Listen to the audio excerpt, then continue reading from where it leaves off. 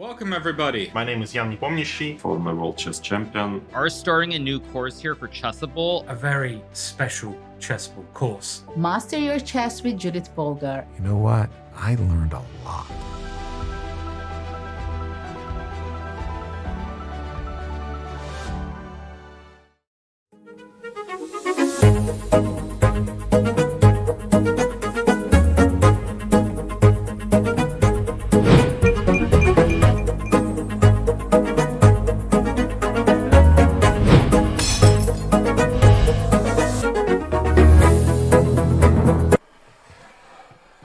Seriously?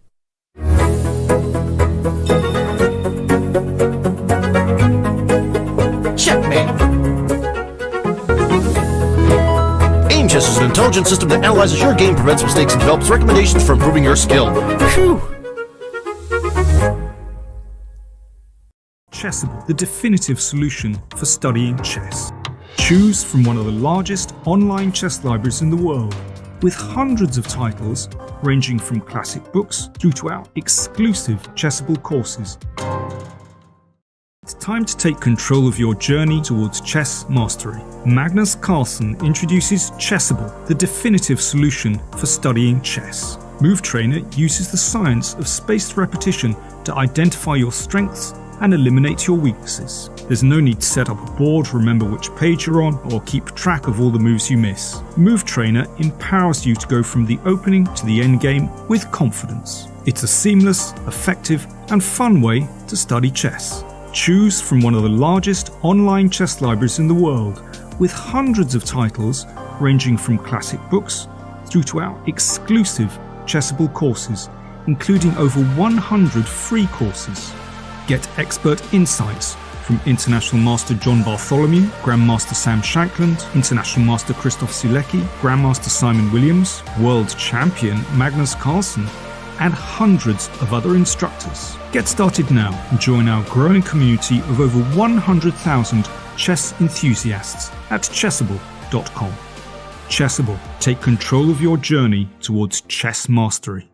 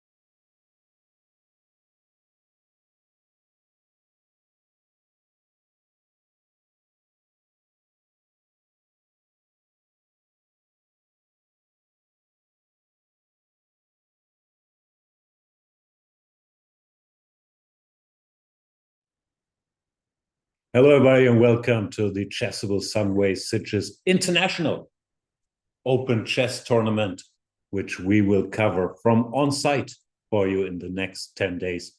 My name is Gustafsson, and I'm delighted to be reunited with our old friend, the legend, 18 times Russian champion, Peter Svidler is here. Peter, how are you today? Doing fine, yeah. It's been a while since we've done anything from With or without you. That is very true. And yeah, seems to be a very exciting tournament in progress. Today will be a bit of a warm-up, I guess, for the top seeds, but 42 grandmasters of chess or thereabouts.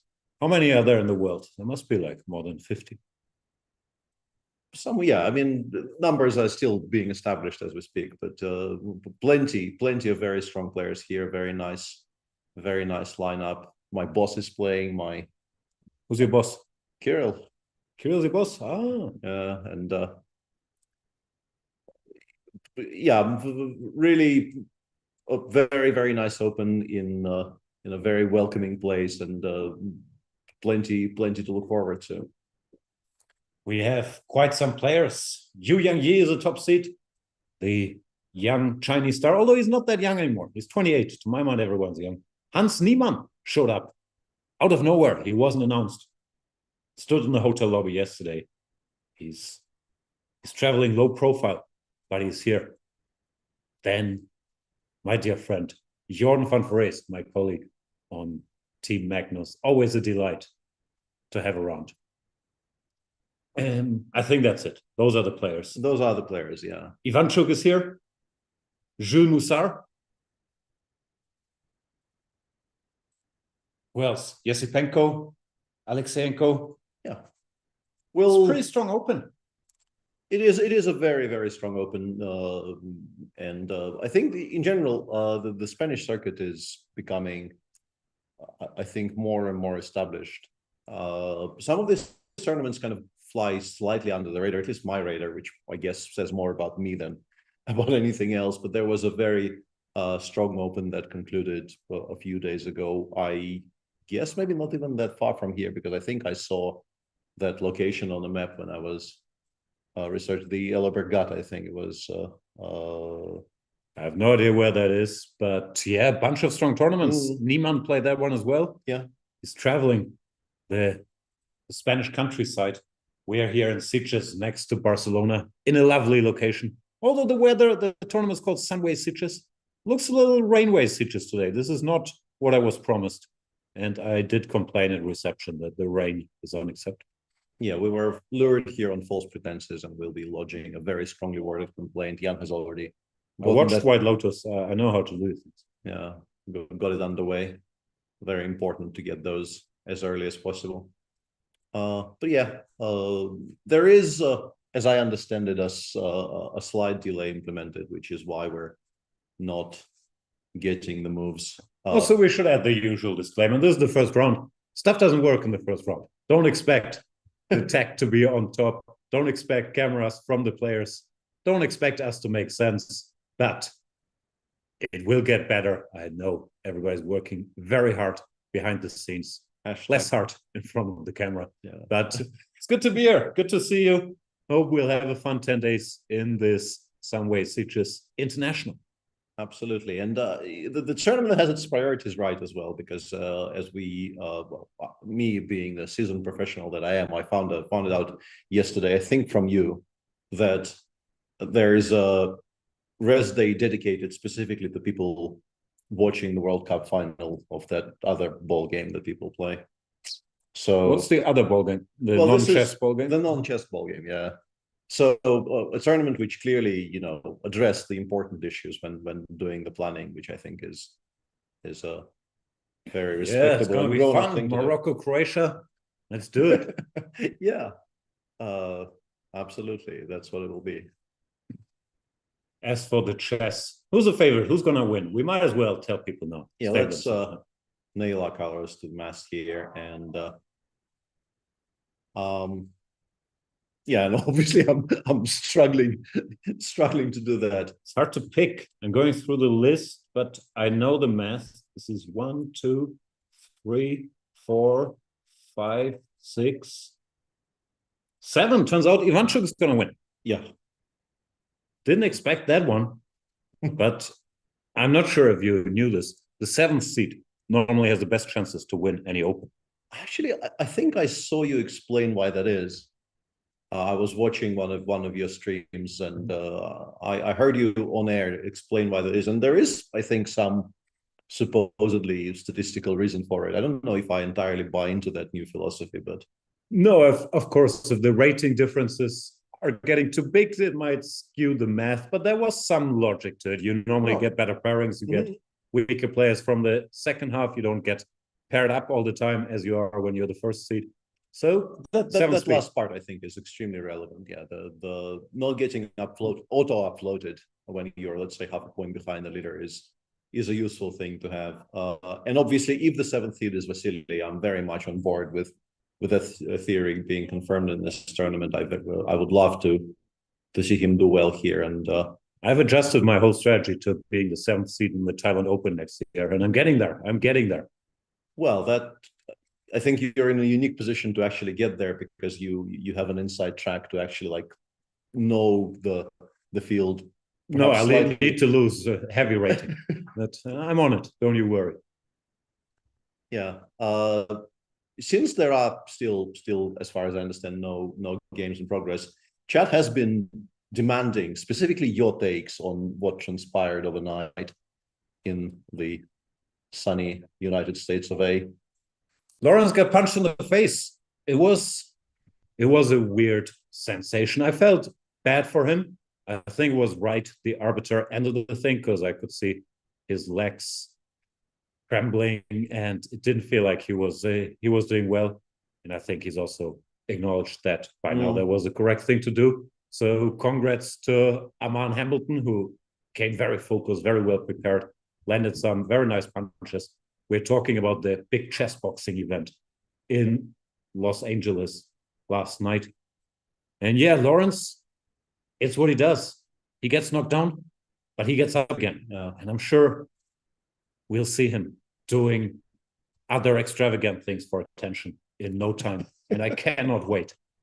I also enjoyed the other fight. Did you see it? Did you see the Andrea Botes against Dina fight as well? That one was extremely exciting because for a second there, it felt that, not giving mate in 1 and opting for like mate in 3 that she opted for would cost Dina dearly, because it should have, frankly, because the third round of boxing, I'm not an expert on boxing rules, but it felt like the arbiter robbed Andrea there a bit. We already have some Andrea was robbed in chat here. Yeah, I really don't understand boxing at all, so I'm not opining on like it looked like it could have been called at any moment, but I also have no idea. Like I'm an absolute idiot. No, but if they're supposed to box for how long is it? A minute and a half? You can't spend 1 minute 10 of those with counting her, starting a countdown and then saying, okay, let's continue. It doesn't seem in the spirit.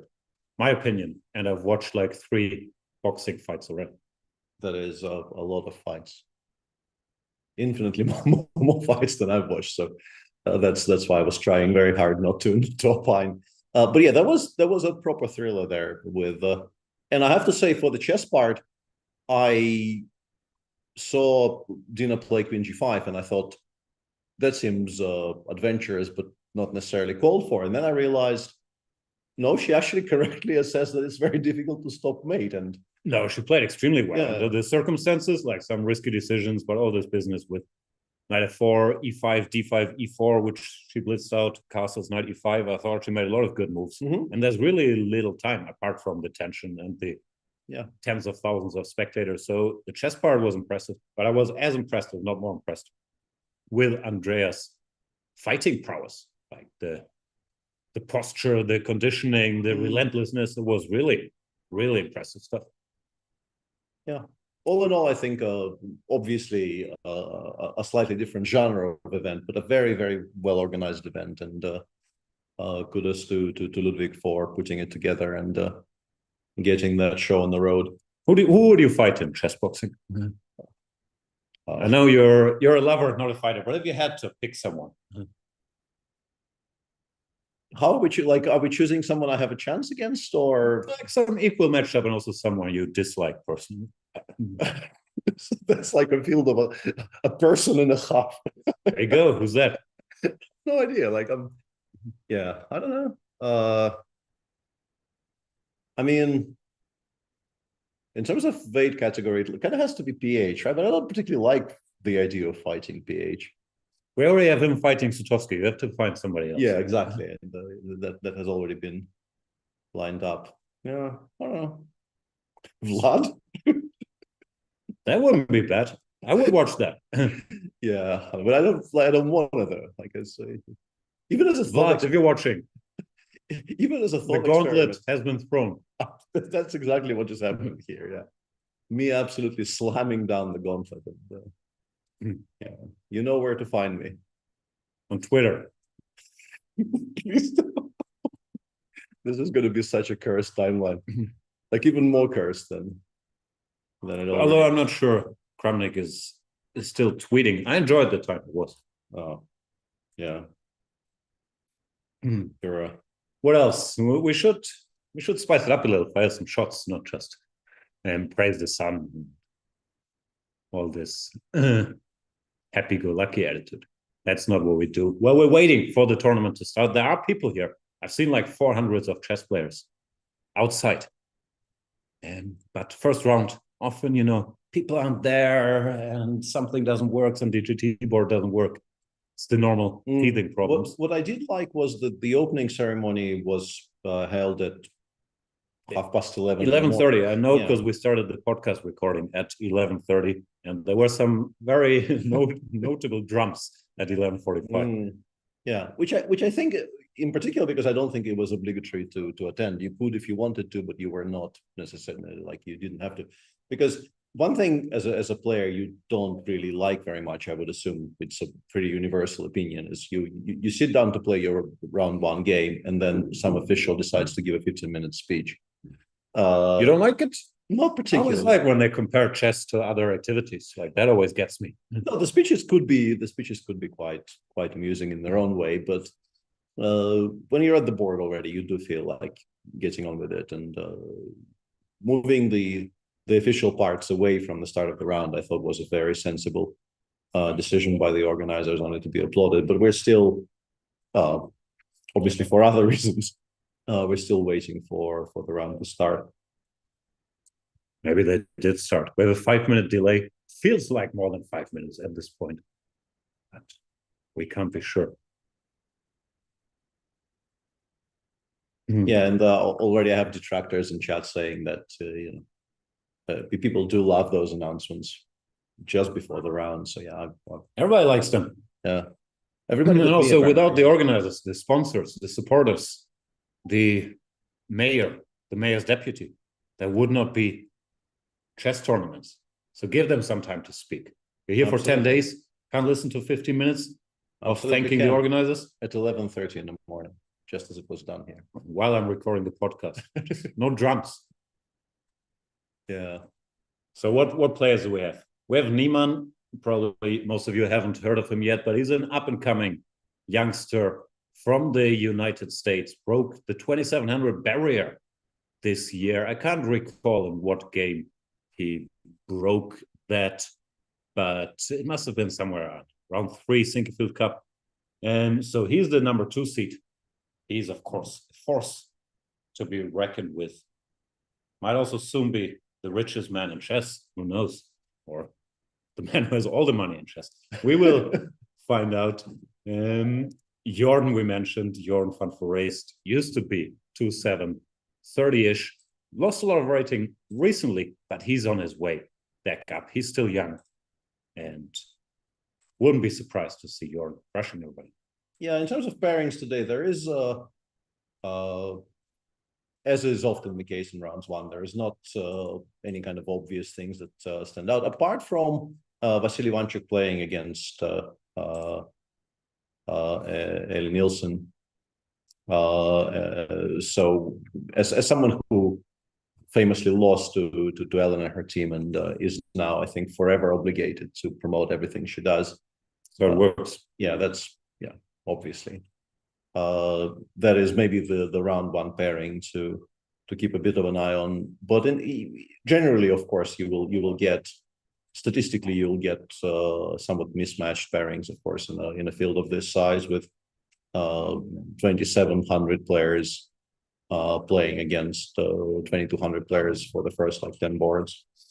I don't know. 2,200 players can be tough. I've found out recently. Yeah, in particular, if there are also 13 somehow, or 11, or 9 these days. I don't know. Kids these days. Kids these days, yeah. Let's get some moves. We have one e4 on the Demchenko board, but that's the only move that seems to have been played thus far. Maybe Mr. Demchenko just could not wait. I've had a lot of debates if Demchenko would beat Bacro in a match. I'm not sure why I was having these debates, but they keep happening. Yeah. It's obviously a very important topic that can never be something that has to be settled one day. When's the Demchenko Bacro match happen?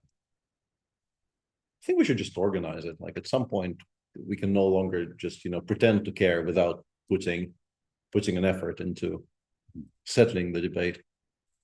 Check in for next year's Sunway Sitges Bacro versus Demchenko match, and we will exclusively cover the Demchenko against Rain Sherman game to get a clearer view of who the favorite is. Demchenko, after g6, he's thinking. He's wondering, should I go d4? Then after cd4, you can go queen d4, tricky sideline, knight f6. Now, white has a bunch of options. I prefer knight c3 here. After knight c6, queen a4, d6, e5. Yeah, this is shockingly not ridiculous. No, this is a serious line. But normally I don't do it. They take and then go bishop g7 or bishop d7. And it's not that much. Alternatives are pawn to c3, which I think the serious people play. That's too complicated for me. Like after bishop g7, d4, takes, d5. I think you're supposed to just go e5 and say, I have more space and your bishop is stupid on g7. But that's not easy. You could also play the Marozzi bind with c4 followed by d4. Or you could just ignore everything I just said and play bishop c4 like Demchenko. Oh, yeah, that's a very sensible choice, I think, in round one. Just giving an immediate reply of hard no to any opening theory. Let's just play a game of chess with as little comparison of notes as possible. And white is still better, probably. You want a castle, and then, according to circumstances, go c3, d4. It's a very sensible move. Right, let's see what else we have. We have moves in the Niemann game facing Susanna Gaboyan. And it looks like Hans already outfoxed her a little bit. In what way? We might be having a bit of an issue there, but what's the problem? Why can't you see them?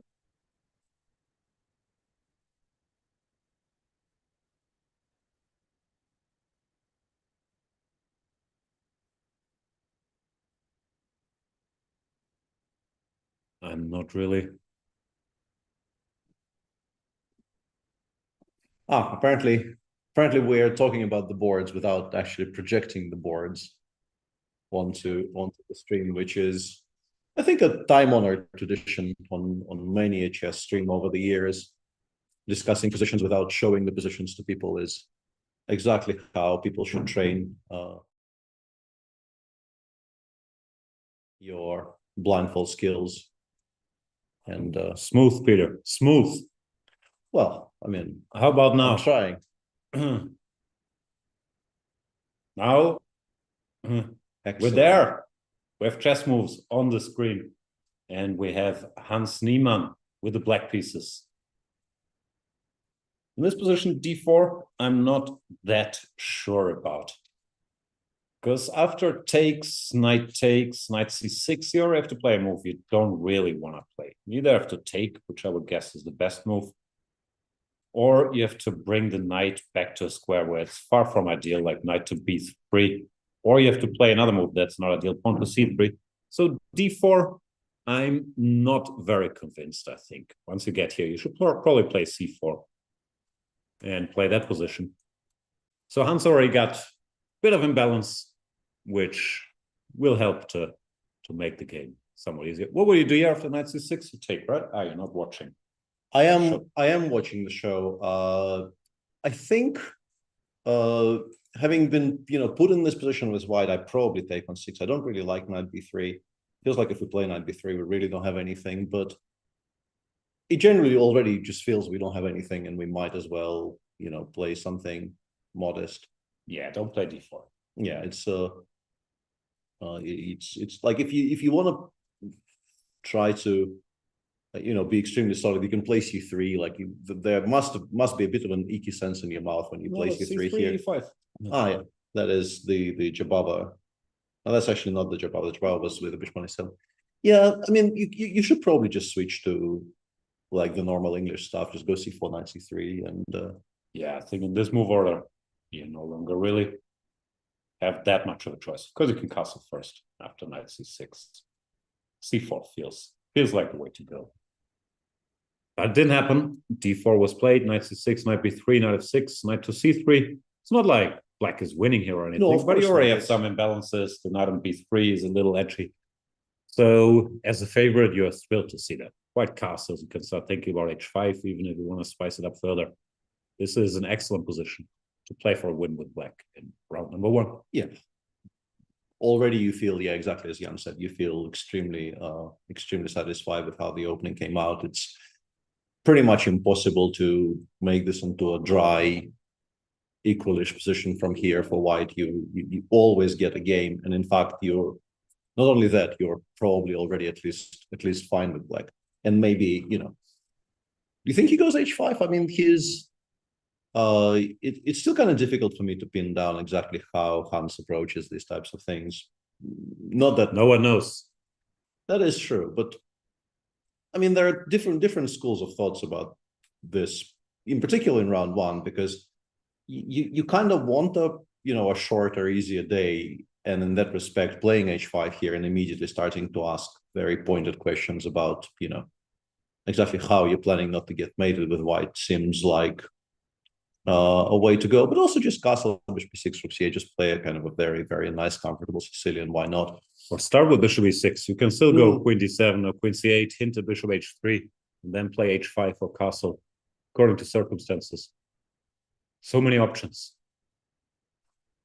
Yeah, just a very comfortable choice. But it's an interesting stylistic choice, though. I feel that considering how comfortable you are here with black, no matter what you do, yeah, h5 on the board. Yeah, you kind of have to play h4, right? Because like allowing h4 here really feels. Like, my instinct would be to play h3.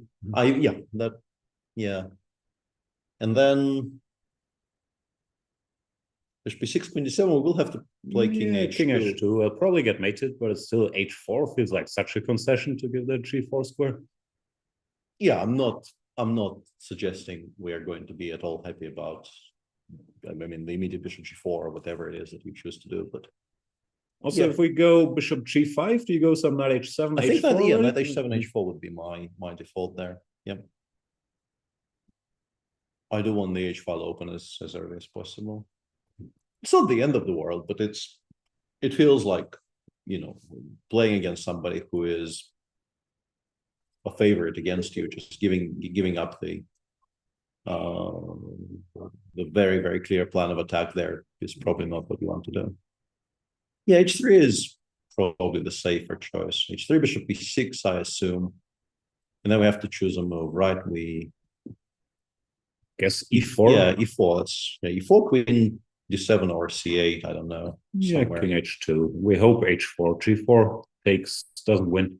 Yeah, and it's not. It actually go f4, bishop e3, knight e5. Yeah, and generally, like it looks scary for a second there, but the pawn probably reaches like the h2 square with check, but that's still not made. I guess we take with the bishop, we take with the knight, we go h3, even king h1. Yeah, we don't even have to play king g1, maybe king h1. Yeah, king h1 looks h3, bishop e3, and black doesn't really have enough attackers yet, so that should be a good outcome for white here. And if that doesn't work, then after king h2, yeah, I mean it's not ideal, but the game very much continues. Yeah, we'll see. Yeah, sorry. This very loud ongoing Spanish phone call in the background distracts me a little bit, but I also kind of enjoy it. Spanish is not too bad. I can follow along. And by not too bad, you just mean fluent, right? Nah, far from fluent.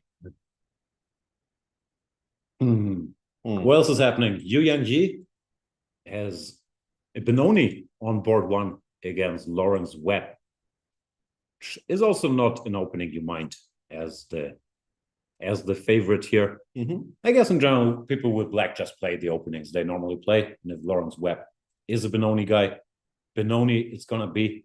But of course, it gives white a space and sort of static advantage, which is probably not something Yu Yangyi is too upset about. Yeah, there is supposedly a Grob on board 10. Also, the bigger question is, where's Jorn? Yeah, I understand he gets up late, but it's 5 p.m. Jorn.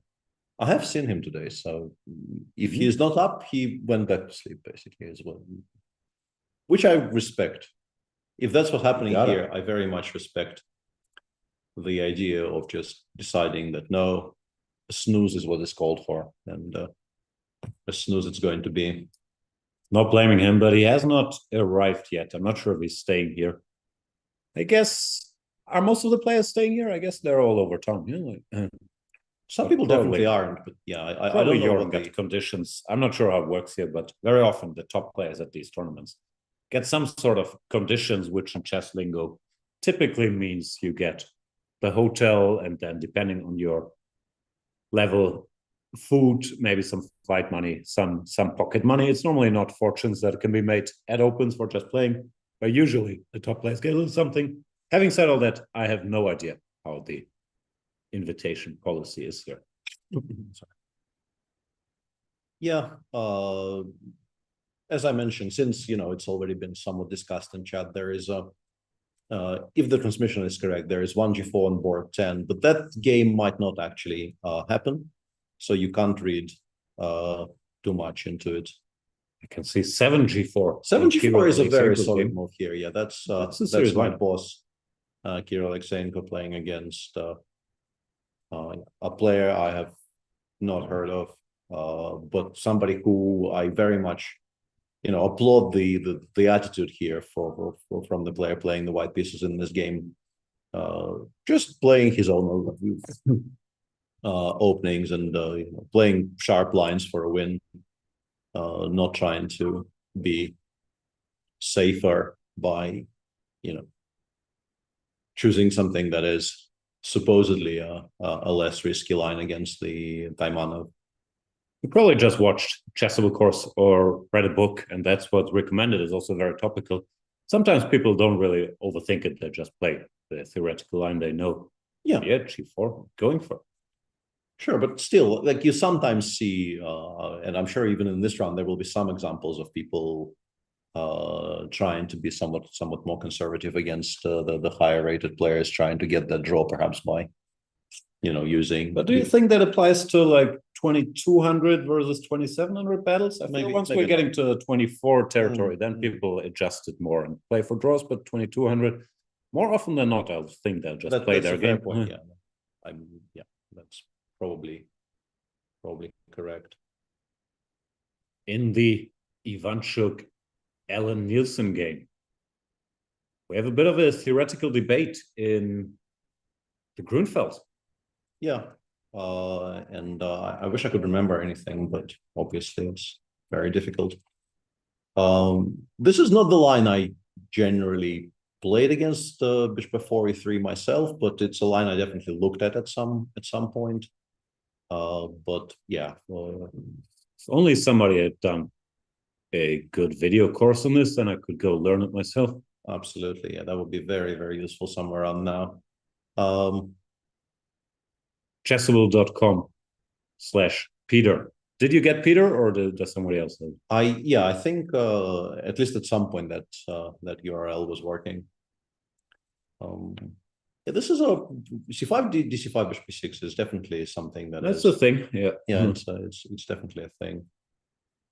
And bishop e2 also seems to be the top move here. yeah, I think, I mean, the position I definitely discussed in the course, I'm just trying to figure out if this is why this move order or slightly different move order, is the position after queen a5, knight g5, knight d8, which is an extremely bizarre looking move, which at the time of the recording was, I believe, a novelty, but it has since been played by strong players who I assume have watched the course Or have access to or have access to exactly the same That's engines. unlikely. Most strong players don't.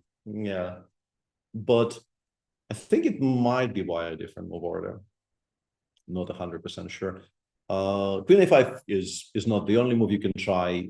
G takes c4 here, but then white goes knight g5, and bishop e2 is, I think, if we go back one move, you can put I think you can be excused to wonder why not immediately knight g5, but yeah, that gets to be very This is the thing, right? Bishop g4, f3, e5, and mess.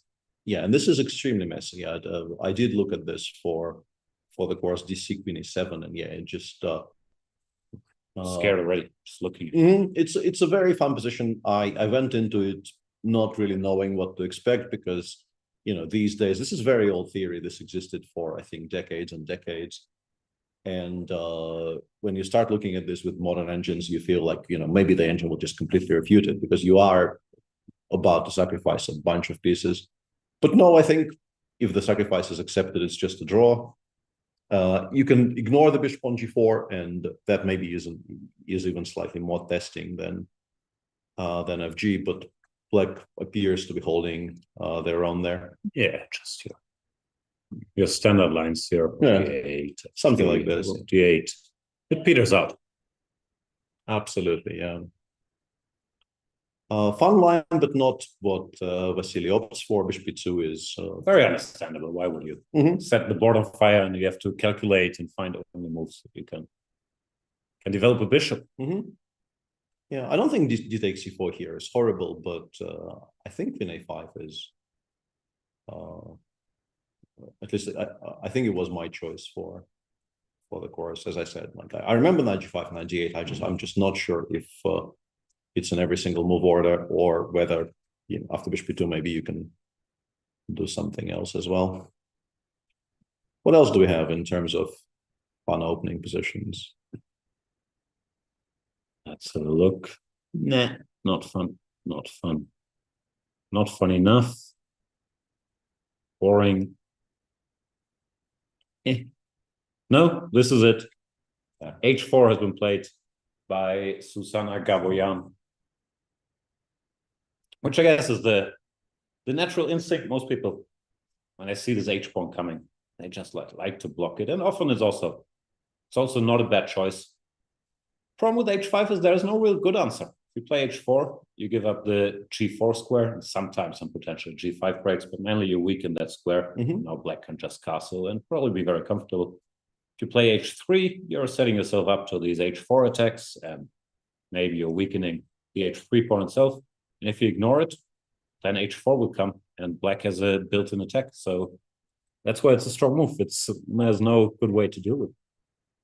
Yeah, it's a very good practical choice. And now after H4, yeah, I don't think we need to try and exploit it immediately. Just castling is fine. I mean, I don't hate bishop g4 straight away, but we don't need to even commit to that specific piece on that specific square. It might go to e6 anyway, and just also the horsey might like that square. Exactly. Yeah. The right circumstances. So yeah, decent start for Mr. Niemann. What do you think Hans Niemann is on the list of most well-known chess players in the world? If you ask anybody in the street, name 5 chess players. I think it's possible, because in the sort of more or less immediate aftermath of the the Singfield Cup debacle. That was the only thing people wanted to discuss with you. I mean, I've had these conversations in all kinds of really weird settings, like you just mention in passing that you have something to do with chess, and As you do. and that immediately becomes the topic. It may have died down a little bit by this point, but it certainly was exactly like that for, I think, a month or two. Yeah, I think the moment has passed. Now probably you get, I don't know, Kasparov, Karpov, Fischer, Carlsen. But 2 months ago, like every single podcast I listened to, a non-chess podcast, like comedy, news, whatever, they were all over it normally from the angle you would expect, but it was massive. Yeah, that angle. Exactly that angle. Absolutely, yeah. Yu Yang played h3, which is, yeah, I guess the main move here. Yeah, I was about to ask, is it still the absolute main line against the Benoni, or has it shifted a little bit? No, the thing is, this is not a modern Benoni yet. So if we compare it to, I don't know,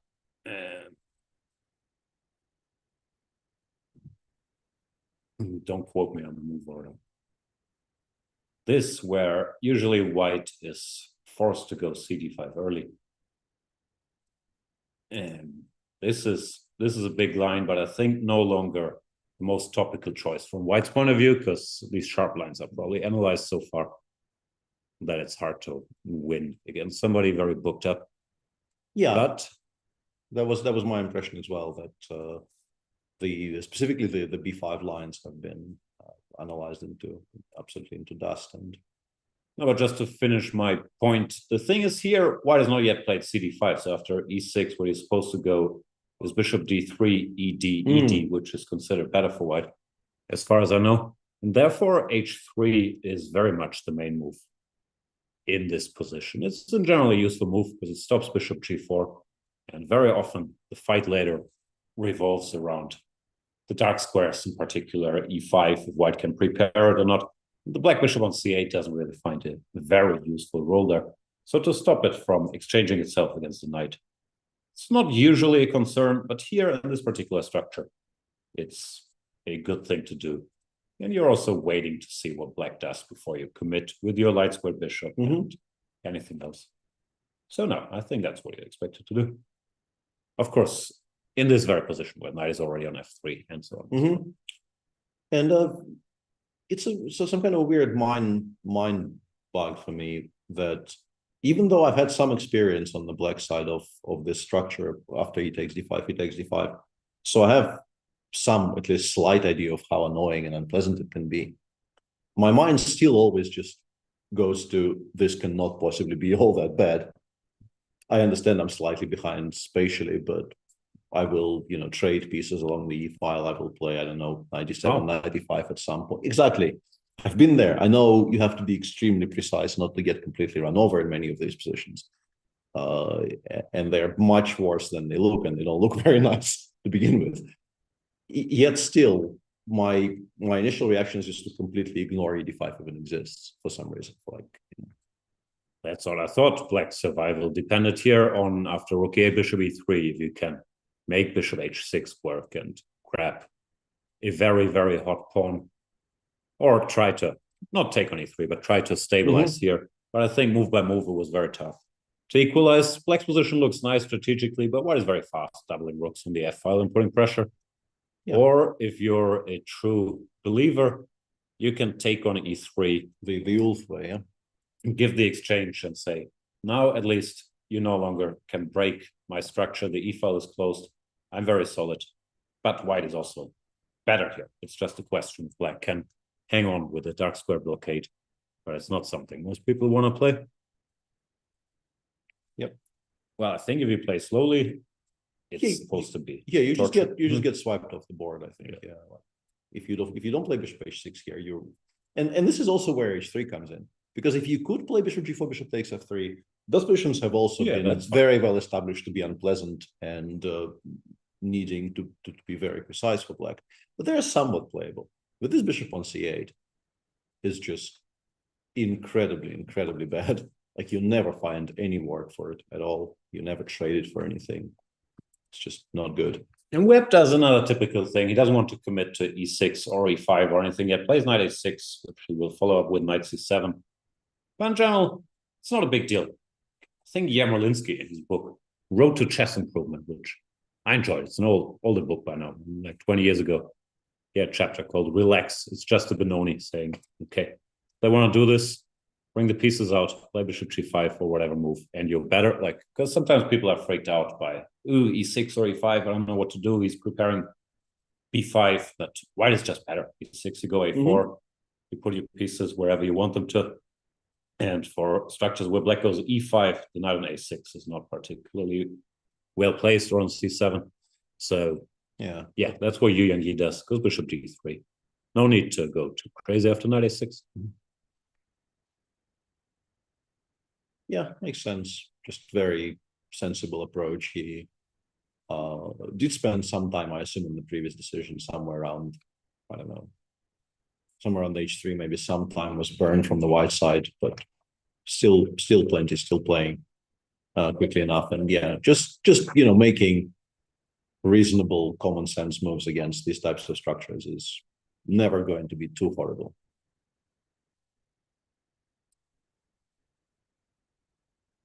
Who else we have? Mr. Chiparinov, the long time second of former world champion Vasilin Topalov, and very strong player in his own right. Was a bit in the news recently as well, but I'm not sure if that's been established or not. We'll see how his position is here against Kulkarni. Yeah, playing against the London, trying to get a kind of a setup where you probably want to start something on the king side. And the move that immediately draws my eye is the move knight e4, which I used to completely ignore. And then I think a very, very young Alireza did it against me not in this opening even, but in a kind of a similar structure. And it was very unpleasant to meet, and I lost that game horribly. And that always kind of accentuates new thing, like learning new things when they are also accompanied with a beating is a faster way. Yeah, and generally I think it's a good idea in these types of positions, because your knight on f6 is sort of in the way of your supposed counterplay. You probably want to be playing f5 somewhere, and it opens up f5 ideas while also asking white, do you want to double your pawns on the c3 square, which Kulkarni has done without much hesitation, actually, as far as I can tell. That's somewhat puzzling. I would never do that unless I felt it was absolutely forced. Now takes, and yeah, whatever, b6, isn't black just better? Yeah, my assumption would be, that black already is extremely comfortable, maybe a bit better, but I guess it's maybe not that horrible. Maybe you can play c4, like well-timed c5 might be the thing, on that. Mm-hmm. Maybe not even b6, maybe some bishop move, bishop f5, bishop d7, because you lose all dynamic play you had on the queen side potentially. Can't we just go knight bd2, or is there some other than ed4? Well, ed4 might actually be winning that pawn. I don't know how that works out. See, but it looks like it might work. Bishop f3, queen h4, yeah, and you don't have bishop g3. So yeah, it does appear to be winning and then hanging on to that pawn. Yeah, even queen f6 works, but queen as well. But yeah, it just doesn't work. But yeah, the speed with which knight c3 was played is surprising. I don't think the move is that horrible, but you would normally spend a bit more on, because it's a committal decision. Like, you're not getting your structure back after you've played knight c3. That's for sure. So yeah, potentially an interesting game there. Also, I'm basing this on not very much at all, and I will now make. Yeah, not what I expected. When you see a player who, judging by name, is Indian, rated about 2200, these days it very much pays to actually ask Google how old that player is, in case he is 11. but no, not in this particular case. Kulkarni is, I think, 23, so Still scary, but less scary than less 11. less scary. Yeah, Better still chance the absolutely rating scary. is established. Mm. Yeah, here we see, as advertised, bishop g5, a6, and you would probably play a4. And white is just comfortably better. So where's the upset in the making? Well, we've sort of danced around that game a little bit, but I think it has to be mentioned. Oh, because what's going on here? This looks fun. Oh yeah, Sorry, go ahead. No, but it's an unfortunate thing, which I think organizers over the years have approached differently. And I'm guessing here they've approached it simply by saying, this is our list of participants. This is a software program we were using for Swiss pairings. So these are pairings for round one, but there is a pairing in round one which paired an Israeli player with an Iranian player. So that game probably is just not going to happen, right. Which means that Tabatabai starts with a loss in round one, which is obviously extremely unfortunate for the young man. I mean, no blame attaches to his opponent, who did not ask for this pairing and did not would play if Tabatabai, came to the board. But obviously that situation there's very little free will involved there. But yeah, that seems to be the upset of round one. We already have. Yeah, one g4 plate. Let's hope that changes one day. Not the g4, but yeah, not the g4, but yeah, the situation there is very difficult for Iranian players, obviously. I think would prefer not to have to do this in most cases. Ellen Nielsen played h6, which looks wrong. Probably not going to go well for her, because it's you do stop knight g5, but it's a very concrete position where you're already a pawn down, and you generally can't really waste the tempo on a move like h6, even though somewhat surprisingly the engine, I mean, hates it, but not as much as I expected it to hate it. We just castled and dc4. Yeah, now we can take on c4. Yeah, we're still going to be worse after. Yeah, knight d4. Knight d4 is a move that they pretty much always play in these types of positions, and you get positions which exist in which you just burn the tempo on h6, giving white a very decent game. You have bishop f3, bishop b5, all of these things coming in. It's just not great. This could get ugly quickly. I guess you have to try knight d5, but computer is not on my side, just takes this pawn. Yeah, one more tempo somewhere to play b5, let's say, in this position, and maybe you're completely fine, but you're not going to get that tempo because you just burnt it on stopping knight g5, sort of hard stopping knight g5. And this is why these lines are, they might look quiet, but they do ask for very specific responses from black. If you don't know exactly what you're doing here, you're very liable to run into trouble. Sure. Let's get back to this Yesipenko game against Alex Cherniak. This is also a bold choice against the Nimzo Indian. If you're an outsider, but anyway, it's just a very, very risky line. Black has a couple of viable options. I'm a bit curious. You could just go all positional, take on c3, then play d6 and e5. This is what they used to do in the old days more often than not. But Yesipenko is saying, no. Yeah. I'll go all out immediately, which I haven't seen in this position, but I guess he works on chess. Maybe he studied this. Yeah, I think works on chess is a very solid theory about Andrei. What happened to him? He also used to have more rating, no? Yeah, both he and Kirill have not had the best of years. Clearly, understandable. Yeah, not been the most successful calendar period for either of them, but they're still obviously young and still work on chess, and there's plenty there in the future, you would hope. I'm guessing f3, right? Because if you touch the h pawn, then after knight e4, it gets maybe. Oh, you do have knight This is sort of the standard reaction. Yeah.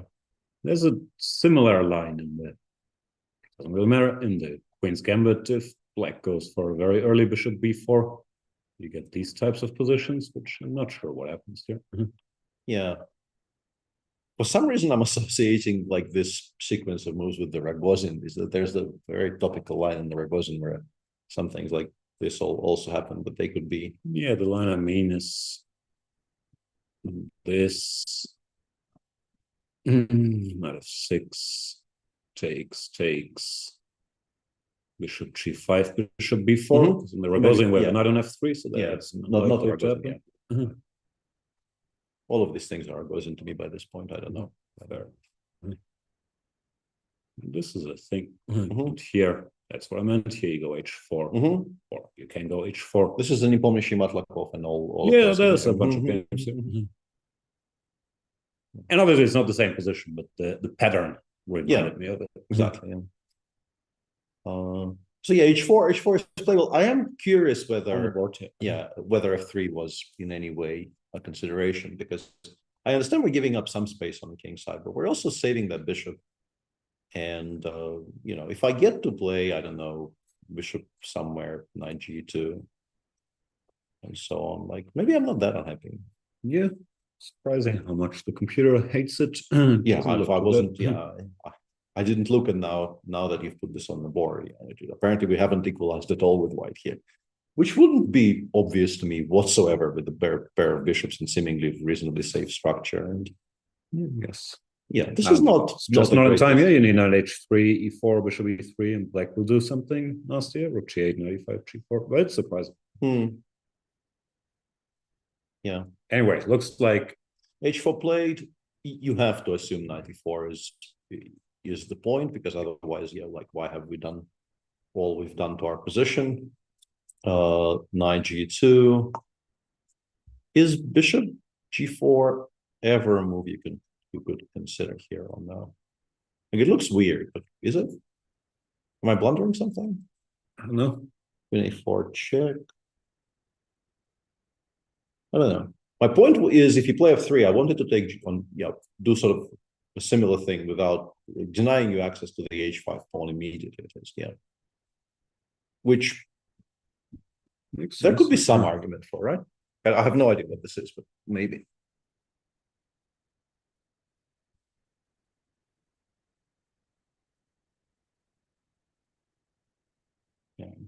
Knight e4 on the board. I'm assuming Cherniak will play knight g. Do you say knight g2 or just knight e2? I'm always confused. One knight is pinned. If you still I still say knight g2, even though it's completely. Me too. I even write down knight g2, even though I'm not sure that's technically wrong. But it feels that part is easier for me because I actually use full notation, so I have no choice there. You have too much time. Yeah. The interesting part about all of this is that somehow, despite much of the early running seemingly being done by Andrei Yosipenko, he is somewhat significantly, considering it's only move 10 behind on the clock. Seems like he's freestyling. So the computer doesn't like the line he plays that much. It's not terrible, but it's not the computer's first choice. So maybe he's just thinking, how can I get a fresh position and pose problems, which is fair enough. And he is surely also familiar with the line I showed earlier, so this pattern will be very much in his mind. Yeah. Let's get to Jules Moussard, the rising French star who played on board one for the French Olympic team. Played very well there.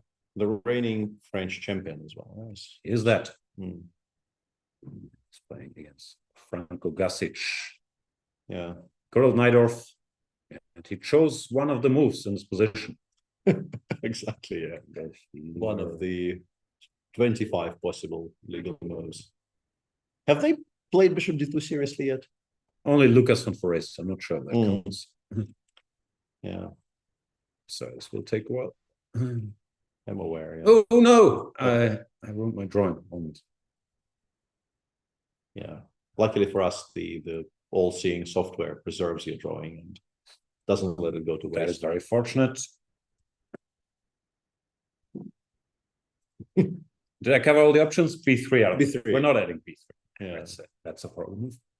So bishop D3 and knight D2, I guess that's the idea. Bring the bishop out. If you had went to C4, black would never play E5. Then the bishop is too menacing. So here E6 happens. But after bishop D3, then E6 is, well, still a move, obviously, but it's less effective. The bishop is better placed for future attacks on the king side. So E5 is principled. Now the knight drops back. Yeah, this used to be a bit of a debate some years ago. I'm not sure how much they still play this, but it's certainly a very playable line. I don't really have a clue about it, but I've seen people play it, like Vichy and serious people. Yeah, I've dabbled a little bit, and it's there's definitely a point to this, and black could find it somewhat difficult to equalize in some of these positions. In particular, if you're not entirely precise with your move orders, which I have a feeling this might be, because now you're faced with a somewhat unusual, unpleasant choice. You shouldn't go bishop e6 so early, no, when the knight is still on e2 and it's... Or if you do, I actually have a pretty strong feelings about, I prefer knight 6 to bishop e7 there, or maybe knight d7, but basically developing the knight on b8 earlier than committing the bishop on f8 to any square, because the somewhat belabored point here in the current position is you would like to play, once f4 happens, you would like to take, or at least one of the ways of approaching this is to take and then immediately go knight e5, which is somewhat relevant, because if you try doing it in the position they have on the board now, the way Franco did it against Jules with bishop e7, bishop e6. Yeah. If you take, you develop your bishop, your knight to, let's say, c6 here. What white, I think, actually should do is immediately take on e6 and go bishop c4. So aggressive. And despite it losing a bunch of tempi compared to white is also not very efficient this time. You attack your pawn on e6, black plays either queen d7 or queen 8, queen c8. I don't know which one is more precise. And we play a3 or a4, I don't know. We kind of need to preserve the bishop on this diagonal. And it's a bit annoying for black, shockingly. Whereas if that bishop gets locked down on d3 and never reaches the a2 g8 diagonal, there's just no pressure whatsoever on the black position. With the knight on e5, black, I think, is entirely comfortable. You have all the time in the world to do whatever you please. I had this against Sam Shankland in the Sing Cup in 2021. By move 15, I was already trying to equalize with white. So, yeah, I think there is a difference here, whether you're in time to play 95 or not. Fair enough. So many subtleties in this chess. That's why it's so tough. Can't we just make normal moves, get the pieces out, then have a look around? So after bishop e6, f4. Yeah, now the question is, can we just play b5 here? Just ignore the idea of f5 altogether. Is this the position? No, it's not it, where they go f5, bishop c8. I've seen Yeah. I've seen people do this, and they always look ridiculous, but apparently there's some method to the madness. Yeah, it's a very risky approach, but it's bishop c4 Bishop probably C4 doesn't that doesn't look right. I guess knight g3, bishop g5, and you have all these weaknesses all over the board. It's not ideal, but I've seen people like specialists like Anish play this. Apparently, it's a thing. Yeah, I'm not sure if in this exact position, but this idea. Yeah, I think the first person I've seen do this in a similar position was Radek, I think, and no, that's serious specialist. And when Radek does something in either, if you pay attention. So the reasoning is we provoked f5, so it's close for now. The bishop reroutes to b7. Then I don't know. You either go knight d7, knight c5, or d5. Apparently, it's not that easy. Still dangerous. Yeah, e4 after some thought chosen by Franco here, and this is a kind of a normal time distribution in a game between like a 2700 in effect and a 2200, with Jules basically spending no time whatsoever on his moves, and his opponent probably not as booked up about bishop d3 as some of the more mainline. That's a normal time distribution because Jules isn't booked. No, if not, I think people very much take their time against 2200s as well. It's not like blitz out all the moves. Knight c6, and I'm very curious as to what Jules does here, because you could play bishop e3 and and ignore everything I said earlier. But I do feel quite strongly that knight d6 bishop c4, if available, is something that you should be doing. Fair enough. What I should be doing is asking for a very early break. This won't be a habit, but I really need to go to the restroom. So we'll be back in a couple minutes. Thank you so much for watching. And I'm sure there's some great new Chessable courses out there. Maybe we have some clips. Welcome everybody! My name is Jan Nepomniachtchi, former world chess champion. Are starting a new course here for Chessable. A very special Chessable course. Master your chess with Judith Bolger. You know what? I learned a lot.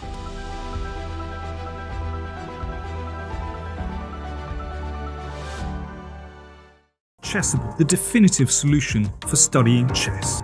Choose from one of the largest online chess libraries in the world, with hundreds of titles ranging from classic books through to our exclusive Chessable courses.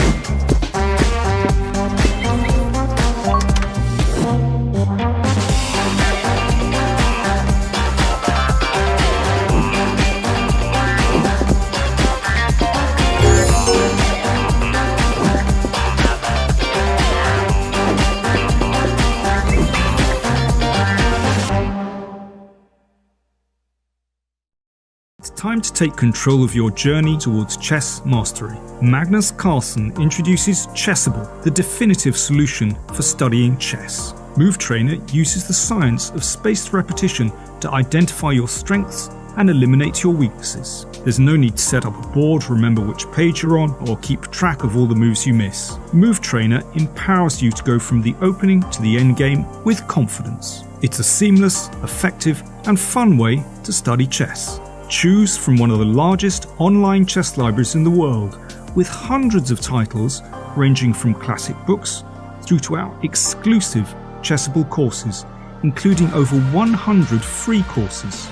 Get expert insights from International Master John Bartholomew, Grandmaster Sam Shankland, International Master Christoph Sulecki, Grandmaster Simon Williams, World Champion Magnus Carlsen, and hundreds of other instructors. Get started now and join our growing community of over 100,000 chess enthusiasts at chessable.com.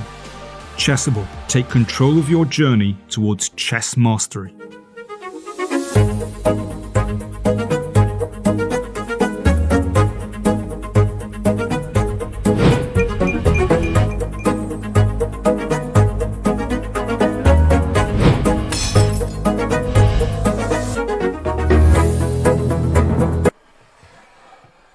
Seriously?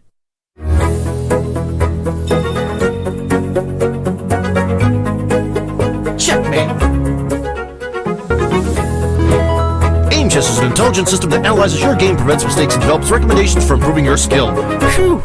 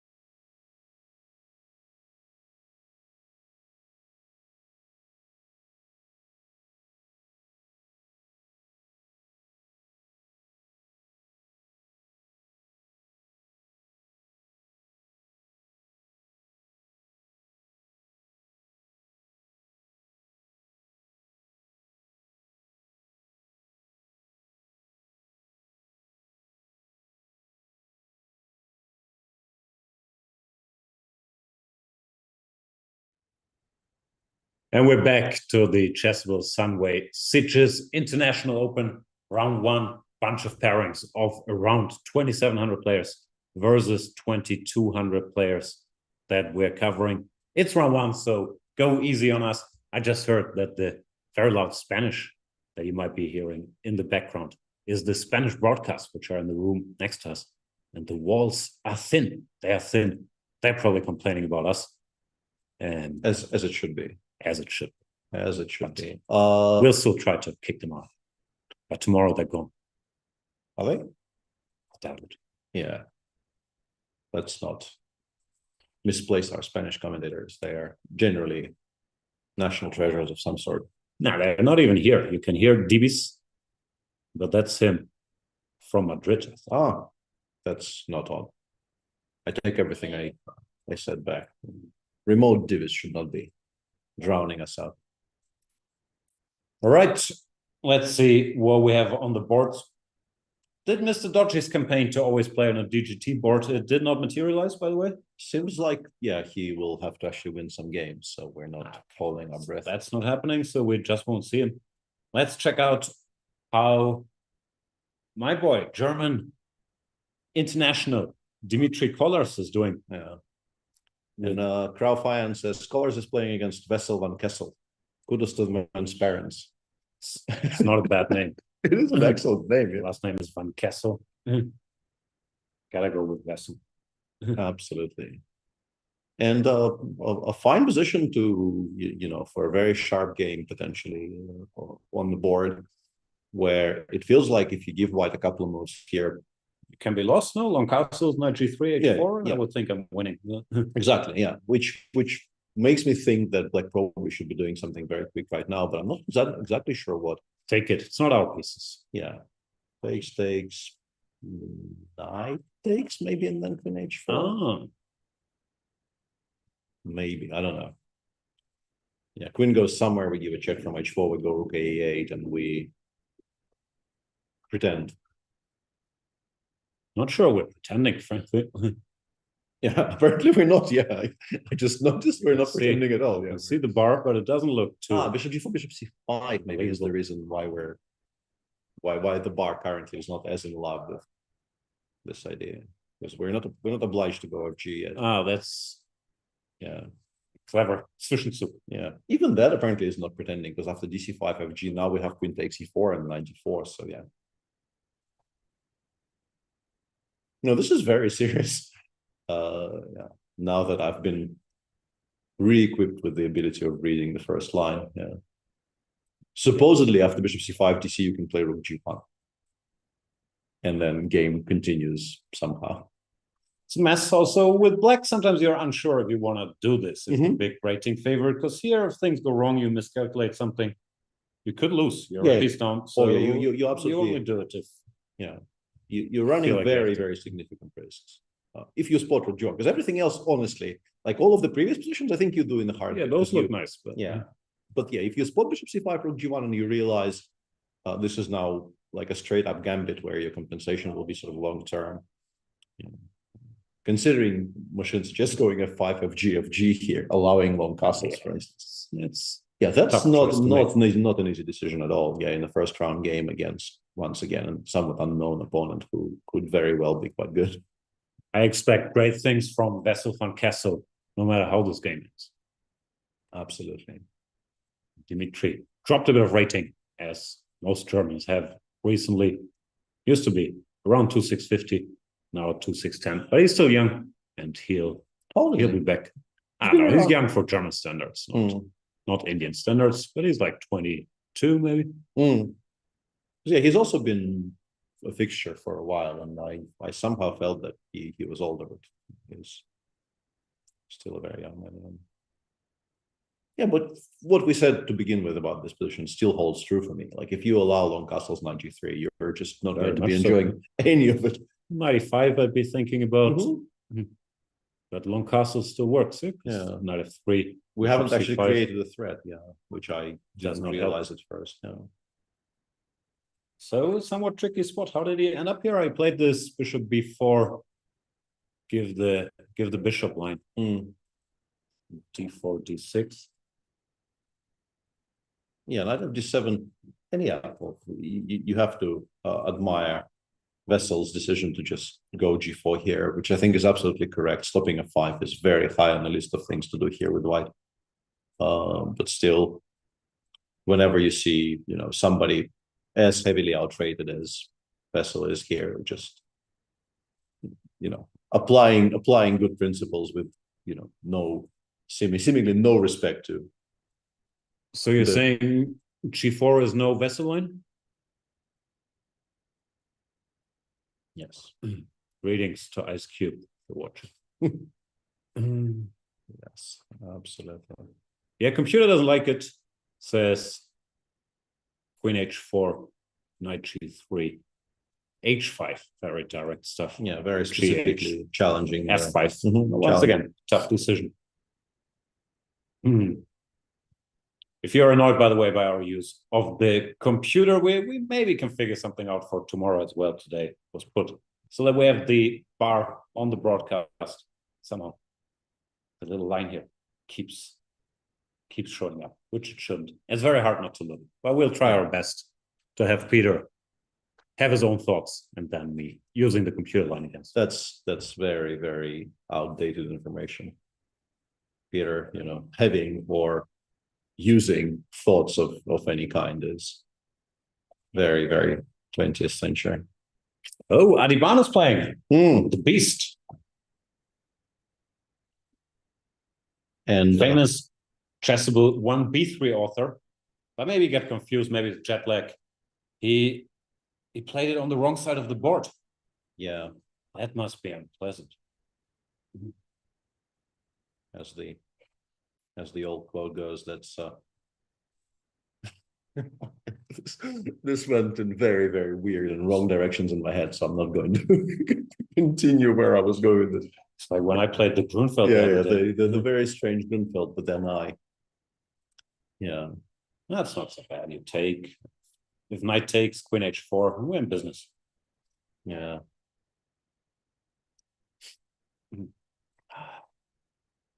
Don't try this at home. The d4, white is probably better. A little bit, yeah.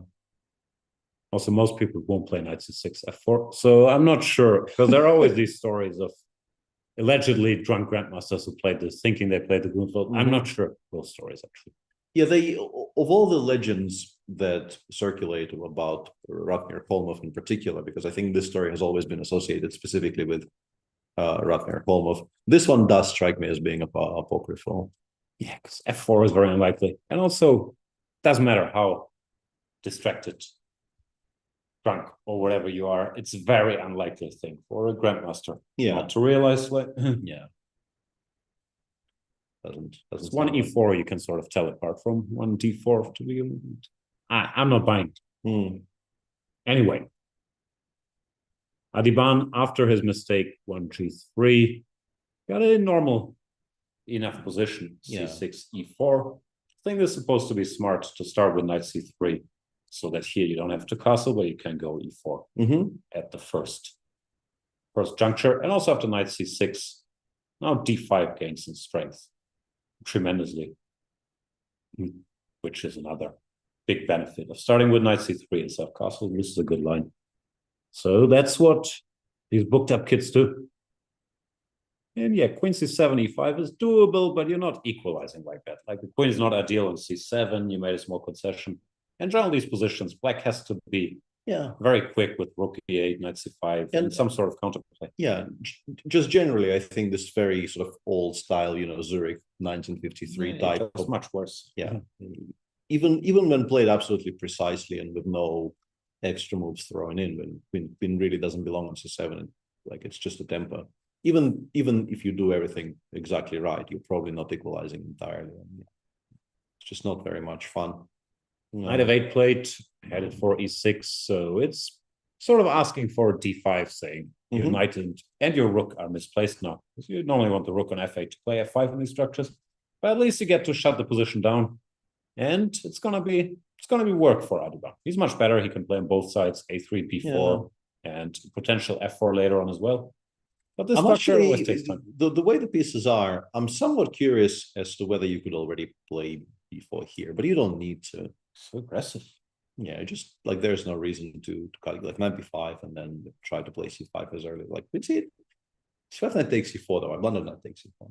Yeah, but yeah, I think the biggest problem with this is you just have to ask yourself why. There's absolutely no rush to do any of this. Nobody's taking the b4 move away from you. You will get to play it eventually. Yeah.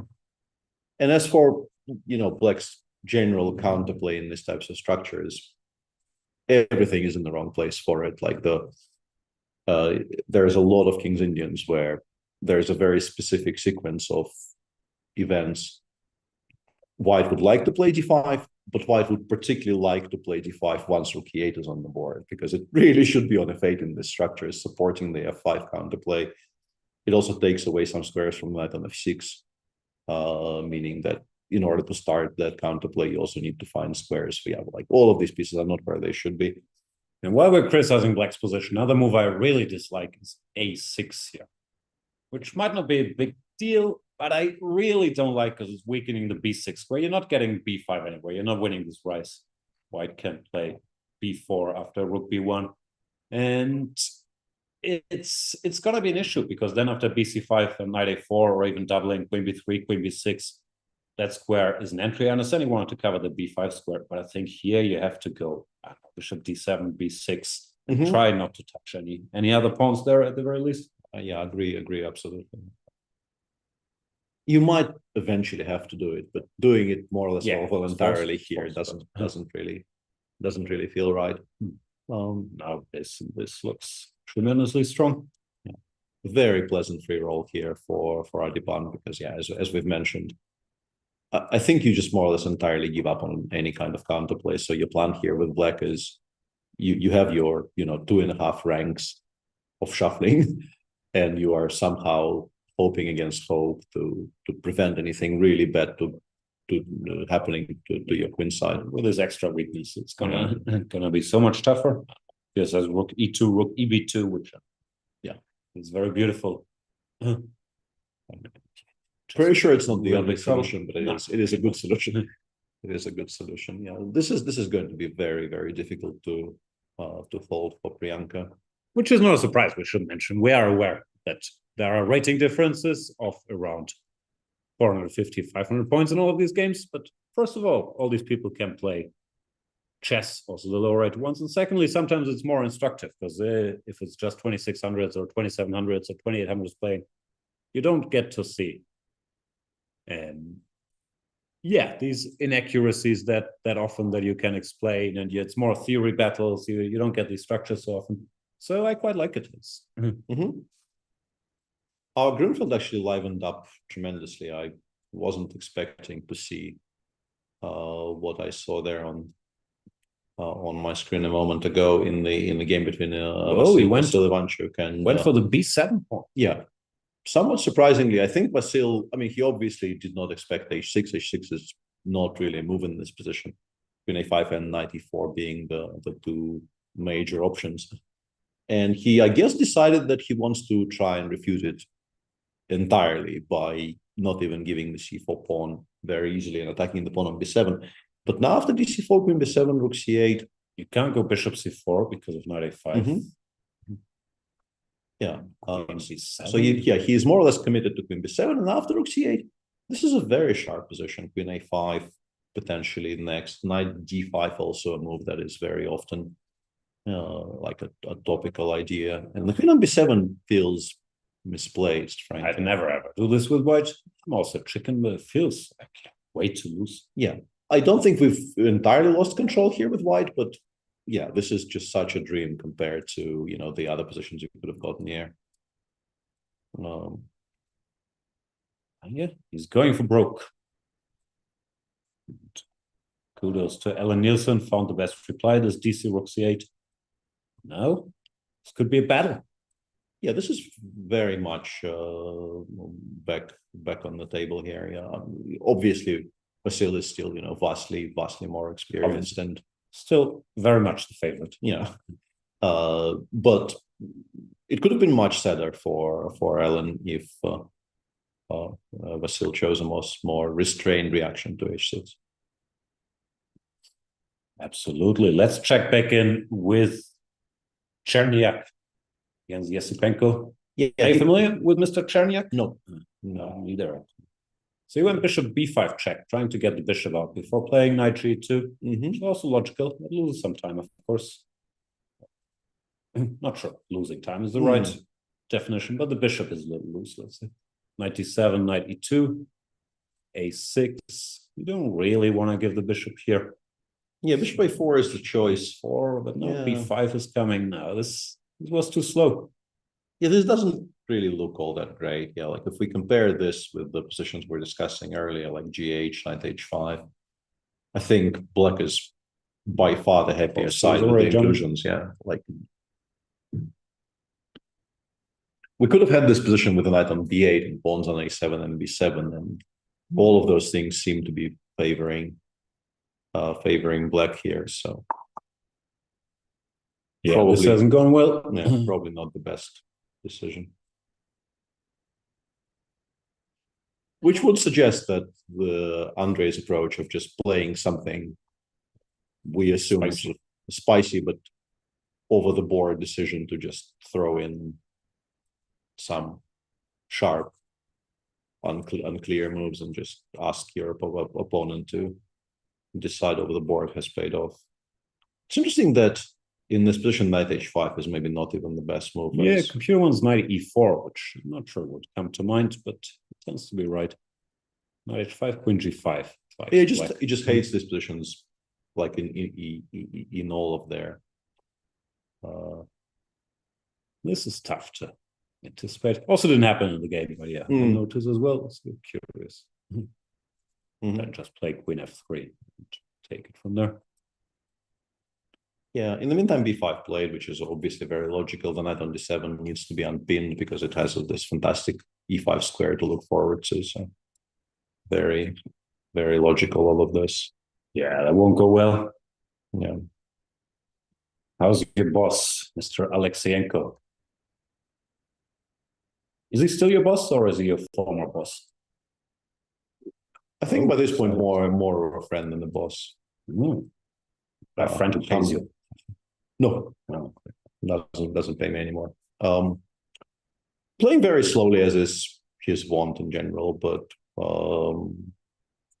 I mean, a kind of a normal looking Taimanov position where, yeah, you kind of have to ask yourself, because this pawn on e4, they're giving it up in all kinds of positions. White just wants to say, if you take queen d2 and I'll have an attack. Yeah, I'm pretty sure it's never about this exchange, because queen e4 you can win an exchange immediately, but that I would play in hard, like queen e4, bishop g2, queen e3, bishop a8, bishop c5. Yeah, that looks huge. Yeah, that looks fantastic. But I'm very sure the idea is pretty much always just queen d2 and then play for positional compensation. There are lines like this everywhere in Taimanov these days. It's crazy computers. But the crazy computer, this one, it doesn't love. It says you go b4, knight e2, knight f6, and black is doing excellently. It's not unreasonable, obvious to me, but probably it's correct. All right. So far, most favorites are doing good, but Ivanchuk, computer is not happy. It says -2. It says black is much better also. Borderline winning after g5. The g5, and there was also briefly a moment where it also very much like knight d7. So this has really not gone well for Vasil.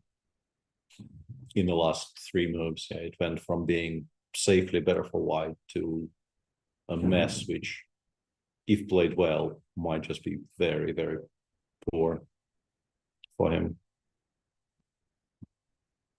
Yeah, I mean, g5 is logical, but how easy is it to understand?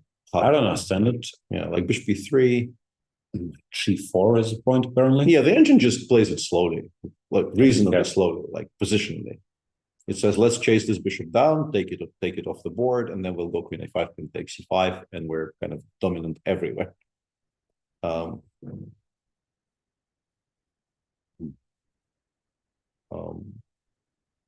Yeah. 97, another 97 logical also move. not bad, yeah. Trying to grab the pawn. I guess he wants bishop e3, but then queen a5. Yeah. White hasn't achieved very much. Like knight takes c5 is still coming. And you can never play. Yeah, you would like to play queen b5, but that even with the white already castled, pretty much always kind of loses to bishop takes c3. So you're stuck. Yeah. Chances for Ellen Nielsen. Absolutely. I mean, supposing g5, like g5 does enter your mind in this position. Realizing it's very strong is really not that easy. But if there's more than one move here that gives her a very good position, then yeah, 97 is sort of the autopilot movement. You can probably calculate you win the pawn back and you're doing well. I don't see how white could try to keep the pawn. Like queen b5 looks asking for a lot from the position. A6, queen a6, knight c5, knight d3. It's a bit hard to believe. Yeah, if white already castled the ball, all of these things would be a lot more, more playable. But with the king still on e1, you're just castles we can take, or maybe queen a5 is even stronger. Even this just by hand looks pretty good. Yeah. So I don't think the position is so bad that we can say an upset in the making. There's still a lot of chess to be played. But so far, it's the only game where we can see the underdog being better. Yeah, as far as well, I mean, Dmitry Kolar's potentially is also not doing that great, but not to this extent. Not to this extent.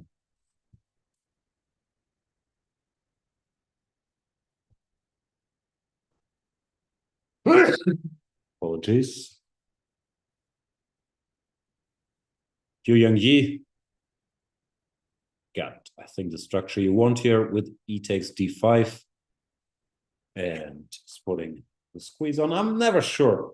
He seems to be sure if white should go a5 here and encourage this. What happens in the game is b5, a rook b6 or not.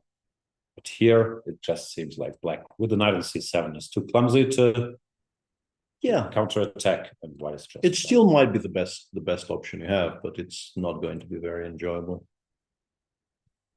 As for the white choice, like you can wait for bishop d7, but once bishop d7 happens, you probably do kind of have to play a5 because allowing b5 unimpeded is not great.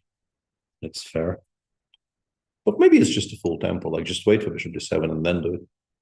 Okay, 8, queen f4, knight h5, queen c1, bishop f6. Yeah, knight h5 is a cute move, by the way, because it looks like it blunders a full piece, but it's, I guess, precisely calculated. Bishop d8, knight f4, bishop c7. I thought probably rook b7 or rook b2. Rook b2. Rook b2, yeah, rook b2, knight a4, knight d3, I guess, right? It's some kind of a mess. Apparently it's losing because of rook e1, but rook e1, and yeah, we actually get mated on the other side of the board. That's sort of surprising. Yeah. c3, rook e8, king. Yeah, I'm still not sure why this is so far. No, this is computer stuff. Should have f1 and white is winning, but no one plays like this from afar. Not needed. Yeah. So yeah, queen c1 is an understandable practical decision there by Yu Yang. Bishop f6 is also logical because black, I think, welcomes pretty much every single trade. Yeah, white doesn't trade. No, you go bishop d2 or bishop e3. Yeah, you drop it back. You keep maneuvering, sir. Absolutely. It's like space, and also this knight on c7 is silly. So more pieces, the better. Yeah, this looks nice. Yeah, we're not obliged to even sort of declare which side of the board we're playing on. It's probably like eventually, I think in most cases we win on the queen side by pushing b4 and then getting to the central structure. But if something starts happening in the center and on the king side, it's also very often very difficult to parry because black has a lot of pieces stuck on the queen side, not doing very much. Yeah. That's sort of piece play under the right circumstances, 94, bishop 5. g4, bishop f4, whatever. It's just an unpleasant position. He goes bishop h6 first, which I guess means after bishop g7. He then wants to go back and say, I prefer your bishop on g7, not f6. Yeah, which is a kind of thought the opposite. Yeah, my default there would be bishop on f6 is very awkward. It might give us more tempi in the future because knight 94 might be useful. That's something. Well, maybe knight g7, yeah. Knight g7, bishop f5. Still, Yu Yang is cruising. But the good news for Lawrence Webb is no matter what happens, it won't be the worst beating a Lawrence took today. Very fair. Hans has done something dramatic. So we've seen this, h5, h4. You decide to just castles, which makes a lot of sense. Bishop g5, bishop e6, e4. G4. Yeah, as advertised, that square is actually better occupied by a knight in many cases than the bishop. So this is not a shocker, but what followed is very interesting. Rook b1, which is not an indicator you're doing great, but it's very understandable. Trying to prepare knight d5, covering b2. Bishop c4, rook e1. Yeah, now he just went in with f6 and g5. Bishop f4 is a bit naive, though, I would say. Like f6 kind of telegraphs g5. So you would probably be well advised to choose a square, which, I mean, you can't stop g5 from happening, but you can make it not be a move with the tempo.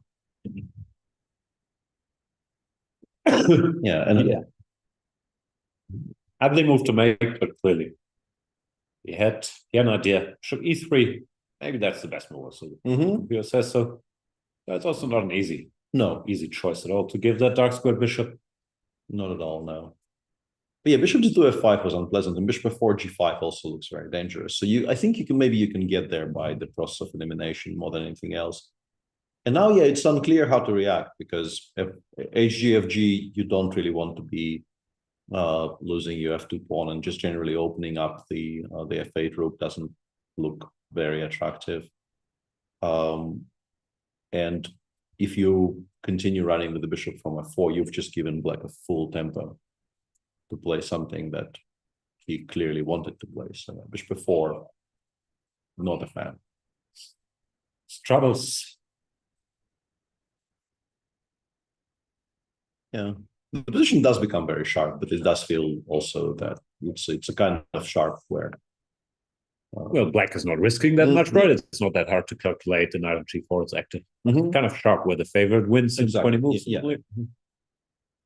Exactly. This being move 15, by move 20, we could have things pretty much settled here if Susanna doesn't find a good way to continue somehow. Bishop e3 takes, let's say takes, and f5 and some version also looks incredibly dangerous with this pawn here. Maybe you don't go f5 directly, but it's the machine plays it even slower. It's just king h8, yeah, it says. This knight on g4 is just so difficult to smoke out that black has all the time in the world to prepare something. And yeah, that's the problem with this move h4. No, it's always the instinctive reaction, but yeah, this knight can be a nuisance or a bishop. His weakness is real. What's Twitch set up to? Is anybody watching? It's scrolling down my screen there. My name is Legion, says hi, Jan. So we have hi, Legion. Yeah. Hello, Jan and Peter. Wow. Some are watching, says Freddy Patzer. We'll take some. Yeah, we're definitely taking this as encouragement. Cheparinov, knight c3, we've seen this. Takes bishop to d7. Yeah, already. Position where you take black. Idea of the week, in my opinion. c5, trying to break the structure, makes a lot of sense. dc, and this now is a bit of an improvement. Yeah, because you always want to take on e5. Yeah, because your bishop on h2 is a very poor piece. So trying to get it off the board like this, if this doesn't lose, which it currently isn't because the bishop on d7 is hanging, which is a drawback of the move chosen by Ivan.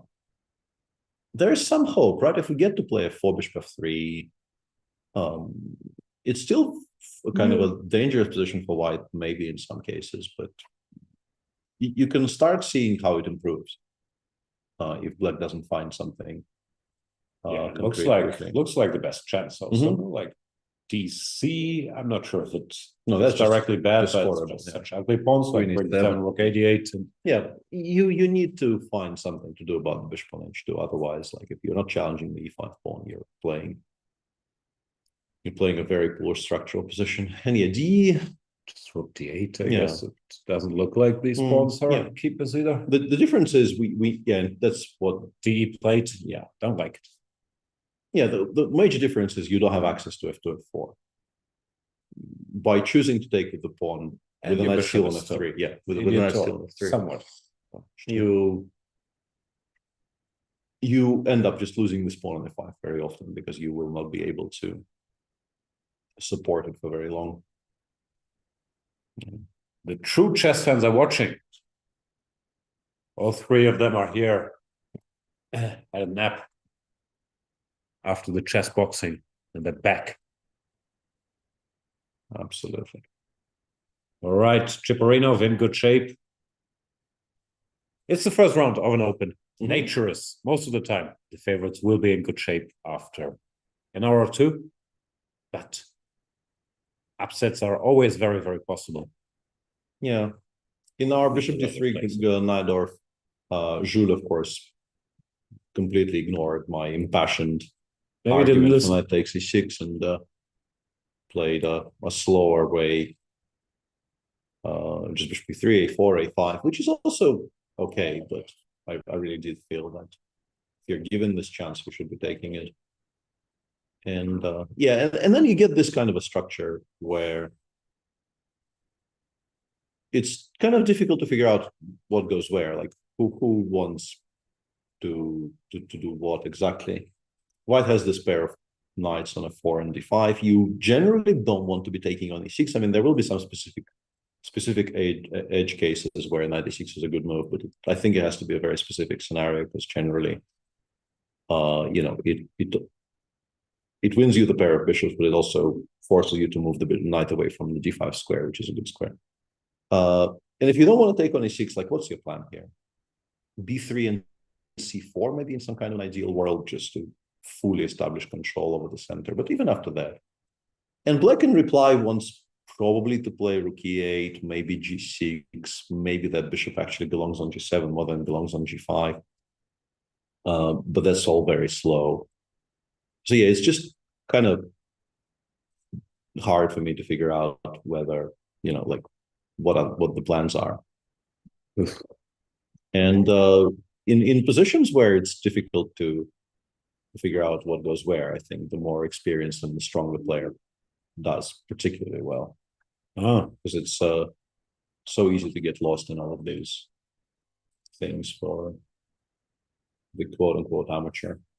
Speaking of so easy to get lost, Ellen Nielsen went queen a5 directly, which also looks like a fine move, but maybe not as putting as much pressure as this g5 or knight d7, knight c5. This is just to regain the pawn, but no, white to some extent stabilizes. Queen is still silly here. Yeah, and Basil is really kind of only warming up here because h3 looks like you understand why the move has been played. Like it gives you some squares with the bishop on f4, it stops bishop g4 maybe. But the tactic that black has here is actually reasonably well established in Grunfeld's like in bishop f4 Grunfeld. This is not the first time I see this.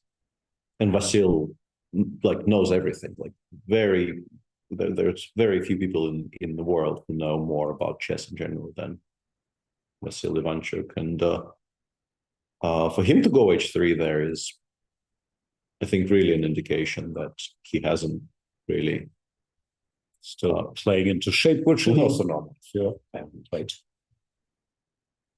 that much over the board chess.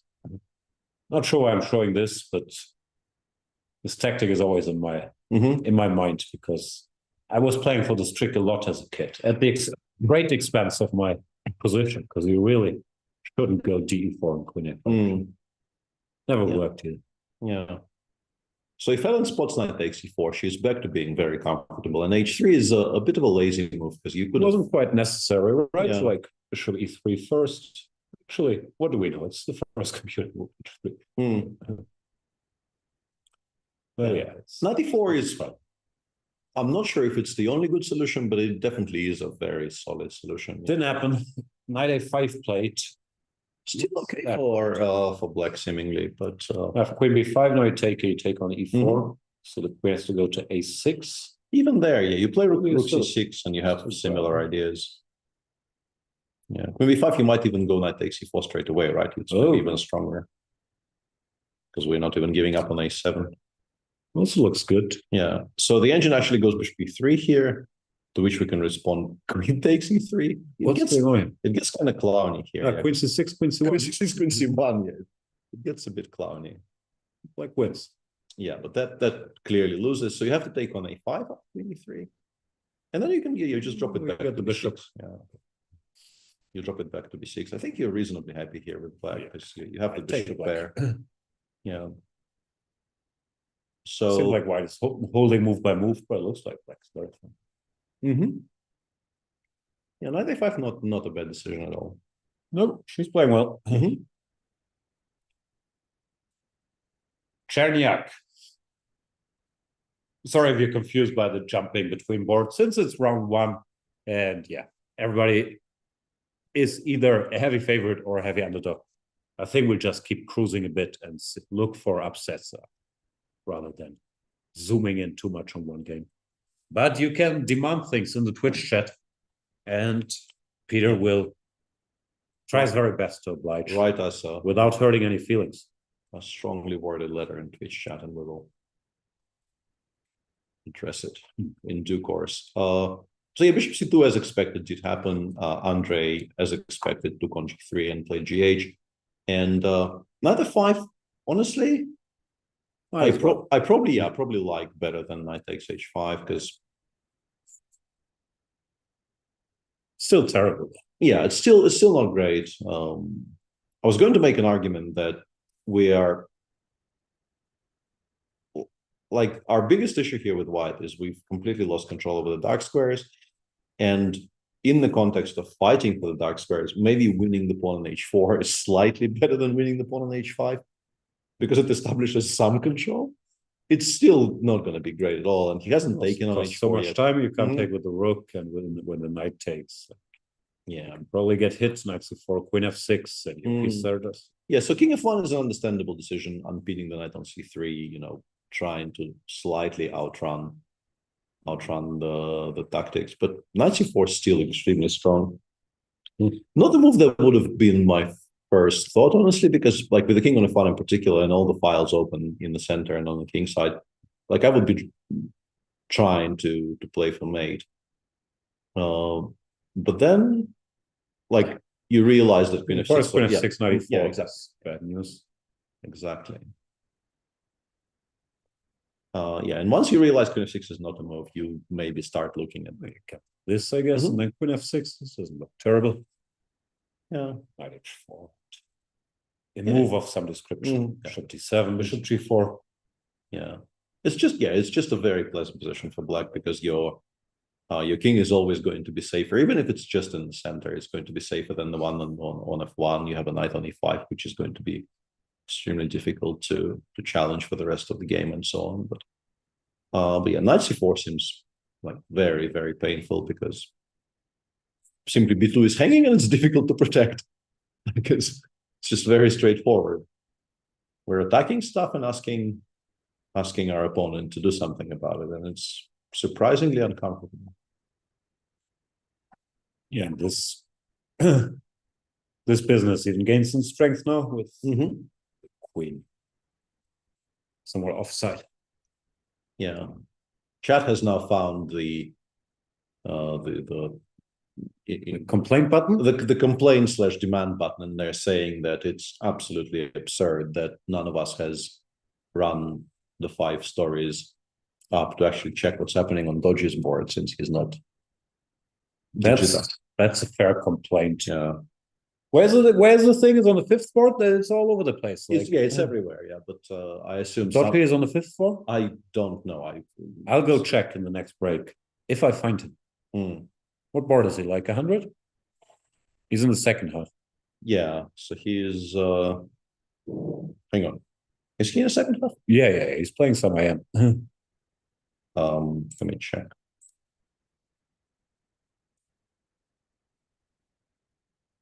It's probably not board 100 if he's playing some IM. Yeah, he's number 212 out of we don't know exactly how many. Okay, sounds like board 100. He's playing on board 53 against 2447. All right, I'll go find him.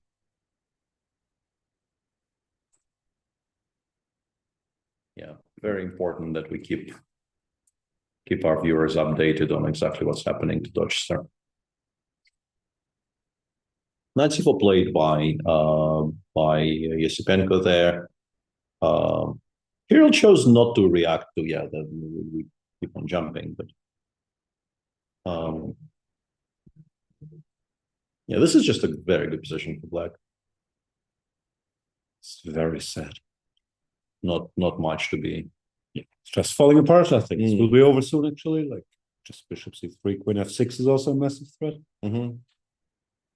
Yeah, the engine as usual finds a way to keep it somewhat afloat by playing queen c1 and then taking on h4 with a rook, not the knight after takes queen f6. You do have rook h4, rook f4. Good luck. Which makes it which makes it slightly palatable, but yeah, still absolutely horrible. But at least now we have an active rook on f5. Like a moment ago we had nothing good about our position. Now we have like one semi-decent piece, but we're still losing. We're still losing here with white for sure. Healthy pawn down, still not safer king. Every endgame completely lost. Does not look great. No. All right, let's do quick tour. We start at board 1. Yu Yang with the white pieces ignored all our advice, and he's happy that's to very exchange bishops. Actually, yeah. This is a somewhat surprising decision, honestly. I would feel that even though the bishop on g7, I think you can argue is the best piece black has, I still wouldn't like trading it. But yeah, Yuengi disagrees, and he will still be very solidly better, even if the trade happens. With the structural deficiencies are never going away. Yeah, it's curious though, because maybe it's different chess upbringings. Because to me, it's so second nature; it's drilled into you. Like you keep pieces here, but you're just thinking, okay. Queen h6, knight g5 is looming. I have knight a4, b4, rook e1. I think part of the reasoning here is that you are really unhappy about having to take on h6. So maybe he just goes bishop d2 next move. We'll see. Also with black, you still do this, right? You take and go queen f6 and hope it's not too bad. Yeah. Anyway, he's still better. And in the game on board 2, Hans Niemann with the black pieces got what he wanted. Bishop takes g5 has been played. We've seen the position after g5. H takes g, f takes g, bishop takes. And rook f2. Yeah, rook f2 supposedly is just straight up winning for black here, which honestly isn't a surprise. Like with even like queen b6 coming in, you're getting mated from everywhere, and the engine very quickly starts giving up material just to not get immediately overrun. Rook f2 is not a difficult move either. No, not that many tempting alternatives. Maybe knight f2, queen h5. Why would you do that? Exactly. Queen p6. P6 is probably playable, but once again, why allow bishop f3? Why bother? If rook f2 is so good. Yeah. So yeah, I think Hans takes on f2 with a rook quite quickly here, and yeah, it's just a bad position, and he's also going to be enjoying it much more here. So, close to winning by move 16 here with black. Jordan van Veres, we still don't have moves. My best guess is he didn't oversleep, and it's more of a DGT board issue, which are common on first days. Yeah, but I'd like to confirm. Has to be a board issue, and we do have video from the playing hall finally, so maybe I can see it, but very, very tiny on my screen, unfortunately. Hopefully. we can get that set, because my eyes aren't good enough anymore. I keep thinking, what's Matthew Sadler doing there? He's not even in the tournament. Yeah. But I think in the background, that's Ivanchuk and Ellen, yeah? Yeah, I think that's Yesipenko there and Ellen thinking of the queen takes a5. Enough. Next board is Mr. Cheparinov, where we did not like the decision to go DE5 and the decision to go knight C3 earlier.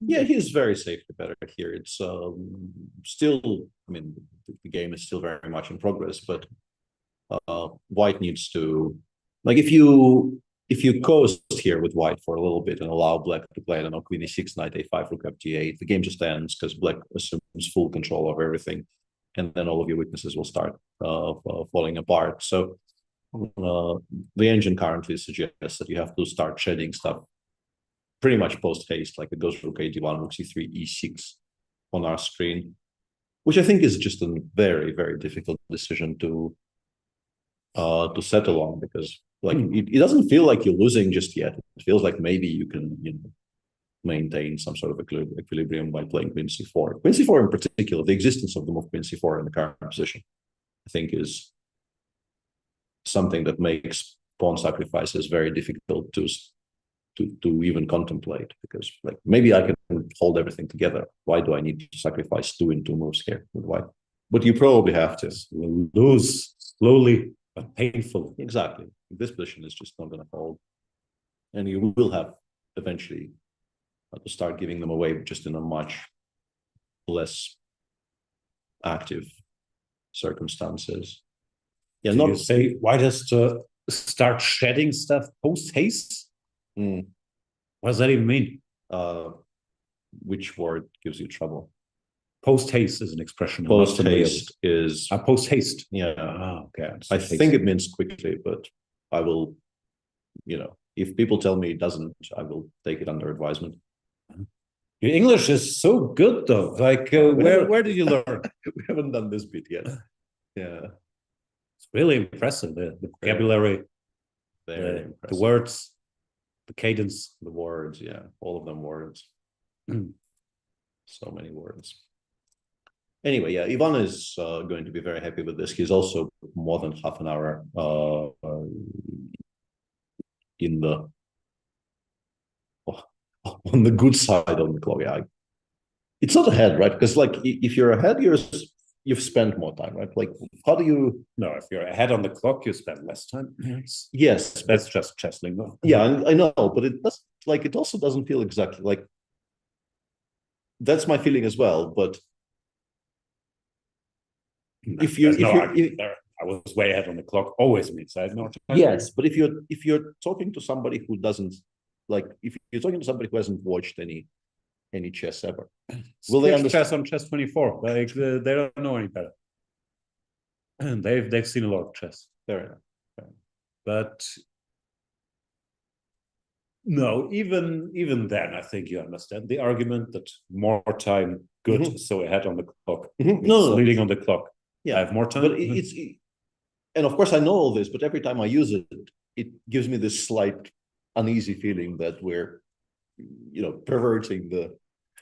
Come to that. Anyway, yeah, moving. No. Not very swiftly on. Yeah. The moment to move swiftly on was 5 minutes ago. Yeah, swiftly. Is that a word you learned from Leisure Suit Larry? Jules? Yeah, it doesn't seem to have anything. Yeah, he's shuffling. He's shuffling, but he's shuffling much quicker than his opponent. That's smart. Once again, yeah. Keeping well ahead of the clock.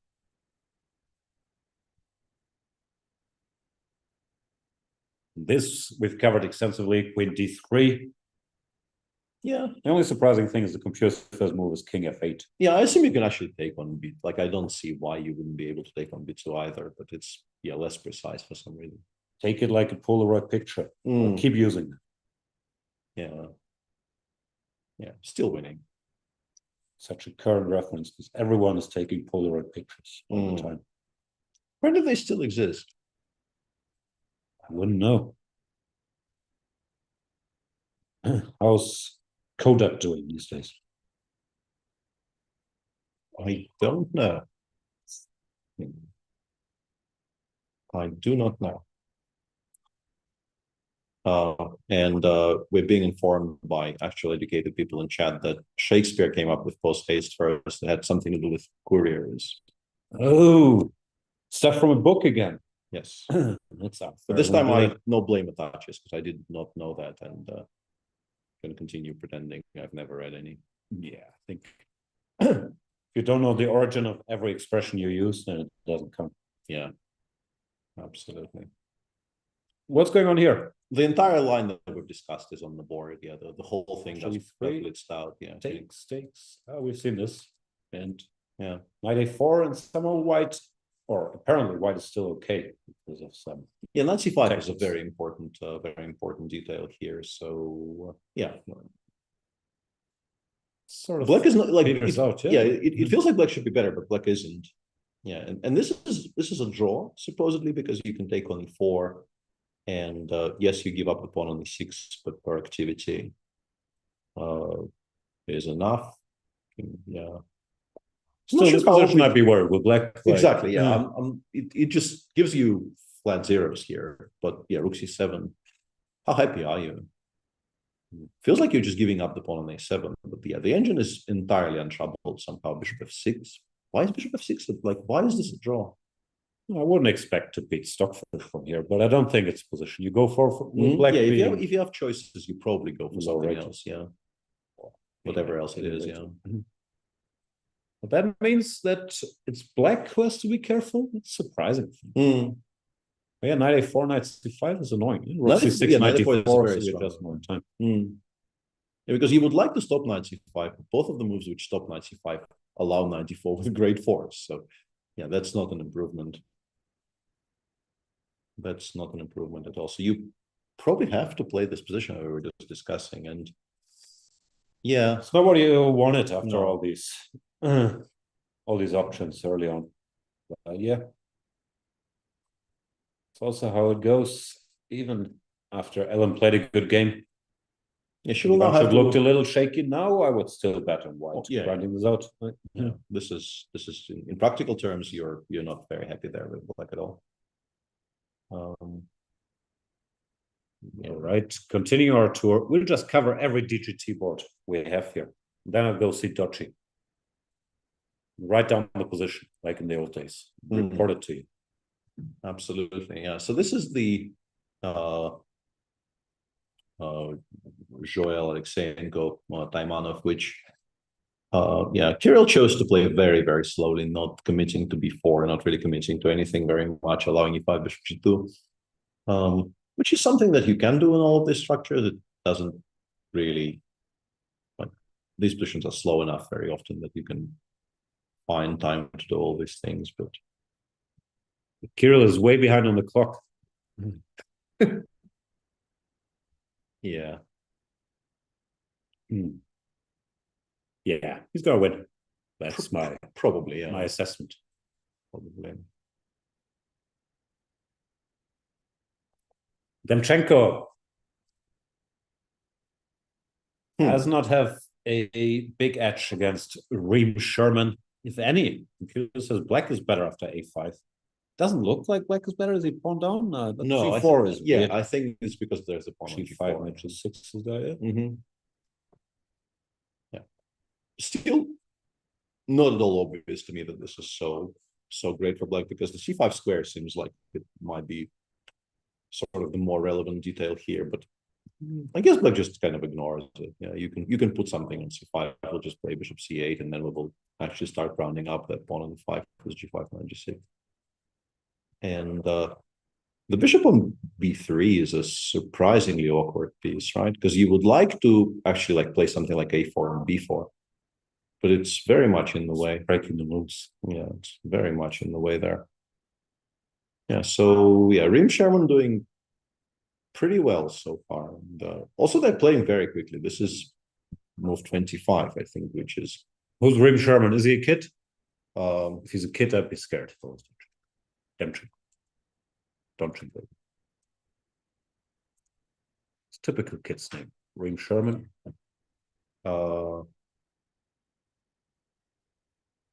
He's 17. Yeah, that still counts. I'm still scared. Yeah, definitely scared. Dwayne Jones against Carsten Stanecek. That doesn't sound like a kid. Dwayne with the black pieces. Noted Chessable author. Check out his courses.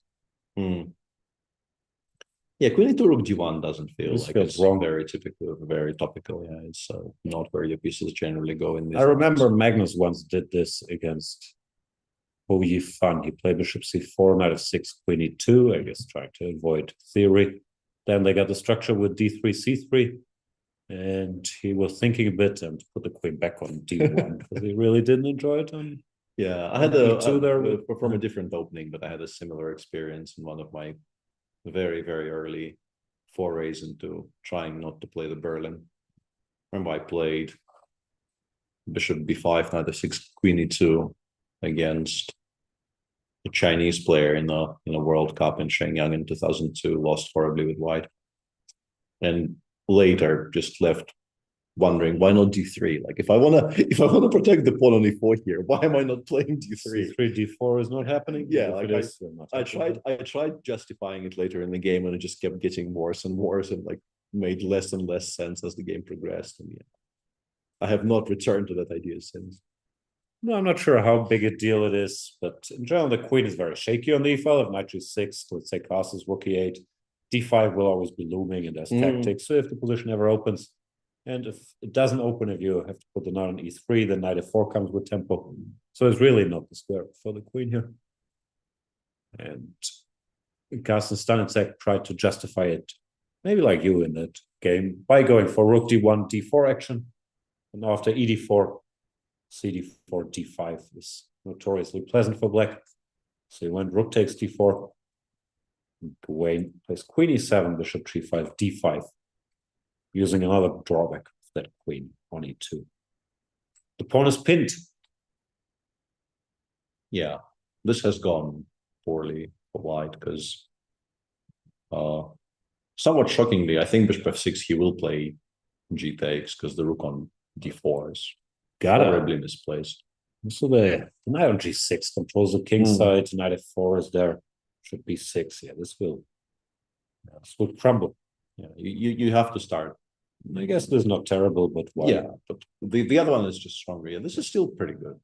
Honestly, maybe this on is autopilot, just, maybe. Yeah, you're also doing really well, but G takes F is winning a bunch of material pretty much straight away. So Gawain doing well. And these are all the live boards we have. No, where's colors we have? And we have some others. Vitaly Bernatsky. What can you tell me about Vitaly Bernatsky? Because I know little. Not a lot of this. Oh, yeah, I'm not.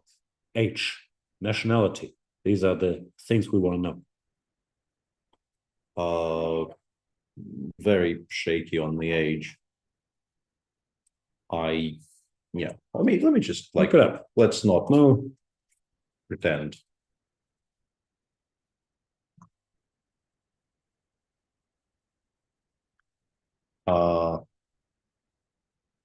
Yeah. 1994 Federation, Ukraine, highest ever rating. Why don't I know a Ukrainian 2600 player that's been around? Was at some point rated 2679, but that's rapid. The highest classical is 2630-ish, 36. So yeah, very, very solid player, obviously. And doing well in this game. Yeah, no surprises there. I mean, starting an attack on the king side is not going to be that easy, but still doing well. Yeah, this is an interesting position. Yeah, just for a second there, because black is a full pawn down, but the white pieces are so wrongly placed, as is often like you have these bishop on b3, knight on c3 in many Sicilians, where like if suddenly the target switch the bishop on b3 normally is used against. Like if they disappear, if there's nothing on this diagonal, very often it's just so disconnected from where the game is. Also, the pawn on c6 is very important. Just crippling. There's not on c3. It doesn't have anywhere to go. Yeah. Plus, you're probably being mated after queen f6. I think the biggest issue is exactly that. Yeah, that if you give white a couple of tempi to stabilize, maybe you're not doing so poorly, but you are actually just getting mated here. Bishop takes, and then queen f2 comes in. And,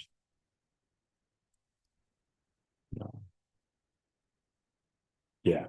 So white did kind of go early in the game. Like if we go through a sequence between moves like 12 and 17, white went kind of all in on trying to use that bishop on that a2 g8 diagonal to full extent. Did win a pawn, but spent sort of so much time.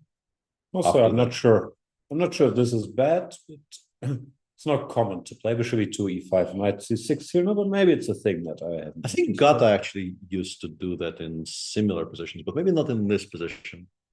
I lost a game like this to him in Sofia MTEL Masters. But it wasn't in this line. It was in more. A4 knight or he was doing things. Yeah. The pawn was definitely on a6. If black also commits to a6 early on, then maybe you can justify it.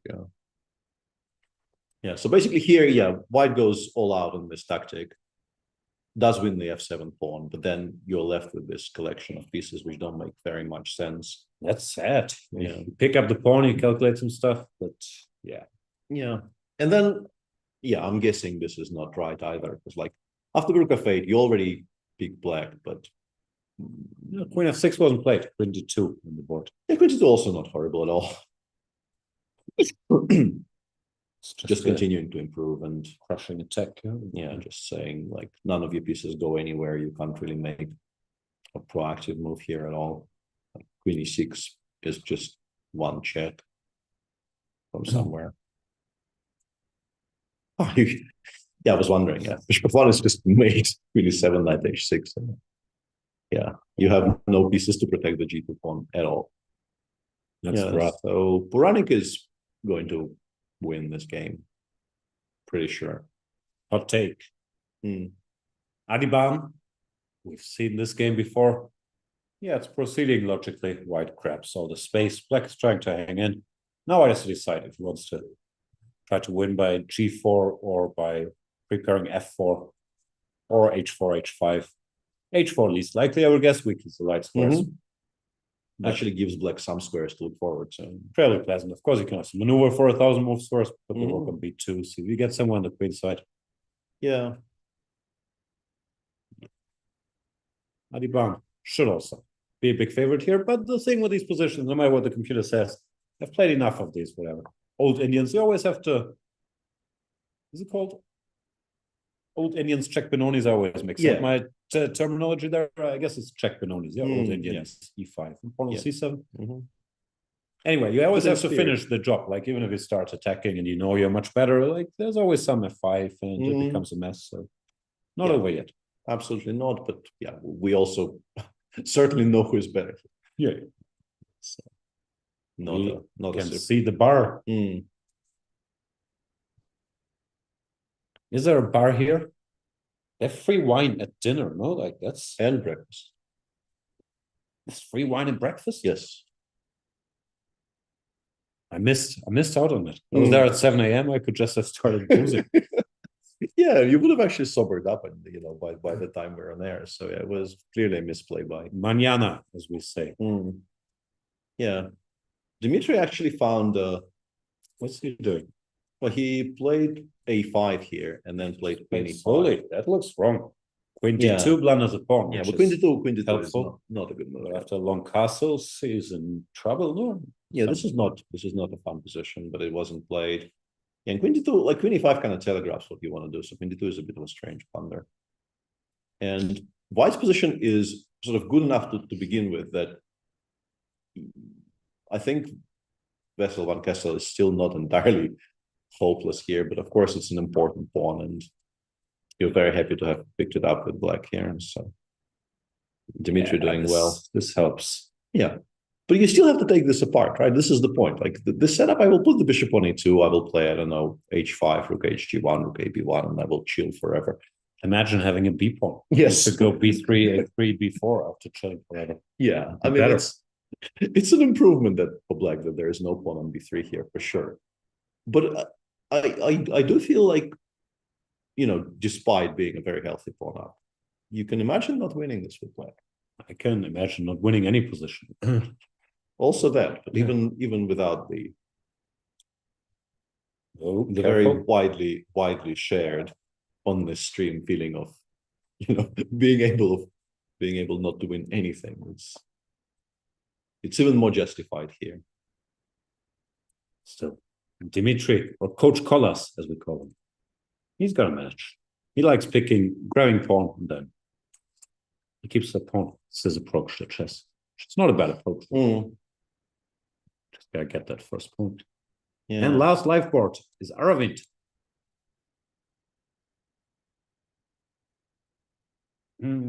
Also taking it slow. The Indian, I was gonna say youngster, but I'm never sure what age youngster indicates nowadays. He's older than Pragnan and down the game, that much I know. But I have a very wide margin for error with my youngster definitions. 23. Yeah. 23, yeah. Does that count? Not really, right? Not in 2022. Not anymore, yeah. Like it would probably count in many of the previous eras, but probably not in 2022. Bishop f8. Yeah, he didn't really get anything of the opening, if we're being honest, but this is a line where I don't think you're supposed to. You're just shuffling, and eventually you play, I don't know, G4, F4, and pretend you're giving mate, or if you're Kramnik, you somehow collect the entire queen side despite not having any pieces there. Yeah, it's magic. Like I never really understood why white is supposed to be better, but when a good player plays this line, it's also the type of position where in the old days, like Vaganyan and Movsesian would have like 100 out of 100 with white in Bundesliga games. Like exactly. I'm not sure how they do it, but yeah, should be completely fine. And I guess if we are to discuss why maybe white could be a bit better here, it's the bishop on h5. Like if it was only 6, right, you would feel that there's never anything. The better bishop compared exactly. To but this bishop on h5 is a bit awkward, and you can. Playing bishop 6 and taking on f5 is not always fun. Sometimes it will be completely fine, sometimes not. And you can maybe base some play around trying to isolate it. But yeah, I never really understood how people who do well in these lines actually do well in them. Yeah, it's way too subtle for me, but it's maybe they just played every game and therefore they know their stuff better. Or they just play Bundesliga and are stronger players. Yeah. No, but yeah, Bundesliga is one thing, but I like the game that I only remember very, very like bare outlines of, but I think Vlad once beat Vitsugov in this line. And, Nikita is generally a very decent positional player. He just got like bamboozled by these maneuvers seemingly on your own half of the board. Like, nothing was happening for a while, and then suddenly something was happening, and the game was over. It's games like this when that happens. Yeah, exactly. It's just really does feel like magic when somebody like Kramnik does it. Speaking of awkward and not always funny, I promised I would go check out what Mr. Dodgy is doing, and I shall do so now. I don't know in which one of the many halls he is, but I will embark on that mission. Might have lost by now. We'll go on a brief break. Take a moment to go to chessable.com. First, go to /Jan, buy my E4, E5 course, which is still a classic. Then, if you still need a D4 repertoire, although let's face it, at your level, no one's really playing D4. You need to get ready for one E4. And you might as well start with the Grunfeld. Go check out Peter's course. There are other courses as well, just not that good. Kidding. Get all the courses. There are very, very many courses. Get all of them. It's like your Steam library, right? Eventually you have like 103 games of which you played 4 total. Get all the courses. Anyway. You'll study them eventually. Yes.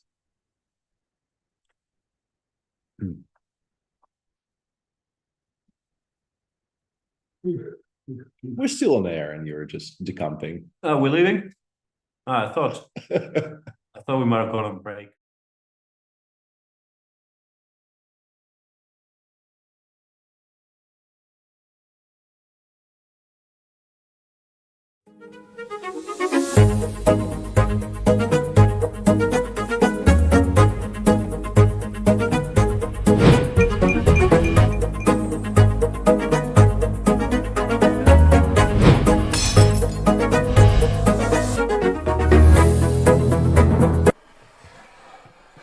Seriously?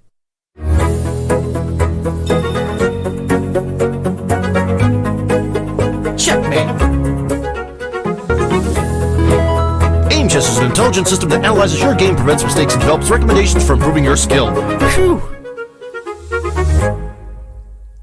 It's time to take control of your journey towards chess mastery. Magnus Carlsen introduces Chessable, the definitive solution for studying chess. Move Trainer uses the science of spaced repetition to identify your strengths and eliminate your weaknesses. There's no need to set up a board, remember which page you're on, or keep track of all the moves you miss. Move Trainer empowers you to go from the opening to the end game with confidence. It's a seamless, effective, and fun way to study chess. Choose from one of the largest online chess libraries in the world, with hundreds of titles ranging from classic books through to our exclusive Chessable courses, including over 100 free courses.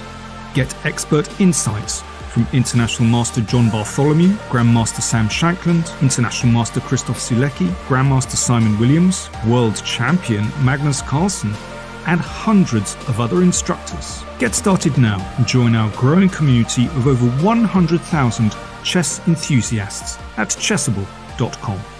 Chessable, take control of your journey towards chess mastery.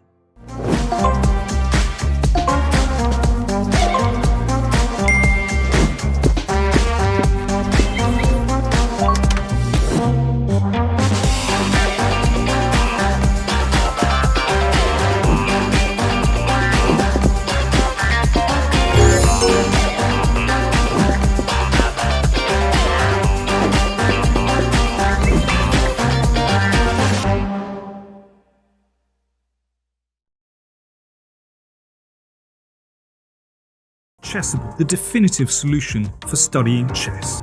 Choose from one of the largest online chess libraries in the world, with hundreds of titles ranging from classic books through to our exclusive Chessable courses.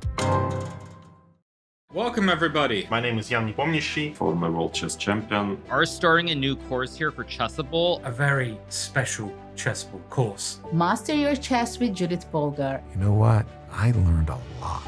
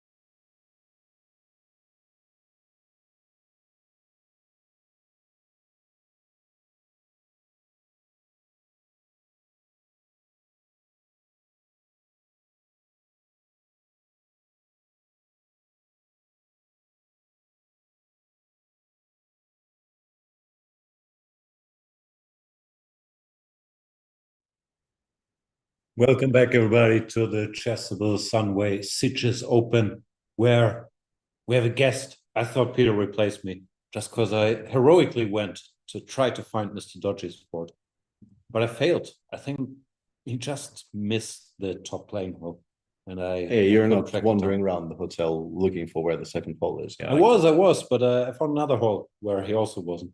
But instead, Gawain Jones joined us, I'm assuming, after finishing this game. Yeah. Yeah. Probably I'm not allowed to come in here. Yeah, and also chat says happy birthday, Gawain, which we were not aware thank of. you. But chat is very. We need warning about these things. Yeah, Happy birthday. I'm giving you a warning. This is not a warning. This is warning. Nice birthday present today. Yeah. Where's your game? Let's try. It's that Italian which ended very Down abruptly. board Yeah. 12. So down a little. Down. Further down, I guess. I seem to have disappeared. Because we have Between running this games. tag. So, There we go. Yeah, there it is. there we Yeah. are. There was that. Yeah, he resigned earlier than expected. His position collapsed very fast. The queen is not great on e2 in these structures. Yeah, I was surprised by Queen E2. I think he arrived about 20 minutes late. So I think he was a bit frazzled for the game. I'm not sure about I couldn't remember the theory. I don't think I played bishop d6 at the right point. But, it confused him sufficiently.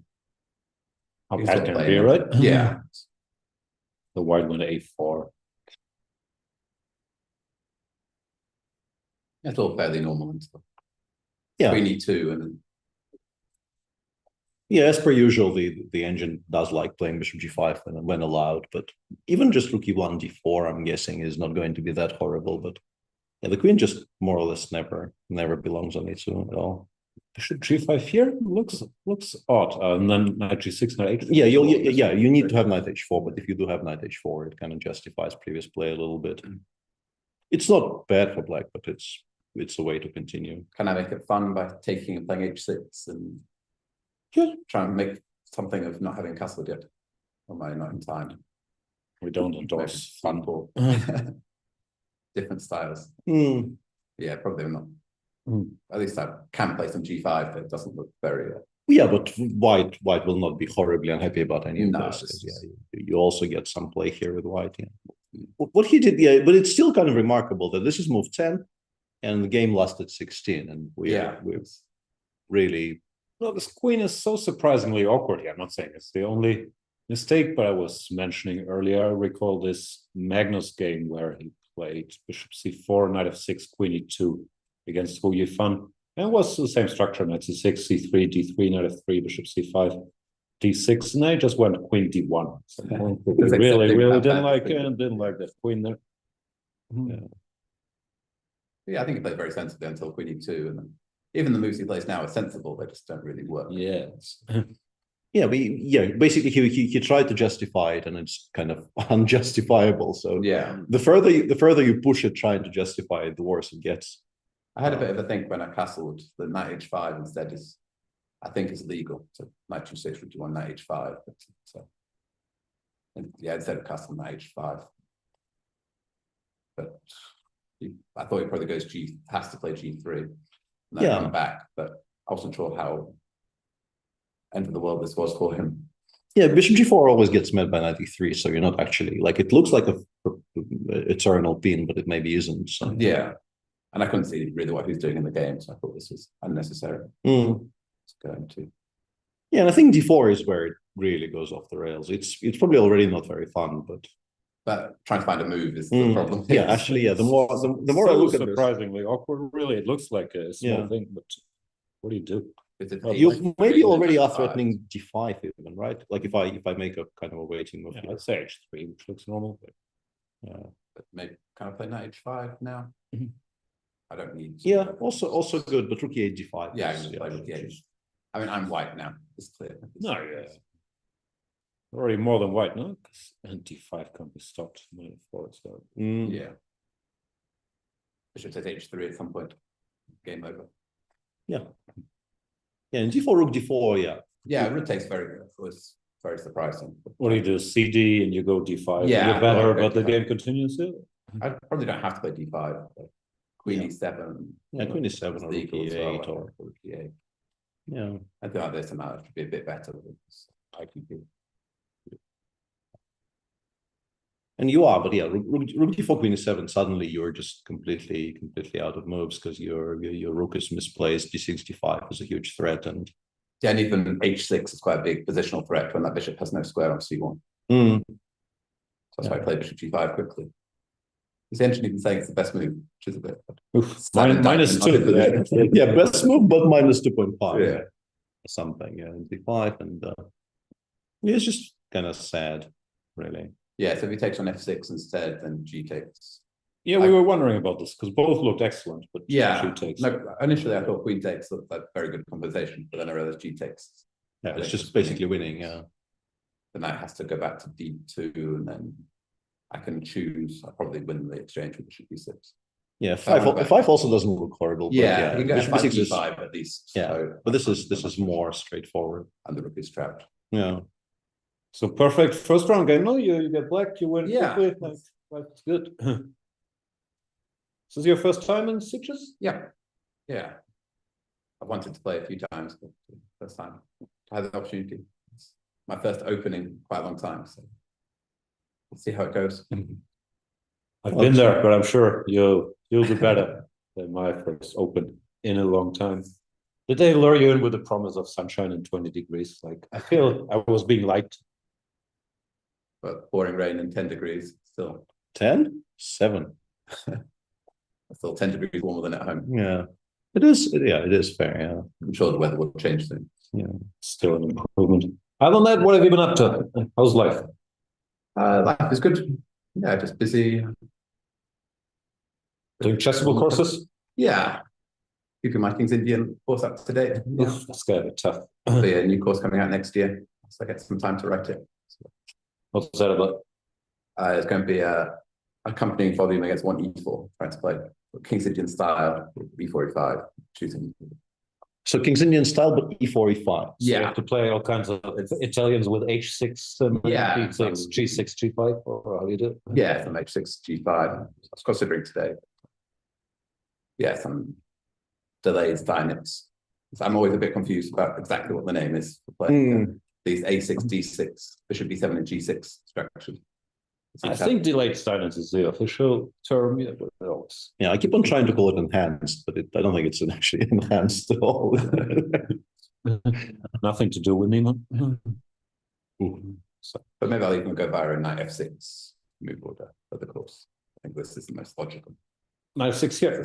Yeah. That's an excellent move, but that's a great course. Already. I'll deviate from your excellent course very soon. After, now castle and then d6. Let's cut down quite a few options for white. And you're stopping some business. I didn't know that. Yeah, then bishop d7, g6, bishop g7. It doesn't look like a King's Indian yet, but the tabia becomes very King's Indian style. Eventually, we get there. I think the issue is that white can play some very annoying endgames, right? I think by this move order, you're preventing the. Isn't c3 d4 this endgame that they were trying to prove was slightly better for white? Or we are, I'm sure, enthralling our audience with the audience. It's fascinated. Yes. But for now, you should get the King's Indian courses because if you want to play King's Indian style, you have to first master the King's Indian. The actual King's Indian is the best King's Indian style opening in existence, I would argue. Nah, the Leningrad Dutch is better. You have the pawn on f5 already, and then take it from there. Those are excellent openings there. So, Gawain, what's the plan? Are you planning to win the tournament? Just have a nice holiday, both not lose rating? What's the goal? I think not losing rating would be a successful outcome from the tournament. Winning would be rather tough. So, yeah, I had a tough few months. My rating dropped rather a lot. So tell me about maintaining rating would be nice, and then we'll work from there. The way not to lose rating Love is the to positivity. just stop playing chess altogether. Don't give away the secret. Do you watch the chess boxing last night, or friend? No, I think it was rather early in the morning here, right? Yeah. 3 or 4 a.m. I saw a meme that suggested that Boz didn't come out on top. No, he did I've not. not seen any more information. It's recommended viewing. It won't take up a lot of the time. Yeah, it is a surprisingly short video. I did. Yeah. All right, then we won't keep you much longer. Thanks so much for joining. No And problem. please come back after your next triumphant win with black or white in 16 moves. Best of luck for the tournament. And check out Gawain's courses. Where can I find them? Chessable.com/Gawain. That probably works. How many Gawains are there on Chessable? I have no idea. It generally work. Yeah. Gawain Jones. Thanks a lot. Happy birthday. And happy birthday. Thanks. What else do we have? Plenty. Vasil is now much Hans. better. Yeah, Hans winning. Oh, yeah, he's winning. Yeah, Hans is a piece up. He is, the game got, slightly interesting in a way that, the Black King is also now looking a bit disheveled, but Queen of 2 is still a bit of a threat, so you can't really play with H1. I mean, you can, but it doesn't do very much. And as already mentioned, Black has more pieces, which eventually becomes relevant. Yes. This is over, isn't it? Yeah. We should probably show how it happened, because it's there's some nice tactics along the way. After Rook f2, 95, I think it's kind of required. Queen f8 looks like a waiting move, but it's not, because Rook g2, Queen f2 is a very, very direct threat. Bishop e3, one of the very few ways of actually dealing with that threat, and that was met by Bishop h6, which is a cute move. Knight f4, and then Rook g2, and then e5. So a very forceful continuation there by Hans, just winning a ton of material straight away. All the best moves. Yeah, knight h5. Yeah, and you do have to calculate that your king on h7 is safe, but it kind of looks safe. White really does not have enough attackers, so you're fine, and you're also a piece up, as I may have mentioned once or twice. So this one is, You did mention. Yeah, this one is about to conclude, I guess, as well. On board one, Yu Yang is still solidly better, but Black has gotten, I wanted to say something good about this position, but the best thing I can say about this position is that Black did manage to trade a lot of pieces off the board. It's interesting, though, because we were saying you should keep all the pieces on the board. He did the opposite. He said the knight on c7 is an idiot, so I'll trade all the other pieces.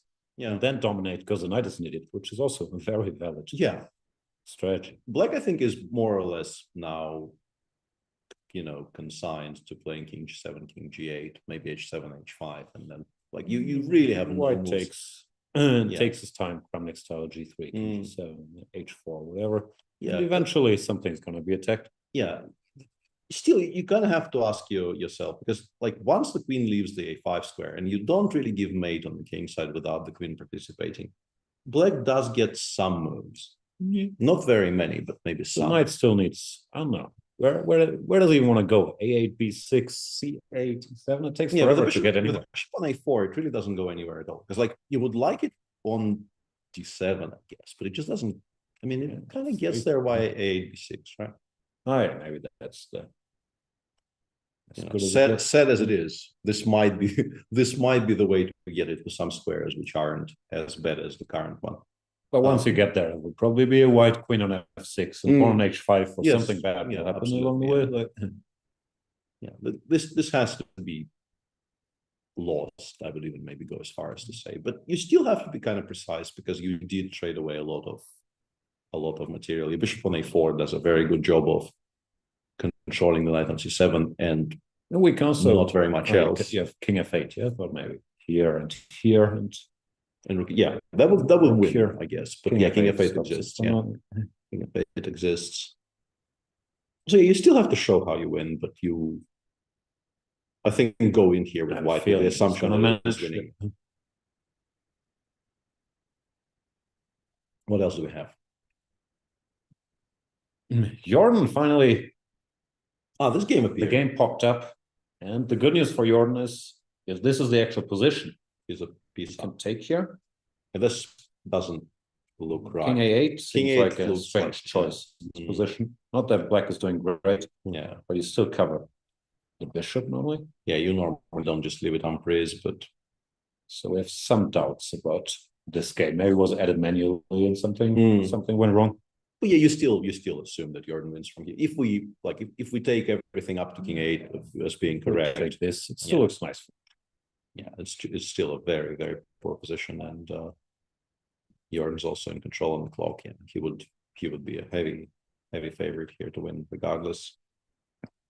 Not too big a surprise, looks like. Yeah, Queen H5 is interesting. I don't think I've Yeah, Queen H5 is rare. He does have opening ideas. Hmm. I'm assuming after Queen B6, the idea is not to go Queen E2 back. Yeah. So what does he want? Knight H3 or Maybe something more like- violent, like Knight Knight F3? F3, King D1, Yeah, one. Yeah, you it's can probably very some thick often stuff just give like up. this, yeah. Yeah, give up this pawn on F2 in these lines. So, Yeah, that looks more like it.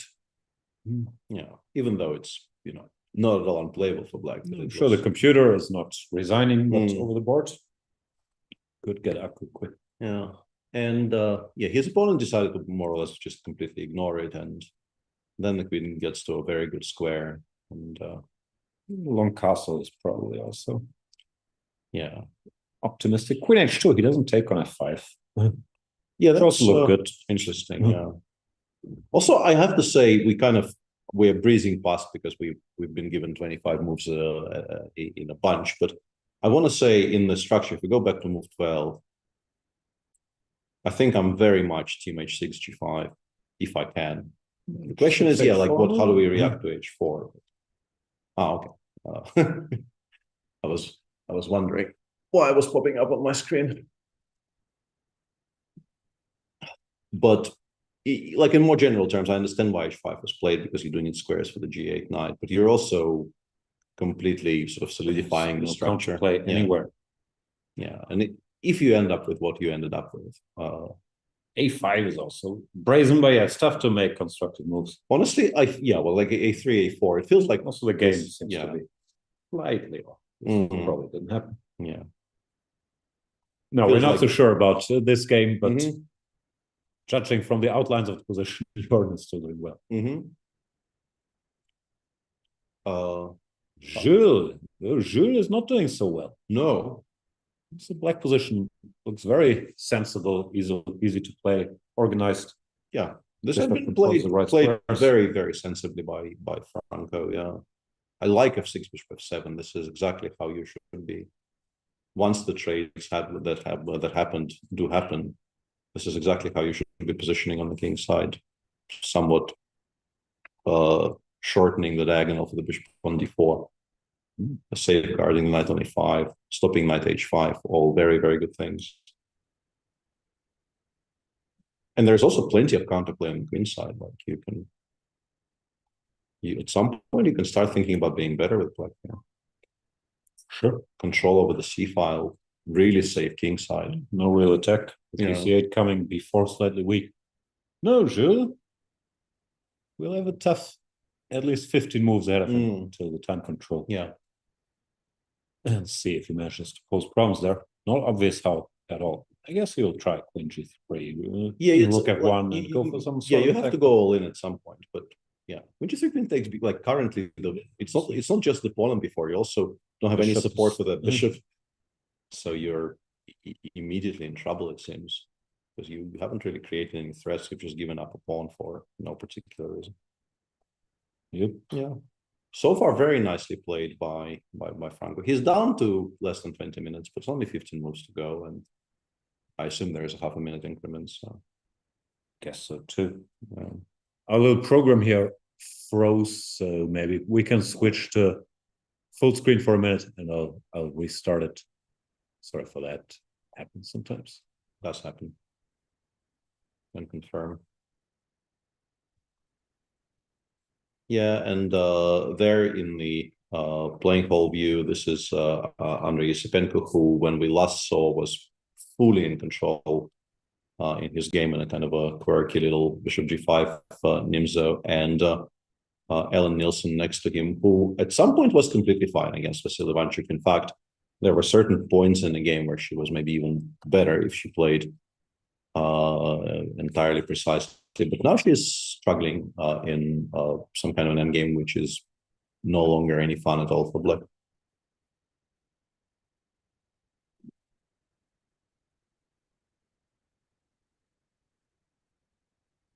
Yeah, this has gone kind of poorly for Ellen since we last saw.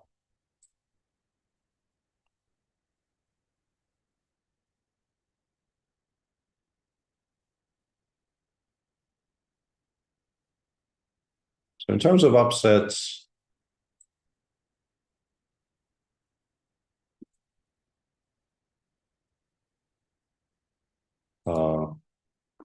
Kirill Alexeyenko is not doing great in his Taimanov that we have discussed a little bit over the course of the show, but not in any kind of in-depth. So we could get back to that at some point once we're back. Some issues here. I'm not trying to hurry up. I'm just trying to keep our viewers updated about things happening on the top boards. So in terms of upsets, Jules Massard is definitely not better with the white pieces on board 5 against his opponent. And Kirill is objectively, I would guess, in trouble on in his Sicilian, but it's still a very sharp position. And neither of them have pretty much any time. It's a very typical situation in a Kirill Alexeyenko game where it's move 14. He has 23 minutes left. His opponent has 11. So it's a kind of a race to the bottom as far as time management is concerned. The position that the engine definitely dislikes for Kirill, but without that knowledge, I don't think I would be very confident of any kind of an evaluation. So I think he is still favored there. But he's now realized, I didn't really realize it at first, but his opponent is a player from India, which wasn't obvious from the name at all, and age 20-ish. So immediately rises sharply in the ranks of dangerous opponents for round 1.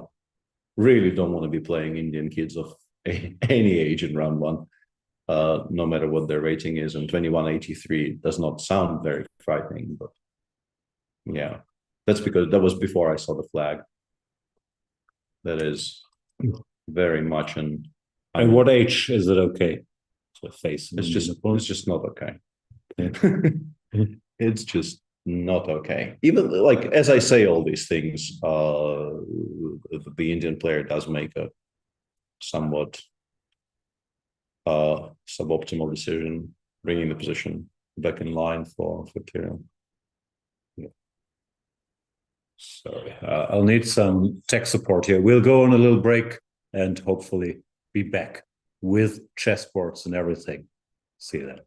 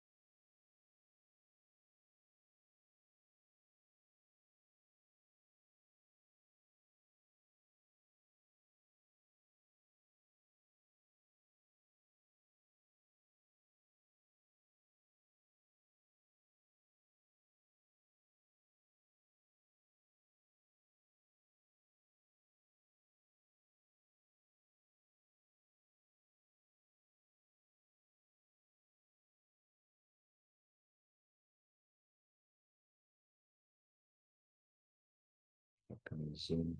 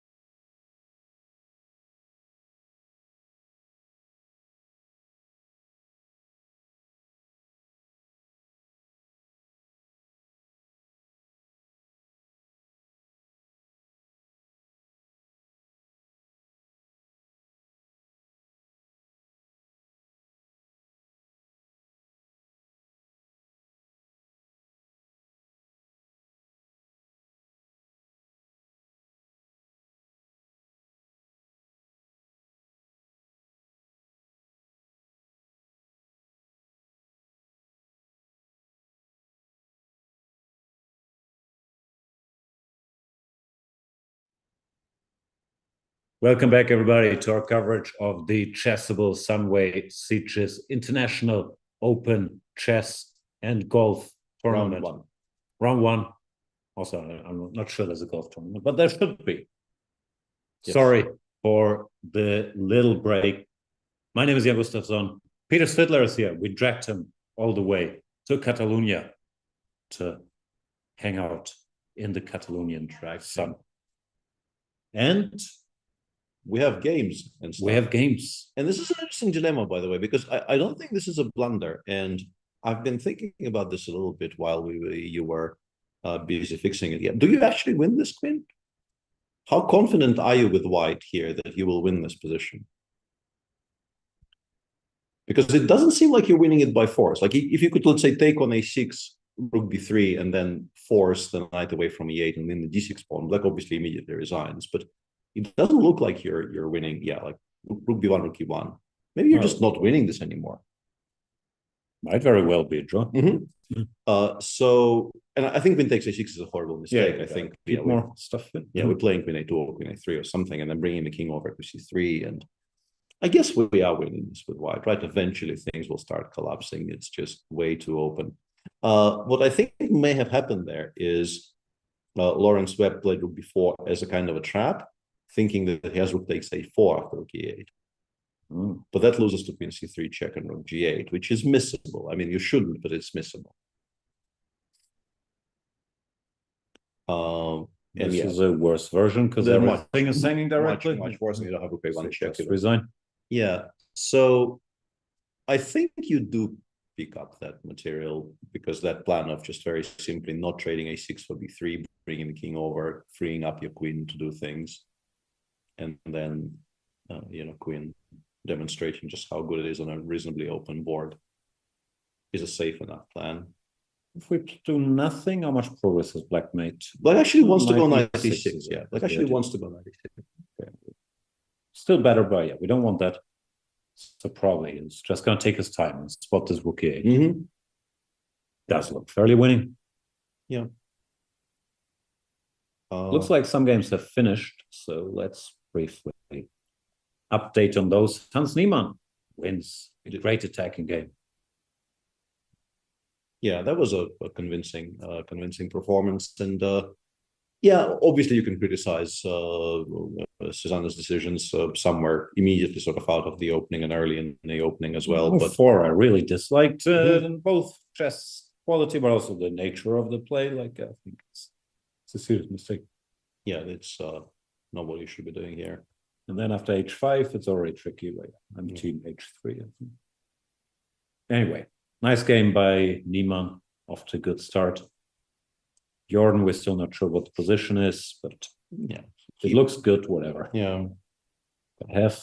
Yeah, this one is surprisingly level, considering that we thought Ivan was very much in control. But just Kulkarni did manage to stabilize. The bishop on g7 is not great. The pawn on e5 is still alive. Black does have a majority on the queen side, but it's not that easy to push with the rook, coming to b8 if need be to stop the pawn ran. I still think Black wins this by hand pretty much every time, like even a5 before. It looks so tough to defend. Not saying it's necessarily winning. King e2, king b3. Like it's and he went before that, right? He's gone before straight away. Yeah. This can still be I was going to say this can still be ignored with king e2, but maybe you don't. It can be. It's not that horrible. Yeah. No, computers equal. But my money is still very much on Chip Arena. I just sort of expected him to not only win the game, but also win it without really the evaluation dropping below -1 from a certain point, which is, hence my surprise. Jules Moussard is playing. Yeah, this is a very interesting game because he's finding it very difficult to outplay his opponent. Opponent's making good moves. That makes it a lot tougher. Yeah. But considering what we were discussing about this opening, where it's just very difficult to formulate plans, you would assume that the person with more experience and more rating, which gives you confidence, would be the one doing sort of all the outplaying. But so far, I mean, time trouble will start soon, and maybe things will, as is reasonably often the case, it's in the moves between like 35 and 40 that things happen, and they generally don't happen in favor of the weaker player. But so far, sometimes when the trend is going well, like people can make moves. Yeah, this we'll keep a close eye on, because Gazic Marino playing a great game, and he's still not worse against him. Yeah, Andrei has been completely winning. Yeah, he's been completely winning for a while. Yeah. Why is this game still going? Because people don't like resigning. People should, take a leaf out of my book and just. Where would you have resigned? Well, here certainly, but maybe even a bit earlier. Like, it's just so completely lost. Like Black is a healthy pawn up, better pieces, pair of bishops. Like, also, he probably doesn't know this, but he's the one who's suffering is on screen all the time. Yeah. I mean, it's obviously slightly in jest. The whole let's resign very, very early thing is now part of the lore, but here it wouldn't really be misplaced. The position is utterly hopeless. Lore of the Kings. Yeah.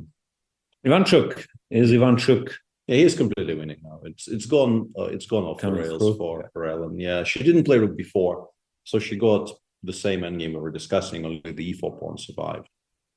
And it got to e5, stopping all like the bishop on g7 really needs the entire long bag. You don't really want to be stuck with the bishop on g7 having no moves. And the a pawn is not much of a factor. And nothing has no moves. Yeah, g5. h5 is tempting, but just takes king g6 and a check seems to win. Yeah, what do you do? Okay, it's just winning. It's a question of how. Like black is completely stalemated. You're never threatening to take on e5 because you get mated. You're never really threatening a3. So yeah, Vasil will continue improving, and then eventually he'll find a way to create one threat, and that threat will be decisive. Fair enough.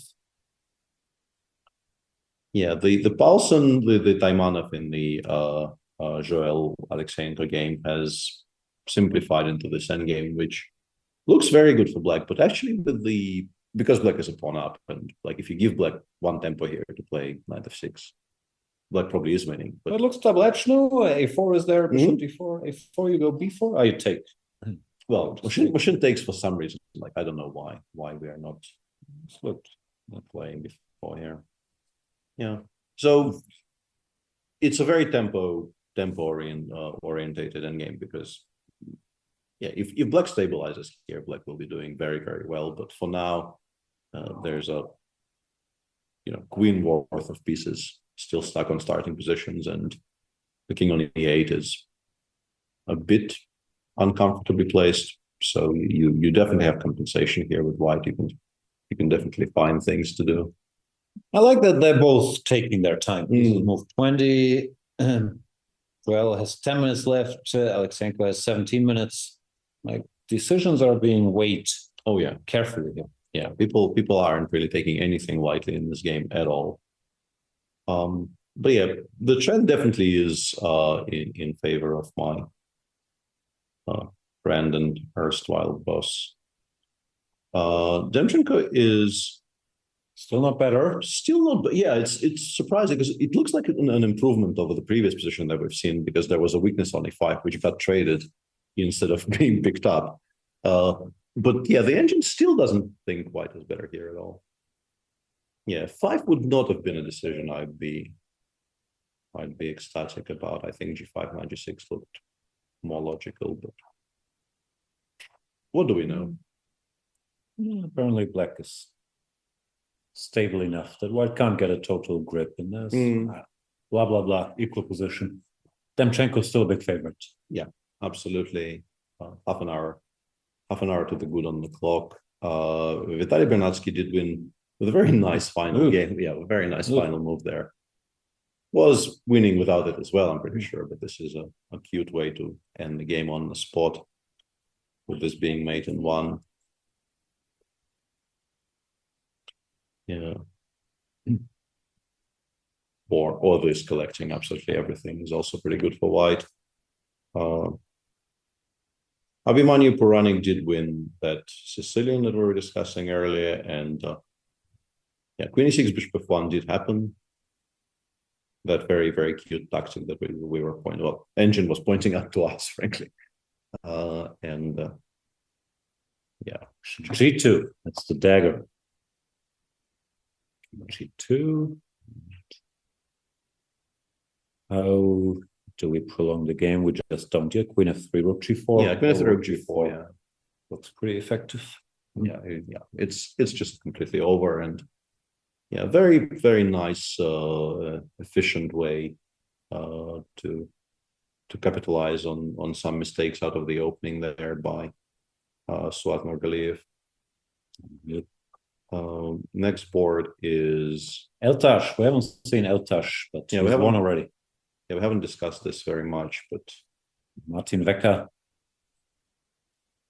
Yeah, this is a very old line where you're really not supposed to be allowing e5 so blithely, and then after bishop 4, this I've seen before, was dangerous for Black, not like queen 7 or whatever they do, but yeah, queen 7 is supposed to be playable. d6 is also sort of playable but more dangerous, and yeah, once you get here, you're already in trouble. f5 is sort of speeding up the process, though, isn't it? Yeah, very much so. But also, for a second there, you had this position on the board after bishop 4, and yes, we both understand it's not good for Black. But the fact that with complete equal material, this is +2 should be pretty good indication of just how bad it is. Because you just get mated, queen g4. You need your bishop on c6, but you're not in time for anything. Yeah, we just get mated. Yeah, rook e3, h3, knight e4, and yeah, things just come in very, very quickly, and you just get overrun. Just very straightforward. So you can sort of understand the 5 being played, because you do need to do something, but unfortunately, just straight up loses to the en passant as Martin played in the game. What's en passant? Not doing that. Sorry, too risky. No, too risky. We've already had things break down. Very elitist, Mr. Svidler. En passant, if your opponent moves the pawn from the starting position 2 squares up, and it lands next to an enemy pawn, then on that very next move, you can pretend that just move forward 1 square and capture it. That rule, Ultra. although it is a bit weird, I think was built so that it wasn't that easy to neutralize space advantage by just ignoring that pawn and moving past it, since in the starting position you can move 2 squares, and after that only 1. And to say all this hard work putting the pawn here, then you can just move by it. Doesn't feel right. There has to be a chance to capture a pawn on the rank next to yours. That's why we got this rule. But here, Eltash shows good rule awareness and capitalizes. Yeah. In fact, for a second there, Martin may have thought that like 28 kind of 7, maybe he is getting away with it a little bit, but no, just never in time to fully consolidate to get the rook on 8 and bishop on c8 back into the game, so the position just collapses. Yeah, very nice, comfortable victory there for Eltaj. Adiban is somehow both a pawn up and also still very much in control of. Yeah, but he gave the b file, the d6 square. Not saying white isn't winning, but at least yeah, not sure actually, it's much better than the position he had. Yeah, before. I will tend to agree. Yeah. So Black actually made a very conscious choice of giving up the pawn on b6 with Tempe at some point, just to have something to do with their pieces.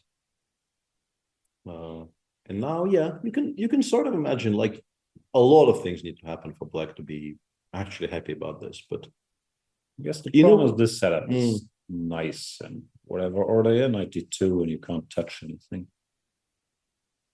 Yeah, it's very solid.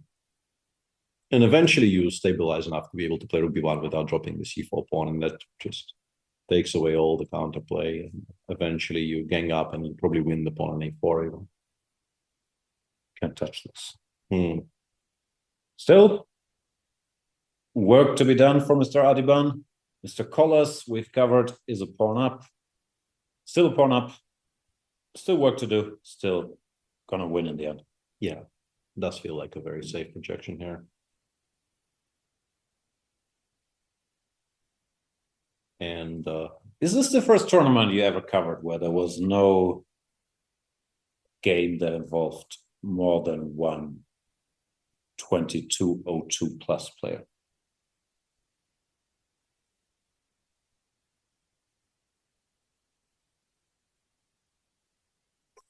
I mean, I don't know. I covered some Olympiads and I covered Open. You'll get 2200s in round 1. Yeah. Qatar Open, maybe. Qatar Open 2015, probably round 1 was close to. Who won 2015? Yu Yang Yi won 2014. No, like 2015 was it Magnus? Yeah, I think Magnus won the tiebreak against Yu Yang Yi again. It was against Yu Yang Yi again, yeah. Yu Yang Yi won in the meantime more quickly then. Oh yeah. He actually went fell for this. He fell for this. Yes. Yeah, this is just completely lost. Helpful. Makes it easier.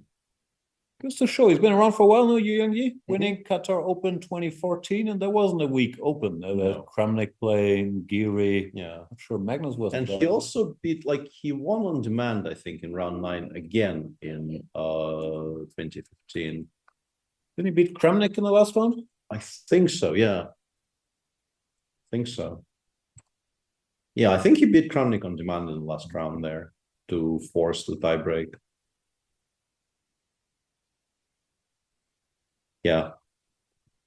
Yeah, they both scored 7 out of 9, and then there was a 5-way tie for third, including Kramnik, Karekin, Sugirov, Nikolai, and Vasily Ivanchuk.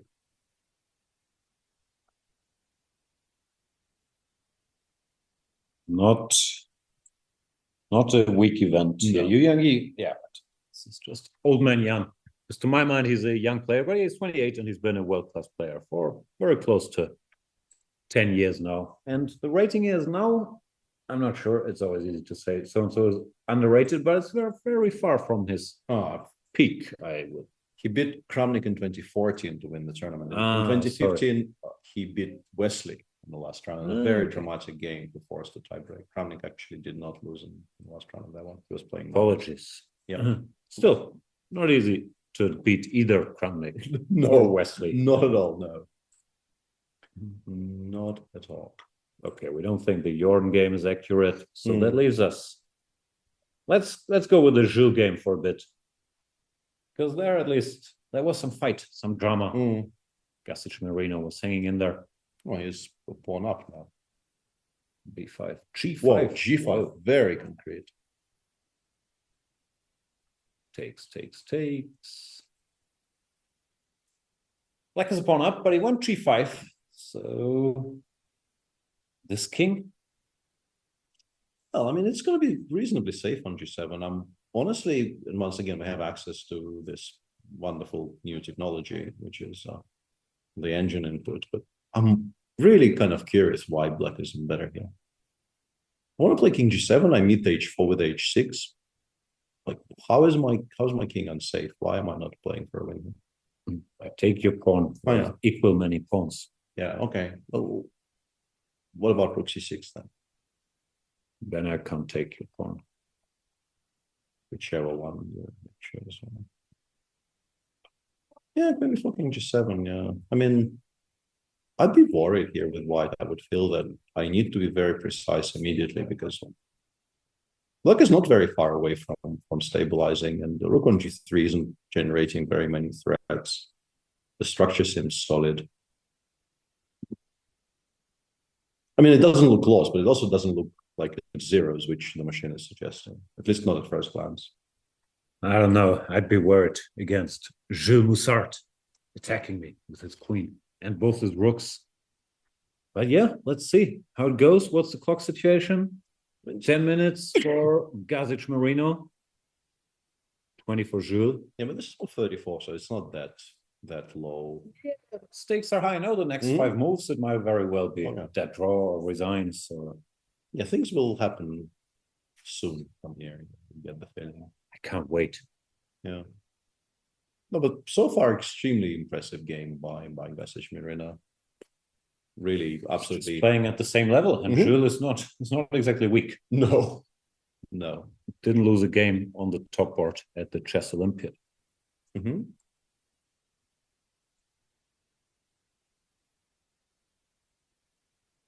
Checking if Gustafsson Marino is 6 years old. Yeah. No. Born in 1995 from Chile. Yeah. Taking his time here. Yeah. As he should, frankly. King G7 or Rook C6, big decision. Yeah, it's an important decision. And I mean, generally, if Rook C6 doesn't lose, which it doesn't look like it does, why are we giving up on A6? Like A6 is an important pawn. So I think I'm leaning.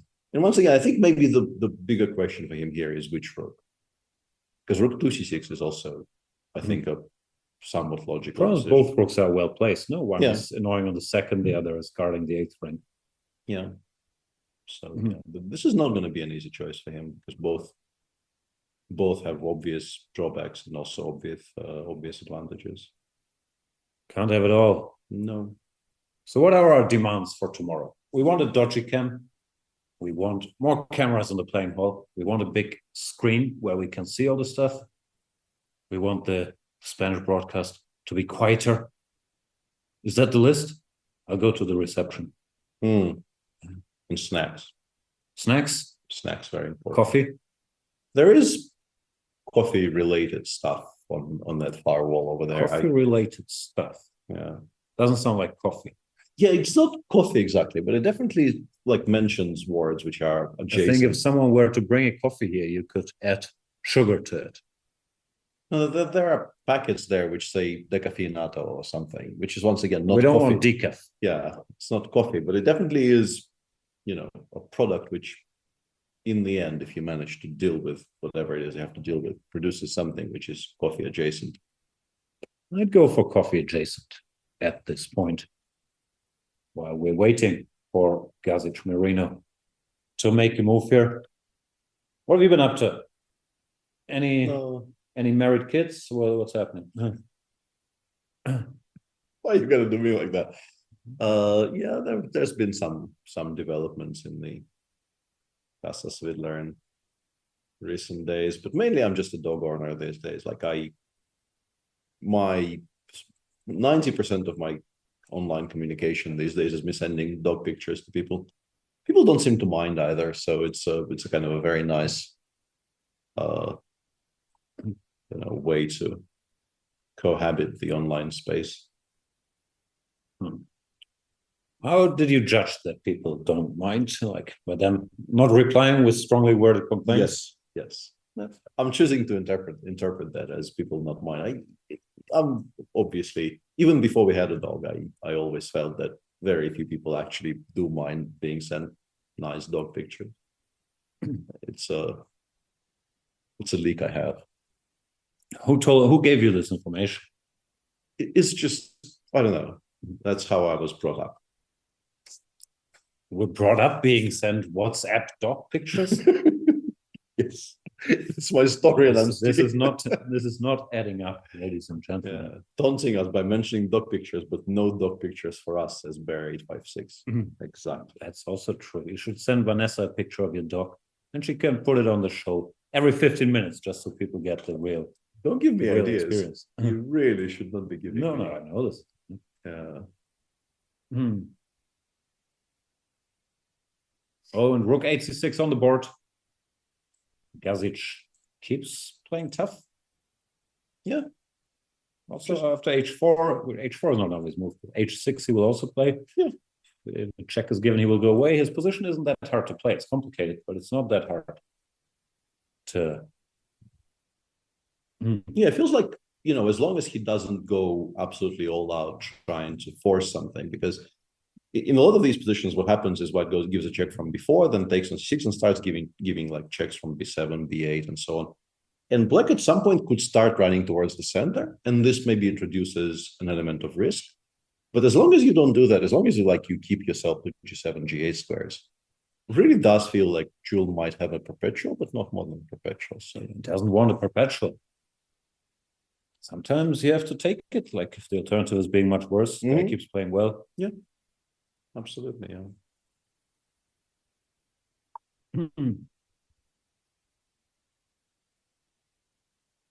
How different is playing over the board compared to online? Chat asks. Quite a bit, yeah. I've never played online, I wouldn't know. But seriously, I think many people that were brought up just playing online have reported it's very, very different if you play your first over-the-board tournament, because we grew up, or I guess you as well, without online chess, just moving pieces on the board over the board, so you never had that transition that feels weird. But I'm being told it's very, very weird. If all you did was play online, and then you have to go sit somewhere and move pieces on a 3D square and push the clock. Yeah, I mean, yeah, it's difficult. It's difficult. Look at real people staring you in the eye. Yeah, that is very. Don't make eye contact. But no one else will either. Don't worry. It's chess.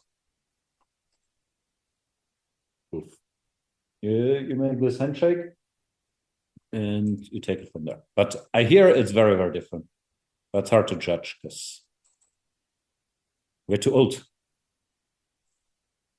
My days. Way too We old. didn't have digital clocks. We had these. If you were lucky, these huge Garde clocks were ticking. Those were nice. He is working on the dog picture. We took him out. I absolutely am. Yeah. It's apparently I have support. Yeah. Even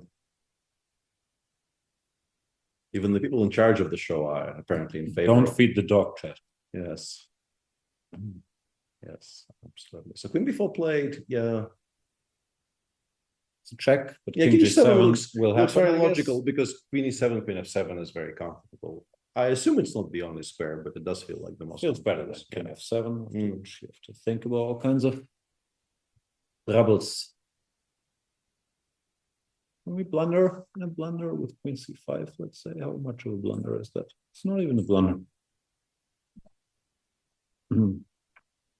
I was wondering about this, but yeah, it doesn't look like black is worse.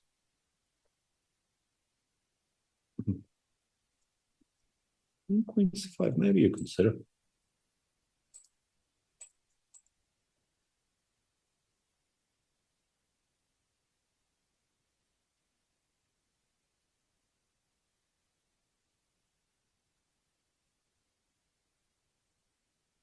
Yeah, why is it wrong? Queen c5 is not wrong. It's also equal, apparently. So very similar, like We're giving the pawn. Yeah, we're giving the pawn, but we are actually starting our own counterplay here potentially with rook c1. This looks nice, especially in with limited time. Now nothing bad happens here. We have rook c1, king is safe. Still, king g7 is a favorite. And there it is. Gazic not missing a beat. Yeah, continues being very, very solid. 6 minutes for 5 moves left for him against 17. So Jules is almost a minute. Yeah.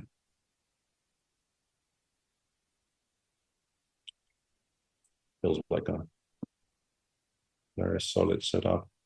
The one line that you have to be careful about is, let's say we go h4, h6, and we take on c6. And black takes with the rook, because you still have to queen f7. Now queen b7. And yeah, king 6 h5 check is how you lose, I think. Still a draw. Still, queen g7. I thought queen g7 is winning here, but it's not. Yeah, because rook h3 is not actually a mating threat, as I now realize. I thought this created like an unstoppable mating threat, but rook h3, king g4, the king is safe enough. Still. Yeah, in fact, like not what you want. Yeah. But I guess it's a bit scary, but here there's nothing. King g8. Yeah, and here I thought hg8, rook h3, right? That's what I was scared of. Ah, gotcha. But even that is nowhere near mate, apparently. You just go e4, creating our own threats. And queen h7 is just a couple of checks somehow. Weird. Yeah, the usual. It's believable once you see it, but you could get scared. I'd get scared after rook h3 or seeing rook h3 and look for an alternative. Yeah, but it also shows just how stable this setup is. That, like I thought, if you blunder king 6 h5 check, you're gone. But in fact, you continue playing for a win there. Even this queen takes is not an issue. Can't lose like this. Nope. Apparently not. Engine will hold this. Apparently not. Yeah, as long as you don't panic, any piece to any square. As long as you don't panic, you're just completely fine here somehow. Not panicking might become difficult in some of these lines if that materializes. But there's a question why Mr. Dodgy is not being interviewed. I think once he figures out where the studio is, he'll be here every day. It's not like he's hiding from the public. But I'm not sure if anybody told him. Has he won his game or lost his game? What's the situation? He is not really replying to direct questions, but I get a feeling his game did not go well. I'm aware of where the studio is, he says, with hidden, or maybe not even very hidden menace. Like he's not making. Where's the menace? My result was suboptimal, says Bertrand. Been there. Kirill's result won't be suboptimal. Yeah, Kirill has solved whatever issues there were in the position. The knight has come out. The rook on h8 somehow is on h2 and has picked up some material along the way. Yeah, this has not knight gone. on e8 is powerhouse for some reason. Yeah. Okay, and also for some reason, Cherniak Yesipenko still. Yeah, this is still going on. Yeah, I think Cherniak is trying. I don't know if that game exists very much outside of my childhood, but like there's this game of you play. But I think the matchbox. No, the corners game, which I think you play with checkers and not the chess pieces, right? Like you're trying to. But maybe it's been so long I can't even remember if it's a chess or checkers related game.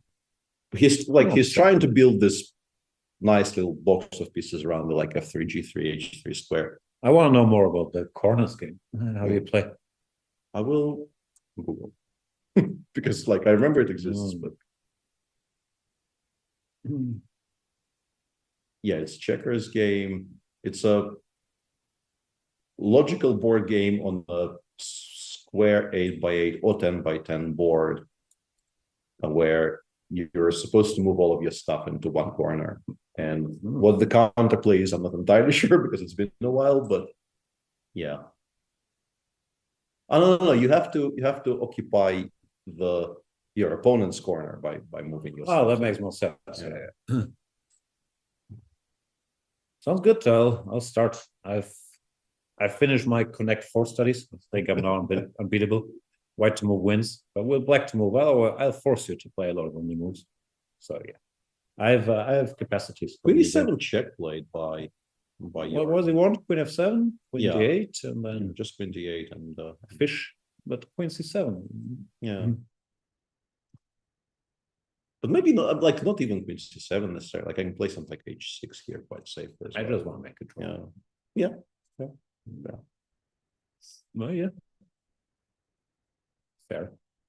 Yeah, and like what continues surprising me is like white is also somehow not worse than any of these lines, despite like Queen e7 looked like it was not the best to my eyes, but white is still completely fine. Just equal apparently after either side makes any move. It's 0-0. Yeah, like you're pawn down, you're not really creating any direct threats. Like it looks like maybe you want to play rook b8, but rook b8 also creates sort of seemingly one check.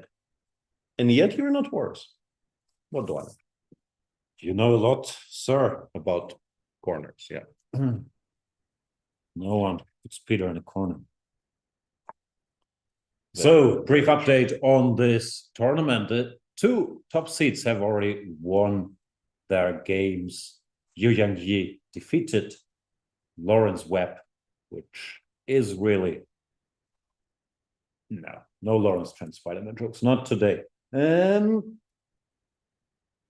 Niemann beat Gaboyan very convincing. Bjorn van Fore's game has been frozen for a while. We're assuming he's won from how good the position looks, but there have been some issues with that board. And then there's some fights between very unequal opponents because we have access to, I don't know, give or take the first 20 boards where one player is more or less 500 points high rated most of the time, 450, 500 points. But some games are close, like this one, Cheparinov. Yeah, the engine says he's not even remotely better. Yeah, the king gets to e4 and the rook on a7 does an excellent job of... No. What? What do you think? Do you think the king was on e4? Like rook a5 is not a tough move. Some kind of a mind glitch or a board glitch. This but I looks think like he was thinking about some king e4 and then I thought knight b5 and I go knight c3 check. This makes no sense. Yeah, maybe he wants to like rook a5, bishop f8 and he thinks he's creating threats, but... Do you really give that pawn for some? Yeah, that's a very, very important pawn to be just throwing away. You can take. My theory is he calculates a line with the king here. Oh, yes, it's check. Yeah. No, rook a5 already played. Yeah, I'm assuming he's going to blitz out bishop f8, but the king can run towards like f4 and g4. Like you're not really creating any kinds of threats which cannot be carried by simply running towards something. And you no longer have your majority on the queen side. Yeah, he's just in a lot of trouble. Oh, more upsets in the making. Then we can go back. Yesipenko has won. To our feature game. Jules Moussard. The Frenchman with two names, as they call him, in the chess scene. Against... We don't actually know that though, right? Because... You know, for years and years, we thought MVL was a Frenchman with the three names, and now we know it's five. So more names? He has names up the wazoo. Yeah, like there's what's his full name? So many names. So in Moussard's case, like it's very easy for me to imagine he actually has like four. Nothing else. It's a good name, Jules Moussard. He doesn't need. Maxime Vachela Graf. No, it only gives three names on the internet, so it must be true. Well, we don't know it's five. Then. What's Luc van Wely's full name? Do you know? No.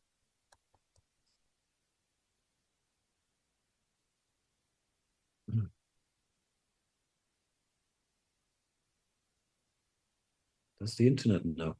It just calls him Luke. It's just wrong. Yeah. And honestly, there are so many name controversies that have come to light recently, like the fact that neither Magnus nor Hikaru actually called Magnus or Hikaru has come as a bolt from the blue, I would say. What's going on now? Magnus Owen. Demonstrator. He's called Sven. Ah, there's a Sven somewhere in there. Yeah, I knew that. Yeah. And Hikaru is apparently a Christopher. Our life has been a lie, basically. Like what I want to say about all of this is that you can't trust anything at all anymore. So we're hoping that in this Speed Chess Championship, the finals is Sven versus Christopher. This joke has been made, yeah, by somebody who refuses to show up at the studio. I had some weird chat messages about Sven's and Christopher's, and I thought he was just hating on Swedish people, but apparently not. No, not at all. No. All right, we have more moves in our featured game. Like took on b6, which looks strange at first sight, building that b passer, but Zhu doesn't take with the b pawn, which according to the computer it's all 0-0, and I guess the pawn is queen b7, rook c8, and he can't keep this construction. So takes with the queen, and now he's in trouble objectively after h5.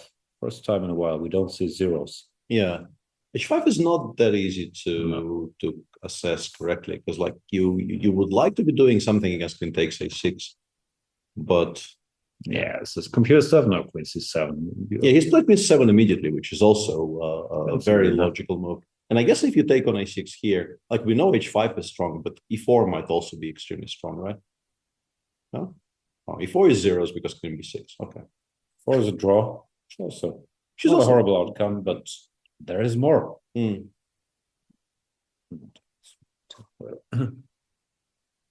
But tough spot for Jules. Yeah. Also, I don't know, computer says h4, but yeah, how but that happy is are you because defending this endgame with 500 points high rated? Yeah. And the point is, computer says h4 because computer knows queen a6, h5 is kind of losing. Yeah. Which we don't know. Yeah. This is draw, which I mean, yes, it is, but yeah, it's I not. understand. So do you go for this from afar? Like it's. I mean, rook a3. It is 2 against 1. So. I understand, but it's. This could things could happen. And Gazic keeps playing. Not strictly first line, but he doesn't make mistakes. No, it's just a very, very solid game so far. Which does happen, like occasionally you run into these. Yeah. And once again, having established that he is, I think, H and the rating. Yeah, very easy. Ellen did something that did not really change the result of the game very much, but also like sped up. Did accelerate. Yeah, it did accelerate quite a bit. Yeah, by playing this profane there. Share chance in the opening, and okay, queen f5 wasn't a mistake, but this was the moment to be seriously better, which probably helps even. Yeah, when trying to make this a fight, because Ivanchuk. Yeah, we appear to be having technical difficulties. So. Again? Yeah, we're gone somehow. Oh no. We only think we're streaming. We're not actually. I've had that worry for a long time. That it's just in our heads. We're in Arkham Asylum in reality. Shutter Island. Whatever shall we do? I don't know. If we're gone, we're gone. Then we go on break and come back. But I wanted to wait until Jules made it out of the time trouble.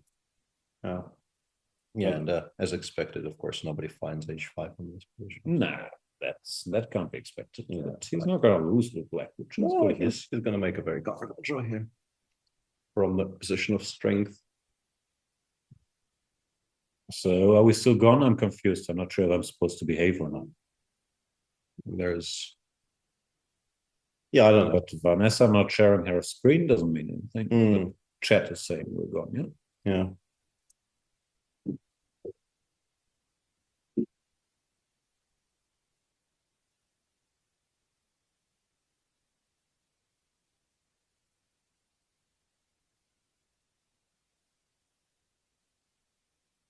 Apparently back by but lagging is what we're being told. So so the internet's bad. That's Okay. fair enough.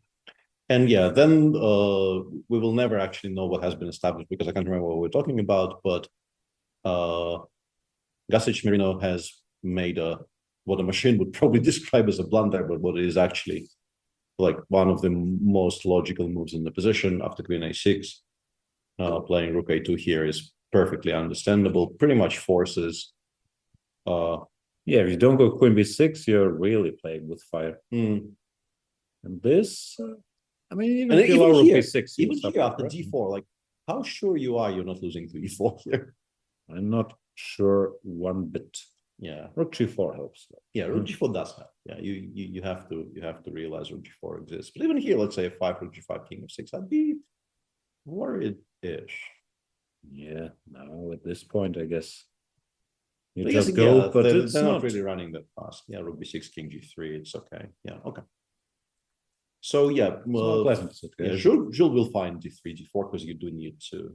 But does he want queen b6 is the first question. Does he want to defend his rook endgame with 0 winning chances, or will he try queen e6, h4, gambul?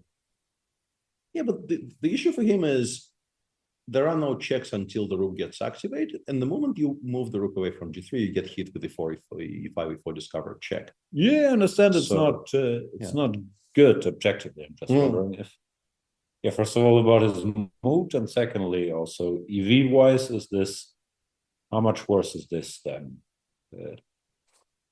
well, the engine rook ending opponent? Yeah, the engine says this is lost. Against the engine, I'm gonna lose. Yeah, like lost straight up. If you have 500 extra rating points, like what's better? I'm not sure about. But so far, Gazic has also played a great game. Which probably I think this actually influences Jules' decision in the correct direction. Yeah, because like if you give him this position without any context and tell him you're playing against 2195, do you here? Maybe he says no. Do you tell him he's 23 years old? Because then he knows. He used to be a prodigy, but then university books and other things, but now he's getting back into chess. Yeah. But he's also seen 39 moves out of this person, none of which were bad. Oh, good. Yeah. I think, yes, you're obviously not very happy with having drawn round 1 against a 2200 player with white, but if it feels like you drew a 2600 player, whatever, then you don't feel too terrible. Exactly. So you were given absolutely no indication that this is a poor player. In fact, exactly the opposite. So, yeah, I mean, he hasn't played queen b6 yet, so clearly he doesn't like it. But I'm very sure he will. Very sure he will. No, but as you expertly pointed out, it's not like you can just make it and say, okay, draw. You have to calculate that you don't lose directly after takes rook b2, d4, e4, for example. Yeah, specifically d4, e4, because everything else you draw. Like 3 against 2, you draw with you don't like it. Draw. d4, e4, you need to be sure you're not lost now.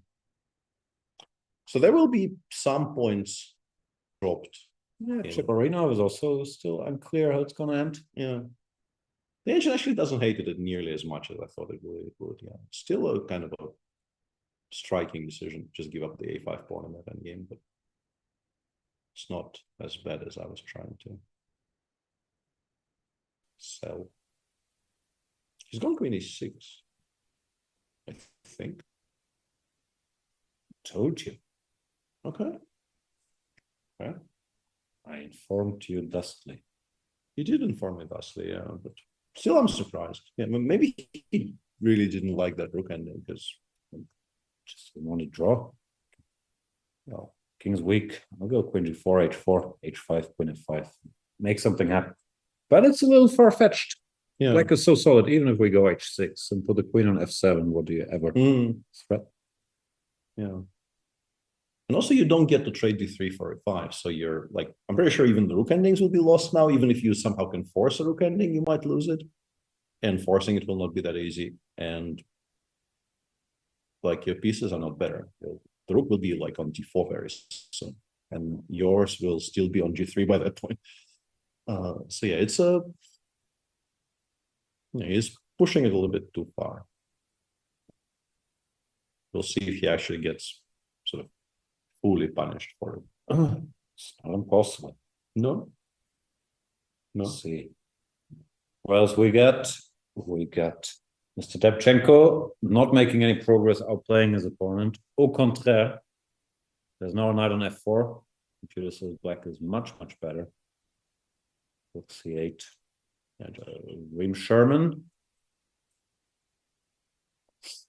Doing excellent. Yeah. I think that's all we got. Yeah. Adiban?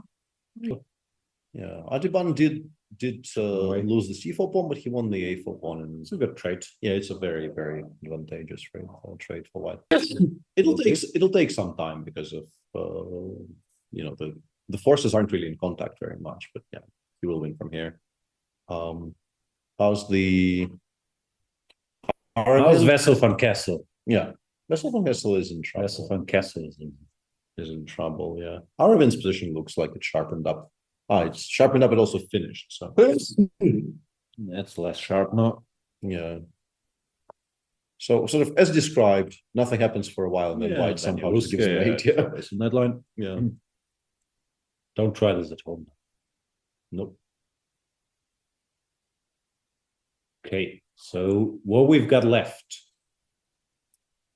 No official upsets yet, at least on the first 20, but some in the making. Mm-hmm. Well, yeah. Kulkarni against Cheparinov, possibly this, although I could still see Cheparinov winning this, but Jules, I have a hard time believing he can win this. Like, you need some serious win like that. Well, I mean, the question is whether he loses this. I think that's really the only question left. I don't think. Yeah, no, I'm just trying to detect what upsets we'll get. Which one? I don't know yet. Yeah, we don't know which one. Yeah, but he's not winning this. This move 40 as well, so we'll be upset. Yep. Well, I still have a feeling he's going to win somehow, but they've been maybe not. This game has also been going on for a long time, and black has not given any ground. Also move 40. Yeah. What else do we have? I think these might be the 3 upsets that we're going to get. Koller's going to win. Adiban's going to win. So, no, I'm saying 2 upsets. I don't know which ones yet. I think Jules is clear, but I have a feeling one of Cheparinov and Debchenko is to win. That's a somewhat adventurous. I know. I'm really pushing the envelope here. My brazen predictions. Yes. And there are some games missing as well. So we don't know exactly what happened. For instance, on board 9, Anton Korobov was playing against CM Wong, and that game has not really been on our screen at all. Is CM the first name or a candidate master? Okay. I'm being an idiot. No, serious question. Yes, it's a title, yeah, like it's a title, yeah. And I mean, in terms of upsets, yes, we like some of our viewers haven't been here from the first hour, so yes. The ones who have been here from the first hour are also upset. Yeah, that is very true. My point was more that there's also that game that Tabatabai. Yeah, I wasn't counting that, but technically, of course, he lost because he didn't want to play against an Israeli player, or couldn't play against an Israeli player, depending where you sit, and therefore he lost. Okay, Mr. Jules, is this move 40? Have you made the time control? Yeah, he played Queen G4. Queen G4, which is understandable, but now you can go like Rook D5, Rook D4, stop H4, kind of. Well, not stop because you still have the pin. It's gonna be long suffering for Jules if Gasic tries to beat him, which he should, frankly. He's playing an excellent game. Yeah. Hard to lose this position because he has a great reserve of solidity. And we'll be here either for all of it or some of it. Another bold prediction. Thank you for watching. We'll go on a brief break and then come back with the Chessable Sitges International Chess Open fun tournament to be at and to follow. See you then.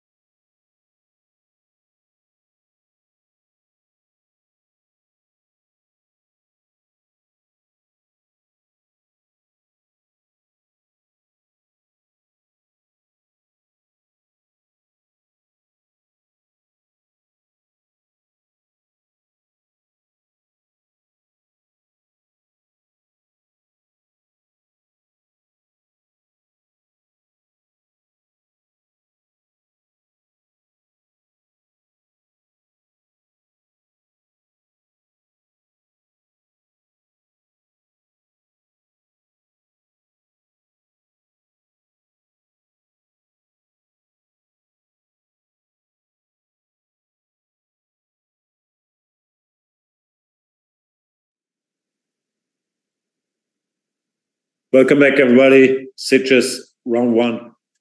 Still some upsets in the making. Jules Musar is not going to win his position. Is he going to draw it? We don't know. We'll find out in the next 4 hours. Stay tuned. Peter Svidler is here until the bitter end to cover all the action. The bitterest of ends, yeah. Jules really is trying to sort of do mischief to himself here. Like, he had 17 minutes on move 40. No, he understood. He just didn't like what he saw. But now, yeah, it looks like his losing chances are so much bigger than his winning chances, even with the rating. I understand how hateful the idea of making a draw against a 21.95 in the first round of an Open must be to somebody who's also had a very, very good year and clearly, correctly rates himself quite highly. But yeah, what are your winning chances here? Yeah, dude played well. Sometimes it happens. It wasn't even that Jules played terribly. No, the normal game, the opponent just didn't set a foot wrong. Yeah, and at some point you just have to kind of assume that this is something that shouldn't happen very often, but definitely does happen occasionally. And you cut your losses, and you like a draw in round one of an Open tournament is bad, but not like it doesn't disqualify you from fighting for first or anything. So it's probably better than a loss. What should be avoided is a loss in round 3, followed by 3 draws. I learned that's not perfect strategy. Japarinov also a bit unclear if he can win this. Apparently he's fine after 91. Yeah, I'm wondering why not just simply bishop takes f2 as well. There must be some reason. I guess rook a6 maybe. Or rook b8. Rook b8 with rook b7 check. Yeah, okay. No, 91 does look more logical because you would like to be picking up that pawn with check and also creating counterplay against the king on g4. So yeah, he's taken. Just as I was extolling the virtues of the first computer line, should take the second computer line. Yeah. He's still fine, but also rook b8. You're allowing knight takes a2, so you. Yeah, very careful. It's like, okay, not a surprise this is bad for black, but do you want to give your much higher rate somebody fast? Yeah, also very fair. Which is why I thought it might be rook a6, but rook a6, I guess. What is the reply for rook a6? I can tell you. Okay, so particular. Yeah, rook d1, and if we take on e6, there is a check from h1, which I assume is very annoying. Well, we're building a mating net. Almost. Yeah, we actually are generating some. Yeah, that would be not great. It's still fine for white, but also kind of okay for black. Check. Not pieces over the board. Yeah, in particular after 95, you have to play g3 as well, which is otherwise knight f4 is actually actual mate on the board. Well, after g3, I'd be optimistic with it. Rook c1, black is active enough. Yeah, we'll see. Still, I feel like we're going to win somehow. But rook b8 plate, people are tough. Yeah, rook b5 blitzed out, which is very logical. Yeah, stop rook b7 check, stop your rook takes b4. Just you're not winning. Yeah, takes, and yeah, this specifically bishop 2. Yeah, is very annoying. It's 3 a3. Yeah, and if you have to play bishop c5, white can start regrouping. Specifically, 91 d3 appears to be quite strong here. Yeah, well, still looks like there's some chess to be played. Yeah. So it's this position and the Jules position, right? And also still in trouble. Yeah, troubles just never seem to go away. Yeah, that knight on f4 is a monster. Interestingly, black is not even supposed to be interested in knight takes h3, which can currently be played with a tempo, even without taking on e1 if we wanted. But apparently it's even bad. Yeah, king h2 is very strong. Yeah, because we can't really take on f2, losing to f1. No, we've gone on knight g4. Yeah, so f1 is pretty good here. Yeah. And yeah, if knight takes f2 is impossible, then of course you don't really want to be wasting all that time picking up a slightly relevant pawn and losing the pawn on c6.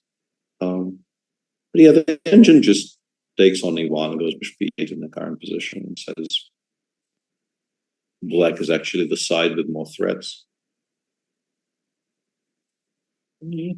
Probably not wrong. Yeah. You can't go rook c1 because 92 check, h3 is saying rook a8 is there. Yeah, and what you want is to play king f6 and maybe even get it all the way over to d6 and then play rook a8 and just start making a lot of progress. And white is very, very stuck with these pieces. It's just not really, none of them really go anywhere at all. So, yeah, there's a very serious potential for some unexpected results. So Adiban still working, but still completely winning. This one shall is manage. This one is not very intriguing. Mr. Colors, these are just wrapping up. So no, it's still these 3 games, and I still think 2 out of 3 upsets. But I'm not going to commit to Chiporinov or Demchenko winning yet. Yeah. And this one is just kind of very poor for white because now with the rook on d4, we're never even quite looks lost. No, queen d6, h5, h4, like h6, f5. Slowly but surely, will be pushed back. Yeah.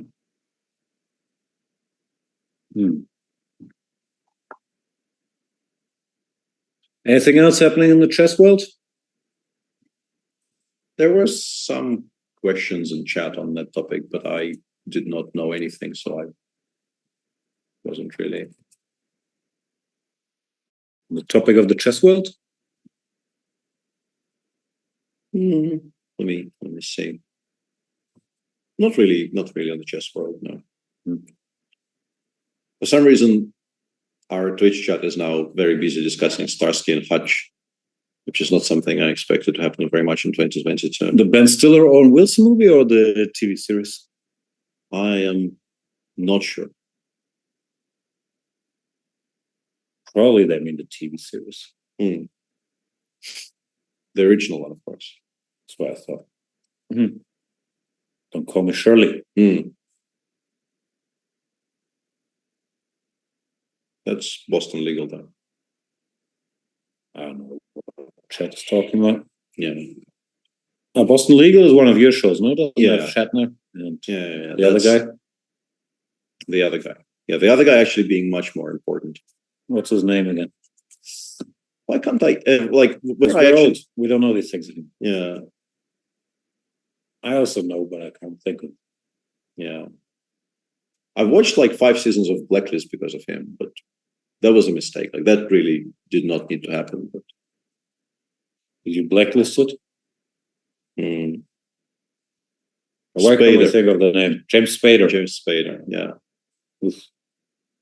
Spader is really the reason Boston Legal is so good. There you go. That's the expert commentary we tuned in for. And again, we didn't tune in. And I don't blame you. Yeah. Do you got any advice on how to sleep? I made a mistake. The night before I left, I decided to do a little work because I haven't done any work or enough work before. So I recorded Chessable videos for my German endgame course from 1 a.m. till 8 a.m. Then went to the airport, and I haven't been able to sleep since. Yeah, that's many waking hours now, and I feel I'm going slightly mad. Yeah, I mean that last part is not surprising at all. It's because I would feel that like by the end of those 24 hours, like you land here, you walk around like a zombie for a while, but then like walking. Yeah, night comes and you just drop and you sleep for like. That was the plan, hours. But it didn't work. I briefly fell asleep at 1, was up at 4, watched some basketball, watched Lawrence get punched in the face, went to breakfast at 7. Yeah, did more fun activities. We've seen some of them, and here we are. Yeah, none of this sounds ideal at all. Yeah, I don't know. It's been a while since I've done something like this to myself, but achieved there. Yeah. I don't know. It's just old age, I think. I find it harder to sleep, which was always one of my skills. And I don't have many of those. But now it is an important skill for sure. It's disappearing. King h3. Why go that way? Do you have to? He didn't like the idea of getting checked from d4, I suppose. He wants to play 93 with the tempo. Here, knight c3, and then he didn't like the idea of getting checked from d5 either. Fair enough. He's thinking about stuff. He also seems good at chess. This is actually a bit surprising because I thought like one of the main ideas of this position is to provoke knight c3 and then just snap and go knight c2 and start pushing the a pawn.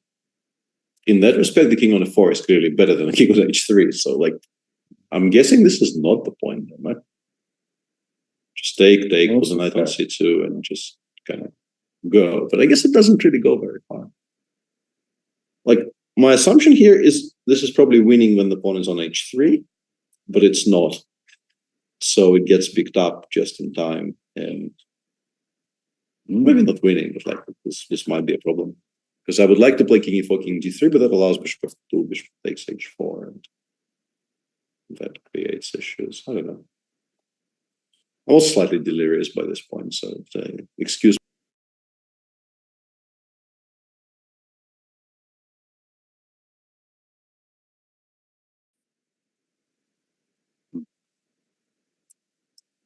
Rook e3.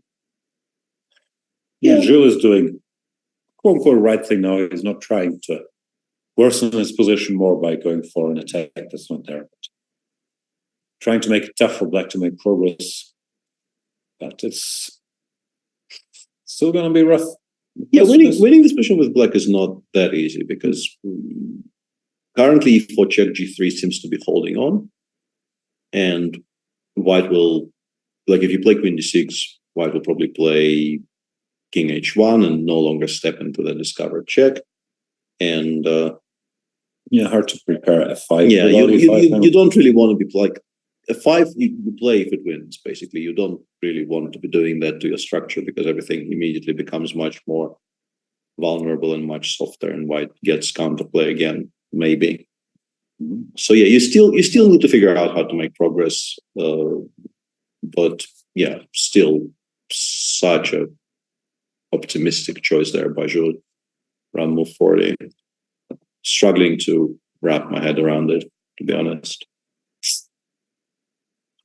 Should be bishop d4. Mistake. Also a strange move. That Letting the is such a a-pawn strange move, yeah. off the hook. Bishop b4 played. a4, knight f3. White moves are easy. I'm not sure if you're winning or not, but it's, well, engine says you are, but like even if you don't know that, like why would you choose that over pretty much anything else? It's very unclear to me. Carney doing well. I got an update, by the way, some of the DGT boards didn't work properly. But tomorrow, the faulty equipment shall be filtered out. We'll have the first, 18 boards working. So yeah, it's gonna be a blast. Knowing exactly who's in charge of the DGT boards here, I have every confidence it will be okay tomorrow. No pressure. Yeah, Oli. We know you're gonna manage.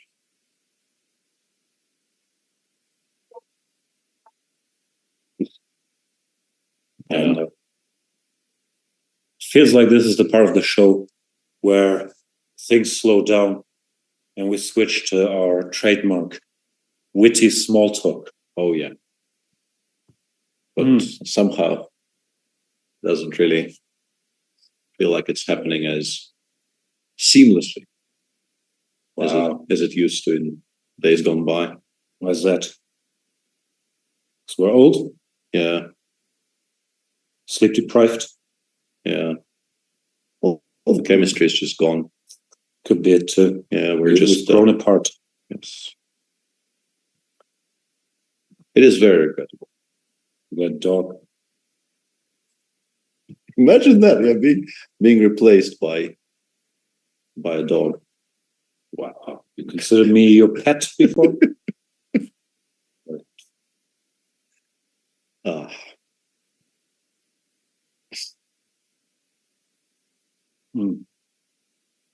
So what's the current over-under on points scored by favorites in those three positions? Demchenko, Cheparinov, and Jules. Chibarinov's gonna draw. Jules gonna draw. Demchenko.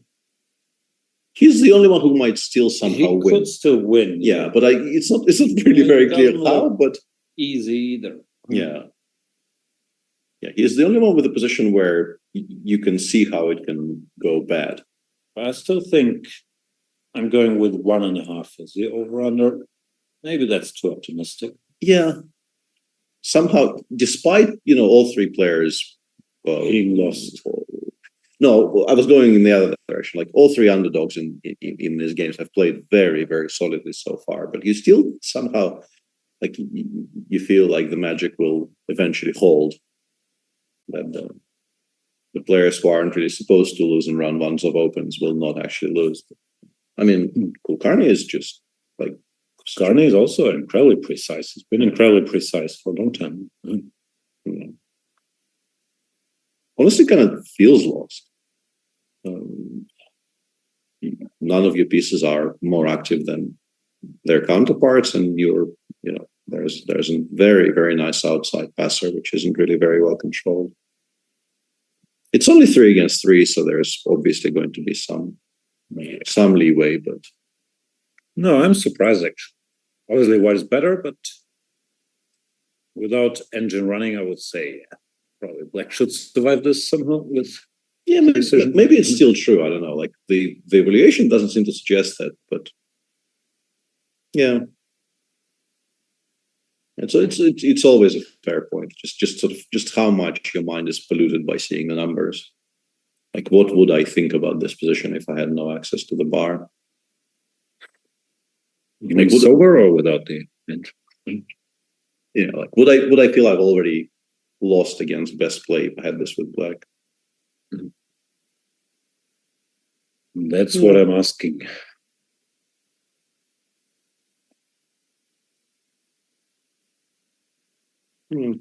Hard to judge, but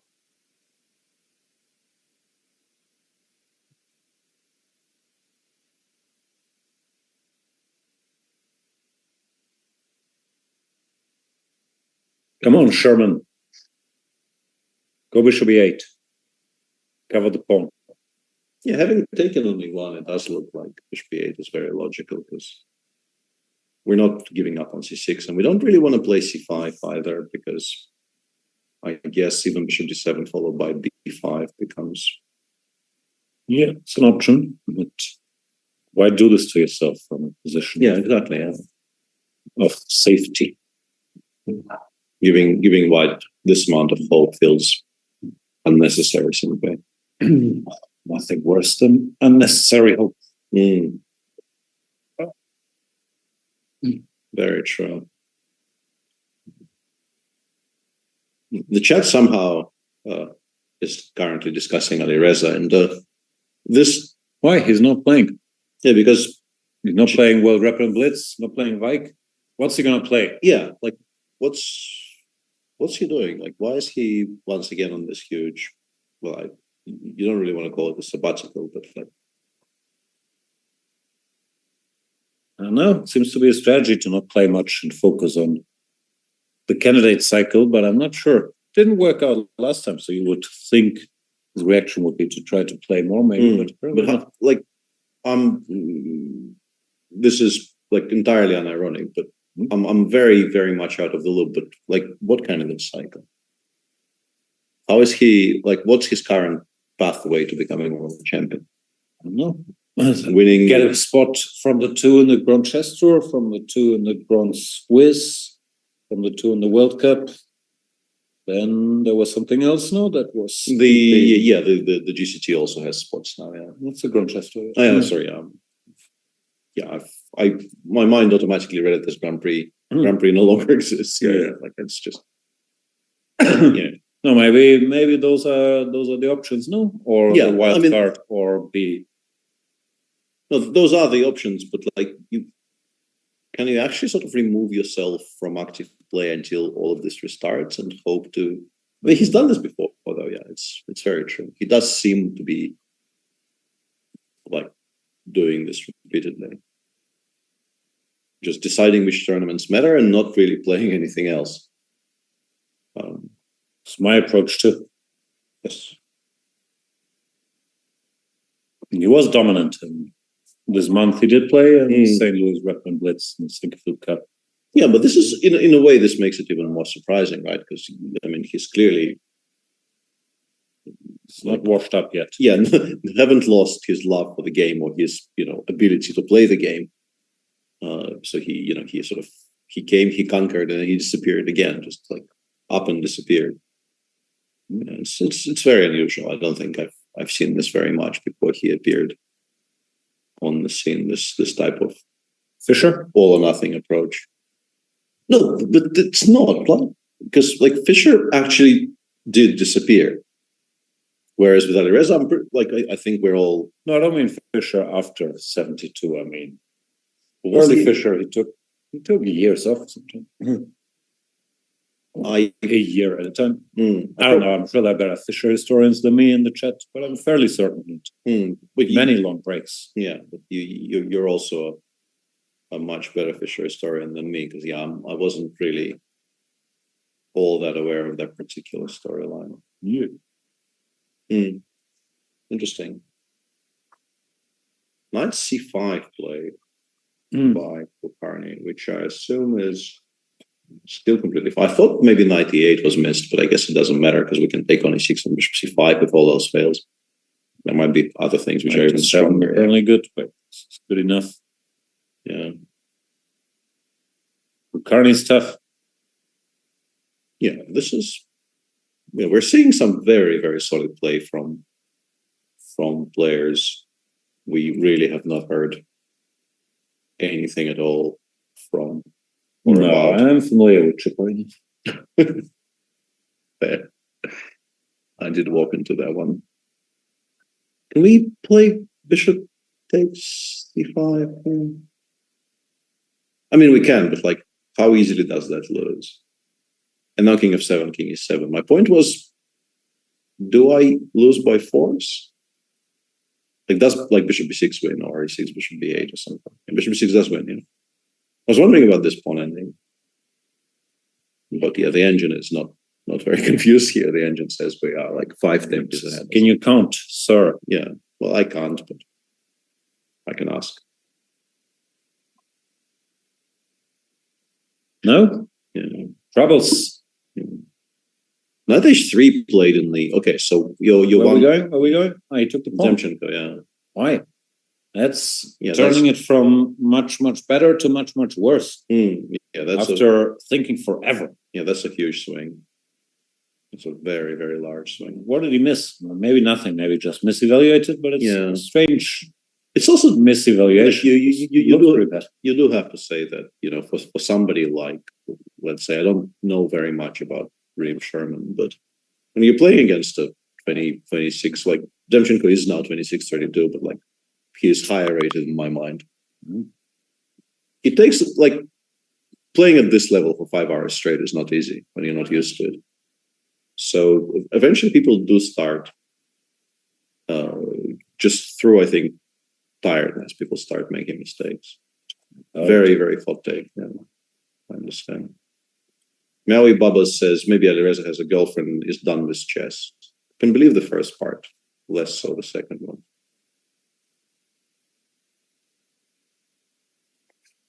F3. Yeah.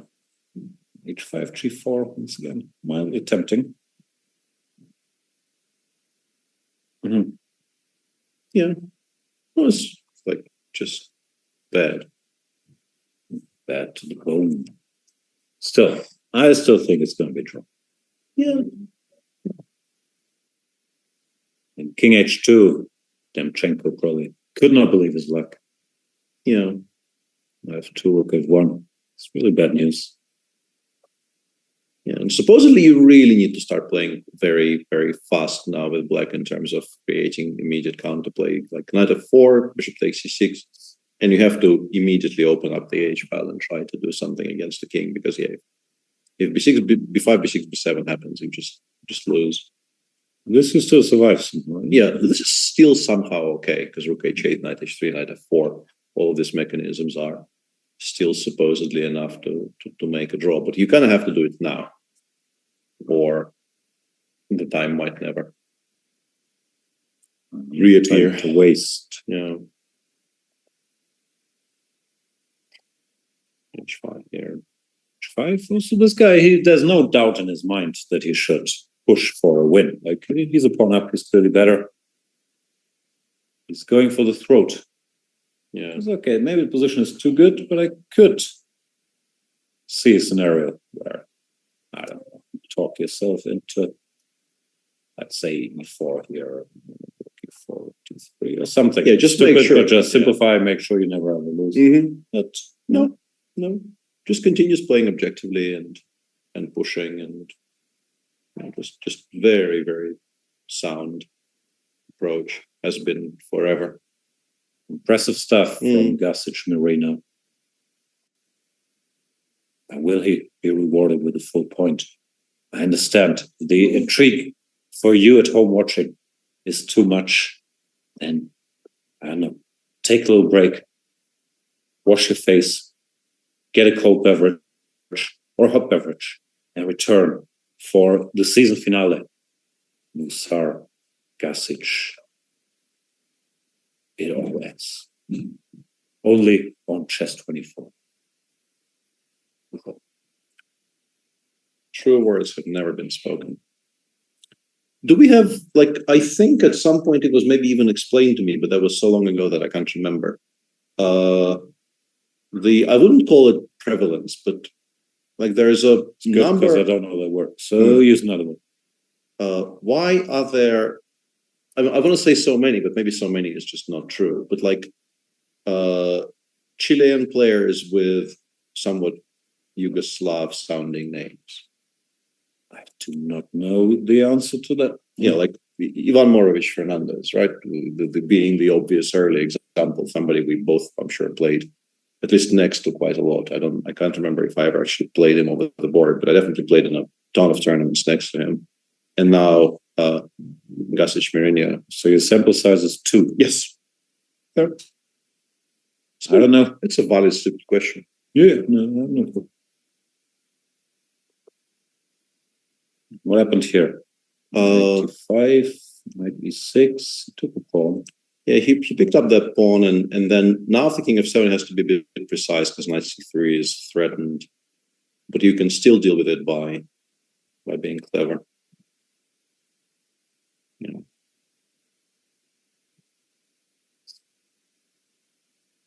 The preferred way of being clever here by the engine is to go knight c5, which looks a bit counterintuitive, but after knight c3, we're just in time to play bishop b5. Otherwise, I think it's just a draw immediately, but bishop b5 stops the counterplay and returns everything to the previous state where the a pawn is safe and is continued to be pushed.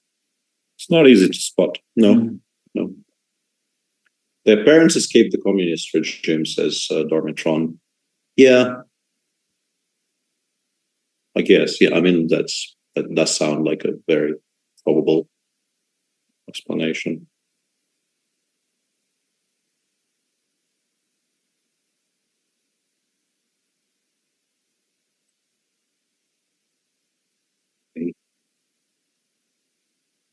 The time control is 30 seconds increment, I guess, from move 1, but also in this phase, obviously. Yeah. So the average run will be, I don't know, a bit more than 5 hours.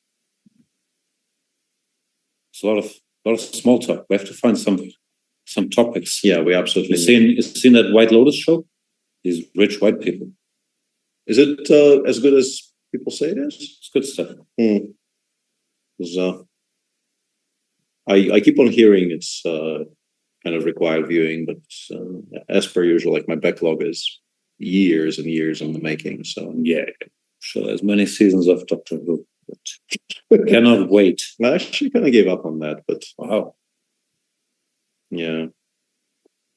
This year has really not been bad at all in terms of like new stuff coming out. Like I had zero hopes for Andor, and it turned out to be very, very good. Doesn't create any endorphins for me. It's because you haven't watched it. Like I also like I went into it with absolutely no hopes whatsoever. I did go into it. Yeah, because I'm a creature of, boredom, and people were talking about You just used your gigantic backlog as an excuse for not having watched White Lotus. You're a creature of contradictions. That is, yeah, I'm just a creature, yeah. Whoa, Demchenko is just now, whoa, okay, this is just very Took on difficult. F2, he wants to take on G4? Why? Like, why? Why? Yeah, why exactly? Yeah. So Andor was good. There were some other things which were. I'm blanking hard on this topic as well as many other topics, but I have sources. I can consult sources. Sure, please. Yeah.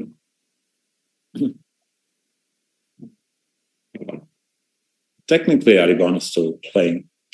It's also technically. Yeah, very, very technically, yeah.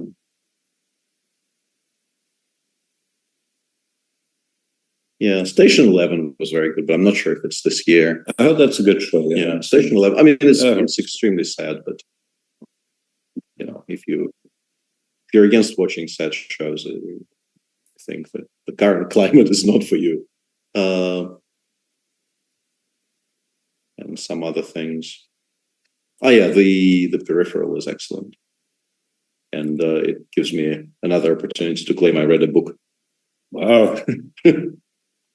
Which obviously cannot be missed. Did you actually read the book? I did actually read the book, yes. Did you read it or did you listen to it? That one I did read, yeah. Just check. I've been a fan of William Gibson for a very, very long time. I don't know. He had this rant. What? Oh no, it's Mel Gibson's. You got me there for a second. I think chat is very confused by the direction the show is taking. Yes, so am I. Like, am I supposed to know who William Gibson is? What's going on here? Well, I mean, I would say Neuromancer, but in your case, maybe Johnny Mnemonic. I'm a man. Oh, sorry. Johnny Mnemonic, I've seen, yeah. One of the weaker Keanu Reeves movies. Yes, but it's not Philip K. Dick. I thought every one of these movies is based on that's Philip actually K. Dick. Yeah, and the Kulkarni's game ended in a draw. Why? He just offered a draw. He decided, That's fair. okay, enough is enough. I don't really care anymore. I'll just go knight g5 check and offer the draw. He's still better, but maybe not as winning as he was before. Knight g5, yeah, not spotting knight c5 b5 is understandable. No, it's seen enough. No, it's still a good effort, but yeah, that's sometimes what happens. I mean, it depends on who you are, but many people deep down inside, they're satisfied with having played a good game against someone 500 points rated. Yeah, they don't try to squeeze every drop of life in a good position. And you don't really have this sort of very deep underlying belief that you will win. So yeah, the moment it becomes tricky, you just say, okay, you defended really well. I am now okay with it being a draw. So that leaves us with 2 games, and 2 one games. is turned already. Yeah. So my over-under of 1.5 was pessimistic. It was actually very pessimistic, apparently. Yeah. More.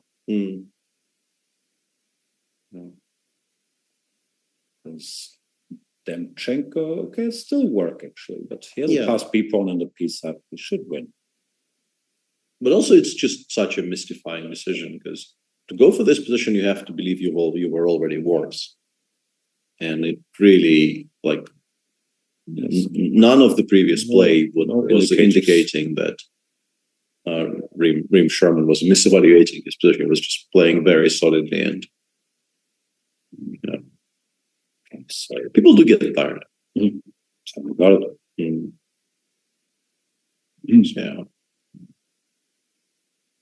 So it's gonna be the Jules show. It will be, yeah. And instead of queen b8 there, the engine I noticed was saying rook a4 is kind of winning by force, which wasn't kind of interesting to me, that suddenly here there's just no defense against a very kind of a straightforward idea of giving a check from a back rank.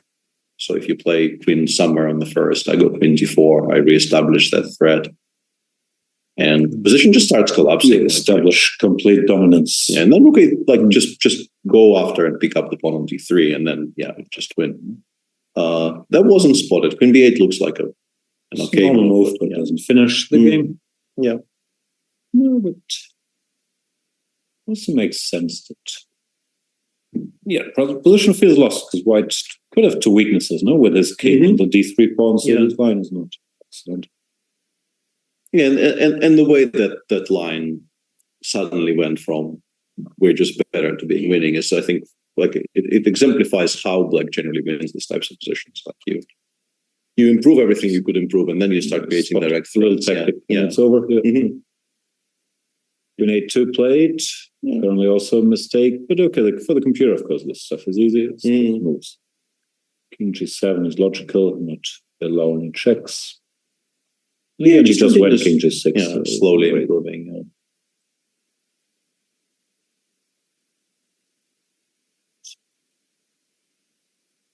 Rim Sherman, he will have some regrets. Yeah, absolutely.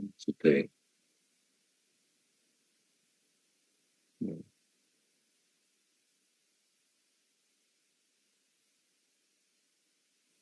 So against the run of play, to suddenly give up all this material and make white's life so much easier.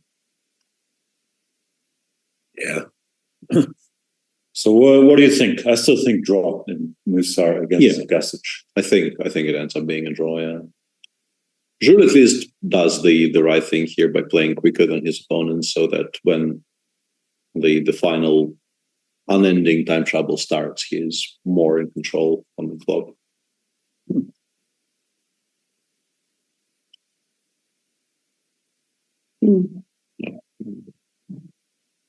There's nothing really I can say about the decision to play this position instead of a much simpler choice earlier that hasn't already been said, but it continues to slightly amaze me. Maybe he just likes playing chess. Maybe he correctly gauged that if he plays queen b6 on move 40, the game doesn't last very long, and that is just not a satisfying outcome. I think it was both that queen b6 is not a dead draw, and then thinking, okay, here I might still win with queen b6. I'll never win. Not saying he got the math right, but I thought it was, well, I expected him to do it, so thought it was understandable decision. But still, Mr. Gasic has not done anything wrong. Like, he missed some computer ways to finish the game more quickly here, but other than that, so far, the most impressive. Other people have played good games, but this is just a complete game, really. And the move 46, he's played like a very strong grandmaster, I don't think. Absolutely. He's exaggerating. Yeah. If you play the guess the ELO game here, I think your range is like 2550 to 2650. Yeah, 2550 to 2750. Yeah, exactly. Like the upper bound is unclear, but yeah. Maybe in the opening the move order wasn't wasn't precise. Just a very, very solid game.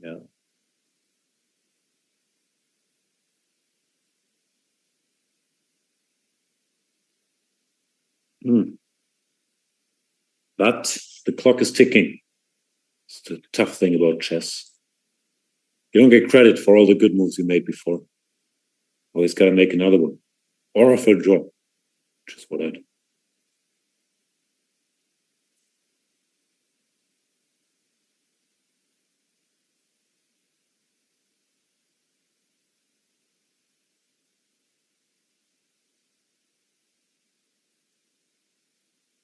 Aimlessly moving the pieces. And we've suddenly lost by 4. Yeah, we get made. It wasn't ideal. Yeah. Okay, that was too easy. It goes to show, like, at some point. You always have to calculate because white will have a check or two, but good end. Well, we've created a very kind of a safe potential haven for this king, like around the g6, h6 squares. So in very many cases, you just get checked once and then they run out. So yeah, we're like, as long as we don't do anything crazy, it's very difficult to throw the advantage away. Challenge accepted. Yeah. Oh yeah, it's true. h4 I don't really like, though. I think Like price as of one option. Yeah, you just like it's a solid positional move. Like if we assume we will get the queens off the boards eventually, it's a very good move. But yeah, you are depriving yourself. The rook ending is probably just winning, no? Like I think so. normal circumstances, 3 is too weak. Yeah, now G2 is also fixed in place. So yeah, like in terms of that elusive chess culture, H5, H4 is never a mistake here. But you do lower the number of things you can attempt in order to open the white position up. Also down to 6.5, which at some point will start becoming relevant. Maybe it already is. What do we see on screen on camera? I think it's him. Is that him, or is it the Demchenko game? I can't see it. I think from the portrait I've seen on my screen when I googled his name, it looks like him, but I'm not 100% sure. Yeah, I think that's his position. Looks focused. Yeah, as you should. The Demchenko game is also still ongoing. Peter or Jan, have you ever had one of these games in your career after reaching grandmaster level where you lost, had a losing position against someone rated 300-400 points below? I think my personal record is I lost to somebody rated, I think, 1900. When I was already, I think, I was definitely a Russian champion once, maybe already, no, I think it was once by that point. Yeah, I went to the States in 95 and played the World Open. And I lost a bunch of games there, but one of them was to basically a one-move blunder against somebody I think rated 1900, which there was just no recovering from. I had a normal position and just blundered a piece in one move. I don't know. I've been working on some recently before because of my lack of activity and very boring style and chickenness. I didn't have that many dramatic losses, many lost positions, but you get away with a draw. But yeah, in Thailand, I lost to a 23-40 kid who just played excellently. And I started drawing more than 2,100 players. So I had a rough time. I had a great time, but a rough tournament. Other than that, yeah, I think. Yeah, outside of that specific World Open, there aren't that many examples, but yeah, that wasn't a good tournament. No, it doesn't happen much that you lose to, let's say, a 2,200 player. No, which I can't recall an example. I'm not really a chess world champion. First of all, it doesn't happen that often, but also, no, I mean, you don't play them that often. But also, yeah, this rating difference, like 400 or 500 points. Yeah, and in particular, also depends on style, I guess. And I think in particular in the olden days, because you always had the option of offering a draw. Yeah, that's what I'm saying. I've had plenty of draws in bad positions, but it's you can still kind of abuse your powers, your status a little bit in those spots. So. What's the drawing rules here? Do they? I guess you can just offer draws when you want, but these modern tournaments, who knows? Maybe there's no draw offers before 30 moves, 40 moves ever. Doesn't state in our information tab on the Chess24 website, and I'm not going to. I think in most opens you can do whatever you want, because I also want people to come and enjoy themselves and have a good time, and not absolutely everywhere. Like Jib always had like 30 move rules, I think, and some other places will, but yeah. In general, these are much less strict in open tournaments for exactly the reasons that you mentioned. Because you don't want to antagonize the people who don't play very much professional chess and want to have a good time. It's 2 on the board. Apparently a mistake in computer lingo. Yeah, 25, 27. Okay, this is all. It's all a bit random now. It switches between with perfect play. White keeps the status quo, or black can win with a direct sequence, but white queen b5 is winning here. Other moves not is beyond my. Yeah, white queen c2 is so much worse than everything else white could have done. Is also very difficult to decipher. It's just one of those positions where, Like we know the evaluation, but probably won't be able to demonstrate it, whereas the engine just wins this every single time and looks untroubled while doing it. Yeah. Despite many of the moves looking like shuffles, like it doesn't really look like we're making much progress, but the evaluation suddenly just bottoms out and the game is over. Is this game over? The engine isn't in love with specifically the solution that Anton went for, which looks like the most obvious one in the world. Getting the rook behind the passer is what you are always taught to do. But honestly, the more you look at this, the more it does look like it should be winning. Like you just completely win. You start picking up stuff, and the pawns aren't really running very much. And allowing the king to c5 will just cost you a rook.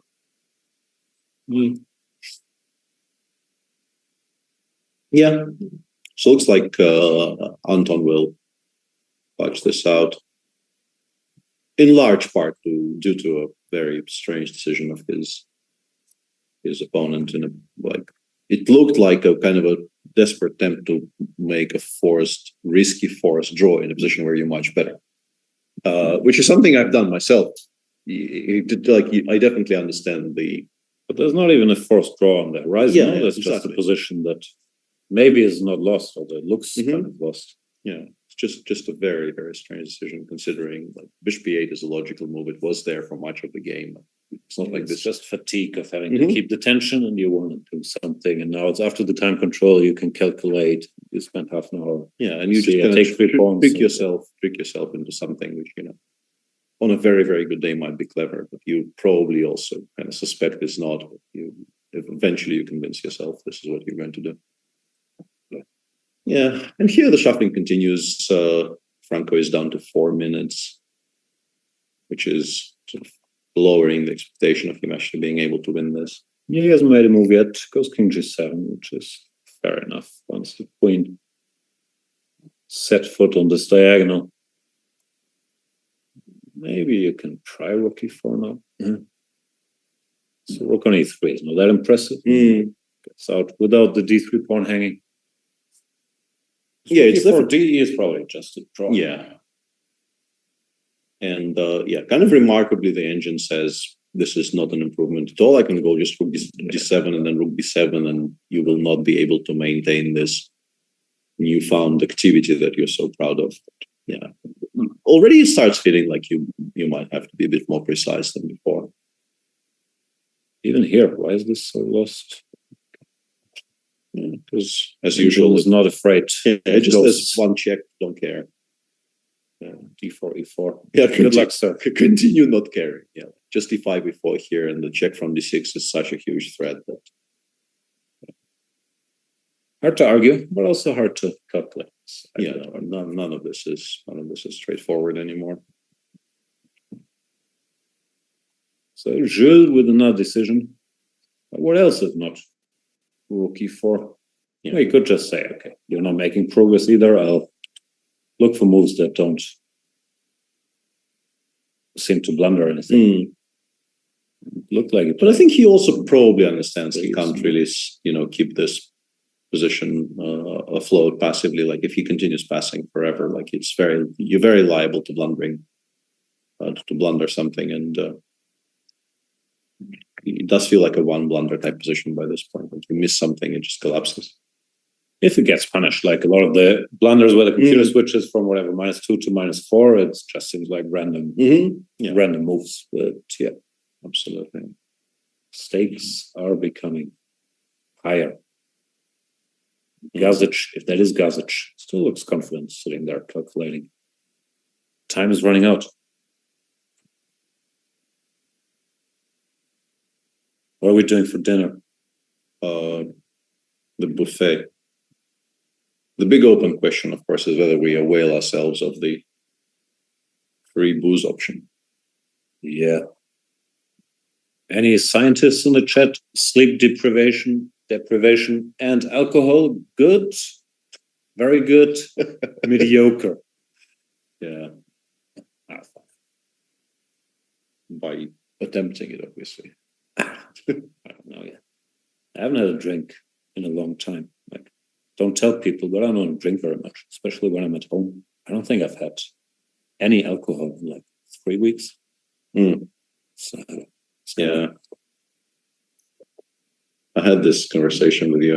It was one of the rare conversations we've had in 2022 prior to this event. Yeah. I've become an avid listener of the podcast. Oh, And I'm at some sorry. point, I remember I complained to you that, I've known you for a while, and what you just said about you not being a huge drinker has always been true when you were around me. And then the podcast just makes you out to be this, party animal who just like drinks nonstop. And No, I'm not. I don't think that's the picture. I was painting like I do drink if there's a party. It's not like I'm against drinking, but with you, we've normally been in what do you want to call this work? Yeah, there's work never settings. No, like we're doing commentary from somewhere. There's never any party when I'm. There weren't a lot of parties. Yeah. Yeah, fair. Maybe I did represent myself as a party animal. Yeah, rookie phone not forthcoming by. No, Drew's waiting. Drew, yeah.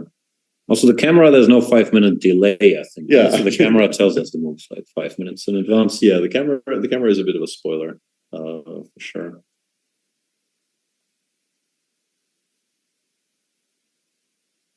I'm an alcoholic chicken. Yeah.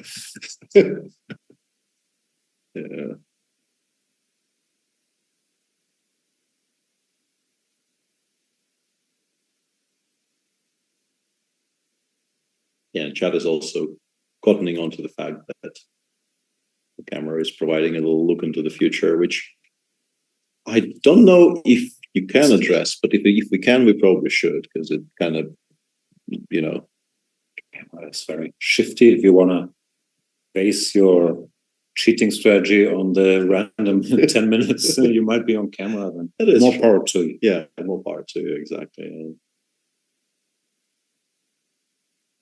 That is a fair point. But yeah, of course. I'm not sure if it's great for the show. The camera and the board aren't in sync. Then again, if we get a little sneak preview, it's not to like. If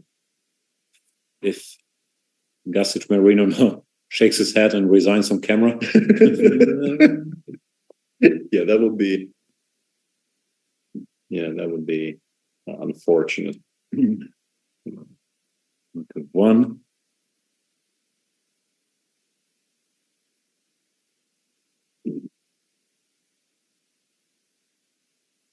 Just saying the chess part of the chess boxing was a little uninspiring for most of the cards. I thought the Andrea Botes against that was a game was excellent. Like, given the level way, I think Dina played a great game though. Yeah, and the London in the main chess fight, so to speak, the London in the Aman versus Lawrence, it was they were just playing strategy. Yeah, they were just playing a kind of a normal chess game and make a bunch of moves. Clearly Aman, and I guess Lawrence as well. They both were focused on the boxing. They knew they weren't winning in the chess portion. Yeah, 15 moves or 2 minutes, whatever. Yeah, Aman was, I think, like the final position is definitely at least a little bit better for White, maybe even more than that. But there was still plenty of play left. But the boxing went very abruptly, and I've been discussing the fight on and off with various people, and on and off. The quote that I think generally is normally applied to something else, but I think fits very well here, that was used in one of the conversations is everybody has a plan until you get hit in the face. Yeah, I've used that in the podcast. Yeah, so I really did feel that Lawrence, from what I've heard and from what I understood about his level of preparedness for the boxing part, was in my head a favorite in the boxing part. Also, we know one thing about Lawrence is he would never exaggerate the work he puts in or his achievements or the trash talking. So if he says he's worked very hard, we have no reason not to believe it. I mean, it's a good bit, but I also, like in this particular case, don't really feel like he was. I think he puts so much pressure on himself by talking so much shit before, and I do think he's actually been training boxing for a while now. No, it's been years, like even before this opportunity came his way. So he's probably upset about how it went. Yeah, I think that the part about him psyching himself out by the amount of That's pressure what he put keeps on doing, by himself. all the bragging and then the bright lights, and he thinks this is the one. But he also gets back up again, as we know. Yeah, and also the slightly, like, not surprising exactly, but the somewhat interesting part for me was, because I really don't think he was faking the work he was putting in. The fact that this was somebody who was doing boxing at least semi-seriously for a number of years, and then very seriously for like the last 6 months or so, and then the actual fight comes up and he looks like this, should, I think, if anybody had any doubt, should like really show how difficult any kind of fighting is. And just how much you so can be. I'm assuming most of the training is different than actually trying to punch someone in the face as hard as you can, which but like training should also be about that, I would assume. Like he was yeah, but I'm not sure how much of it is simulator. I just don't have a clue. But also I think the psyching yourself out part. I'm not much of a boxing expert. But you're supposed to cover your face, no? Like Lawrence's stance didn't look. Yeah, like the stance basically just disappeared after he left instantly. like, and the fact that you work really, really hard and then you miss one and your technique just goes completely to pieces shows like just every other chess tournament of mine. Yeah. So yeah, I expected to see something completely different, and I, as someone who's known him for ages and ages, wasn't really fun to see him. That's where we disagree. Yeah. Queen of 2, and now we're looks like the wheels are coming off. No, rook f4, rook d4, queen d7, g4. Like this could fall apart. 5 against 3.5, and also much of the time advantage that Jules had in this game has sort of disappeared. He's still ahead, but not by, like, he was at some point, I think, 10 minutes ahead, which I think is an important buffer in a position like this. At least have something that you're clearly in control of. Also easier said than done. No, you calculate some move, it doesn't work, you lost, and it's not so easy to just blitz out some other movement. I understand. Like as threats. I understand, but it's still like it's really not going at all well. Still think he's drawing. Yeah, very likely, but that's -4. -4. It's like both the temperature in Hamburg and the computer evaluation. Yeah. I assume temperature has won in the meantime, right? Oh, it's still going, but he's still running, but he's winning. So I was ignoring. Thought he was the B pawn is running. D6, B7. Well, the king gets to C7, so it's not over yet. Yeah, it actually is somewhat interesting because then, like, black is completely tied up, but black has 4 pawns he can push, and you're also sort of completely tied up with this setup. Yeah, like no, let's play king C7. Oh, sorry, I should not hang the rook. Let's start with this. Yeah, and then. Now we wait. Yeah, and then we just start kind of pushing h4. Do we get into x1 or not? How far do you push? It's just over g4, g3, and then you go rook a3, I guess. Yeah. At some point, I'm going to have to move the rook, but it's going to win. Yeah, but it's going to win. Okay, it's not that fun. You have to calculate if none of the pawns accidentally point during. During this. Yeah, the fact that the bishop on e4 actually controls both the g and the h quite well. Make this easier? More white to move currently. Yeah. This is worse. Rook c8. Yeah, stopping b6 altogether would be useful for black here for sure. Warn a king e5, bishop d7, but that's not happening.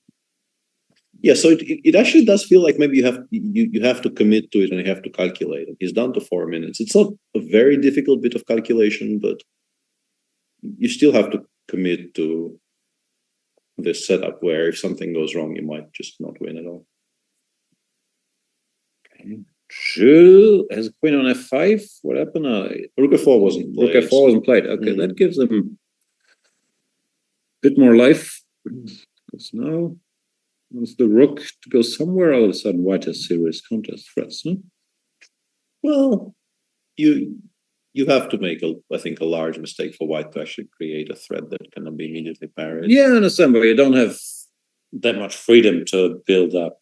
Not anymore, no. 24 Not anymore. to 1. And honestly, the more this continues, the more the likelihood of some kind of a bailout, right, like Rook F4 increases, right? Yeah. Like you leave yourself a minute, you look at the clock, you think, oh, this is really not going as easily as it was. Yeah, let's just swap something. Yeah, because all these lines, even though it's not very scary, but once you have to start playing moves like Queen B7, make sure everything's covered and fatigue and the 500 missing rating points kick in. It would be very understandable. But so far, Gazic, okay, hasn't played this perfectly, but still very sensibly. Yeah. He's shown no signs of intending to bail out. Yeah, played Queen D6.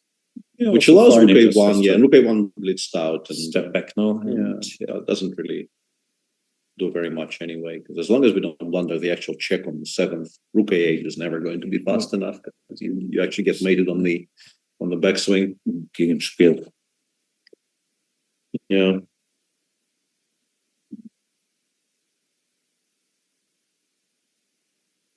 Mr. Musar.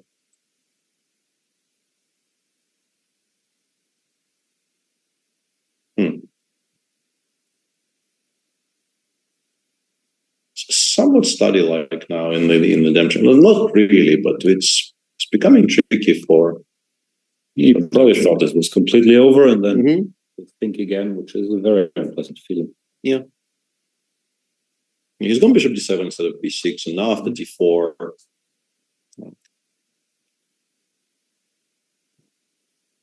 I guess maybe he wanted to take with the Rook on E6, and he's now realizing Rook B7 is a move, or Rook D8 is just a draw. Yeah, right.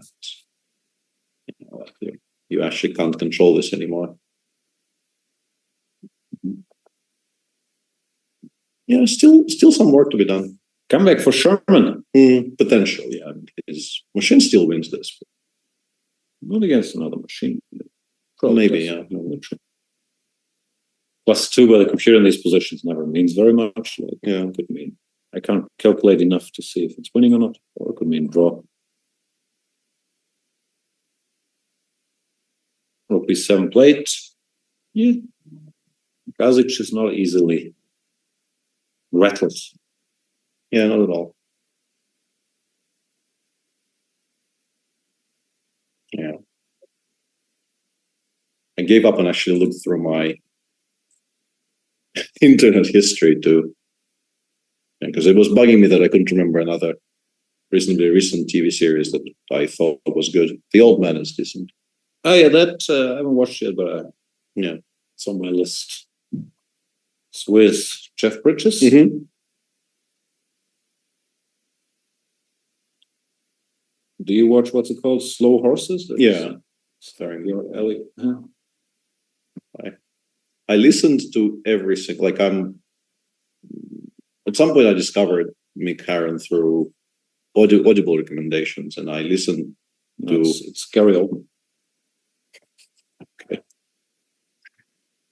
Okay. Okay, dude. As they say. But it's not bad. No, it's good stuff. Kind of surprised to hear you say that, because that actually is very British, and that normally disqualifies. Yeah, I put on subtitles. It's very difficult for me to calibrate all these things, because like you're not watching what we do in the shadows because it's very British, but you are watching Slow Horses, which is like very much like, as British as it. Slower, so I can follow it. Okay. Fair enough. Also, Gary Oldman is as American as apple pie. All right. Shouldn't I have Gary Oldman and the Oldman and Jeff Bridges? That would make more sense, yeah. You think they tried casting Gary Oldman and the Oldman just for the shits and giggles? Yeah. That would be. I would approve. Do you think he ever got an old man joke in his life? I doubt it. Oldman. I think we're the first comedic geniuses to pick up on it. Yes.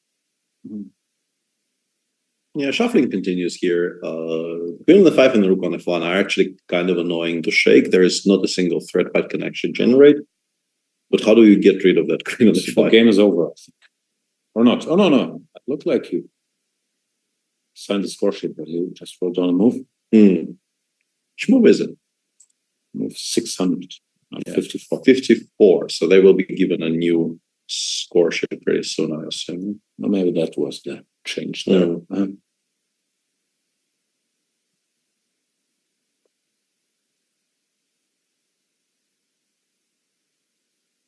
At least they're running out of time, so they'll have to make moves more quickly now. What I don't like about chess is the part when they're thinking about their moves. That is, I think, a very fair comment.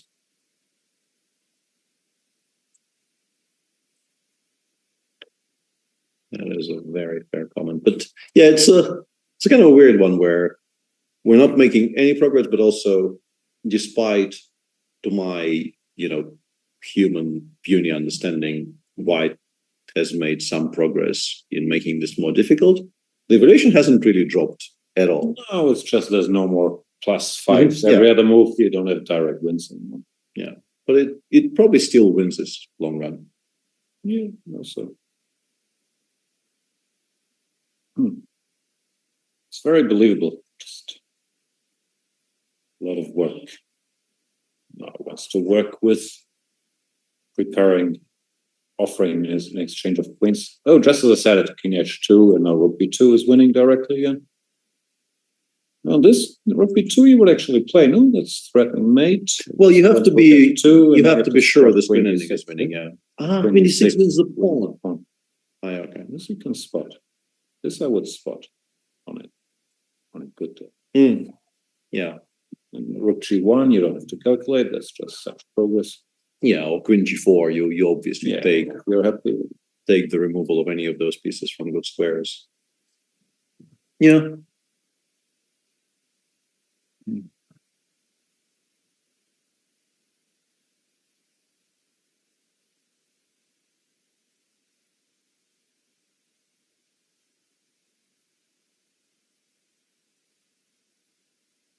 Maybe he does spot it. Like the fact that we're also watching this video almost uninterrupted now is very distracting because there it is. With 2 played. His body language changed a little. He looks excited. Maybe he's just going to crush Jules Moussard. We're way in the future in the screen. Yeah, rook f2 wasn't blunder. Rook f3 played. Played rook f3. Queen d6 still winning. Then rook d2, and you're tied up. Yeah. Oh yeah, might even be. But the rook doesn't look like it went to d2, unfortunately. For far from Kashmir now, yeah.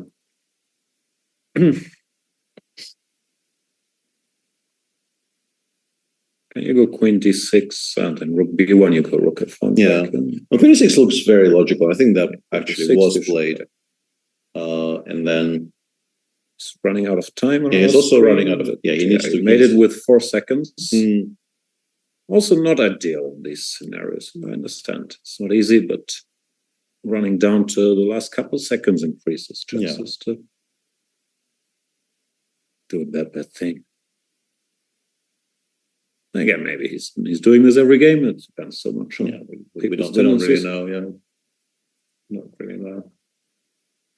Yeah, king h1 obviously on the board. You can't allow e4 check. And yeah, rook d2 is, I think, very obviously winning now, but it is actually like rook d1, rook f1, and you take the pawn, and it's 2 pawns. But on 22nd, I think it's missable, and judging by what the screen was telling us, he probably did miss it.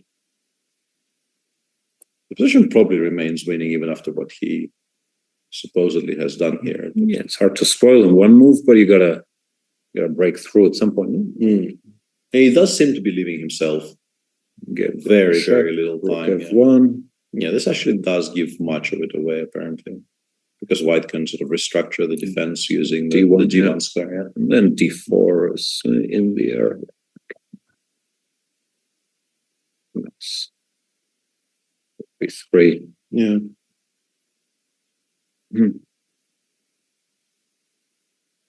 Yeah, but since rook d2 wasn't found the first time, I think maybe you're incentivized to actually try rook f3, because I think what it loses to, if it does lose to something, is maybe some kind of a quiet move like rook d2, just returning to the plan of putting it on g2.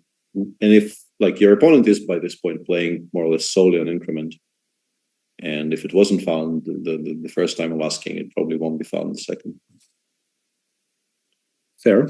Because in general, I think you would like your rook to stay on the f file, because it makes it much harder for black to activate the queen. Yeah. Rook a1 chooses. Yeah, also reasonably sensible, because if you're not losing the d3 pawn, creating threats is, at least he gives himself a practical winning chance, which is always nice. Yeah, I guess rook b7, but we've been here before, more or less. Yep. In the meantime, Demchenko is now completely and utterly winning, so no surprises. Never doubt it. Never in doubt.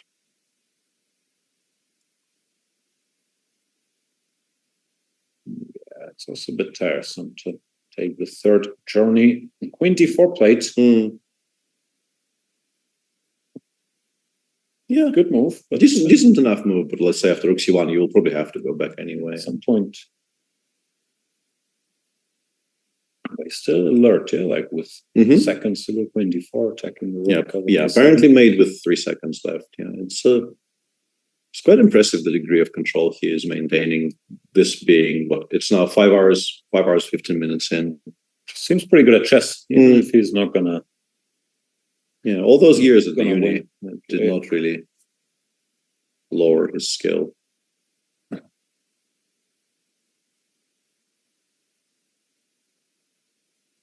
Rook c1 played. Yeah, the machine suggests just going all the way back, but it's a weird move. As a reflex, you no longer have the checks on the b8 h2 diagonal, and rook c8 is a tempo. I understand. Probably doesn't matter. Yeah, would be strange. Yeah, rook b7 played, which is more normal, but no, we're back to square one. Come on, guys, do something. Let's make something happen.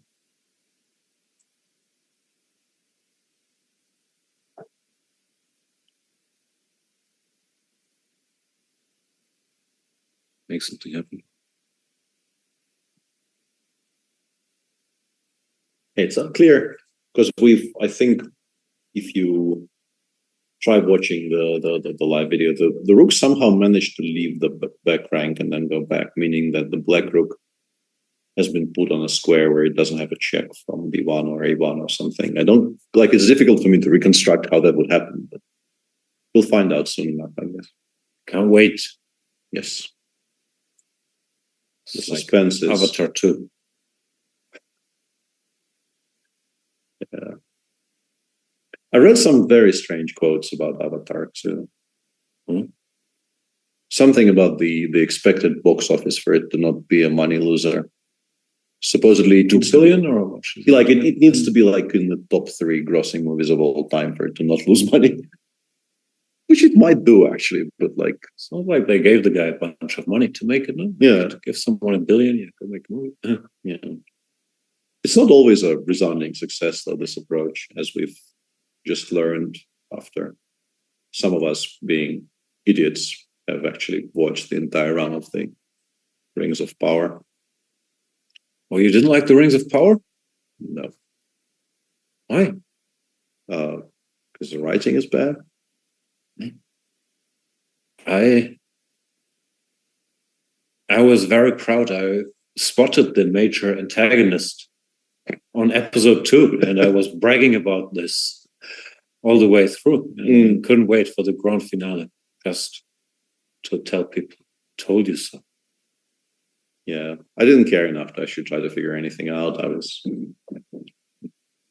That's what I would say too if I had not spotted. Exactly. Yeah. I did suggest to somebody I was discussing it with that the guy who falls from the stars possibly Gandalf. Wow, hot take. The guy in gray that's a wizard looks like Gandalf. You thought it might possibly be Gandalf? Yes. Whoa. Very, very highly skilled deduction right there.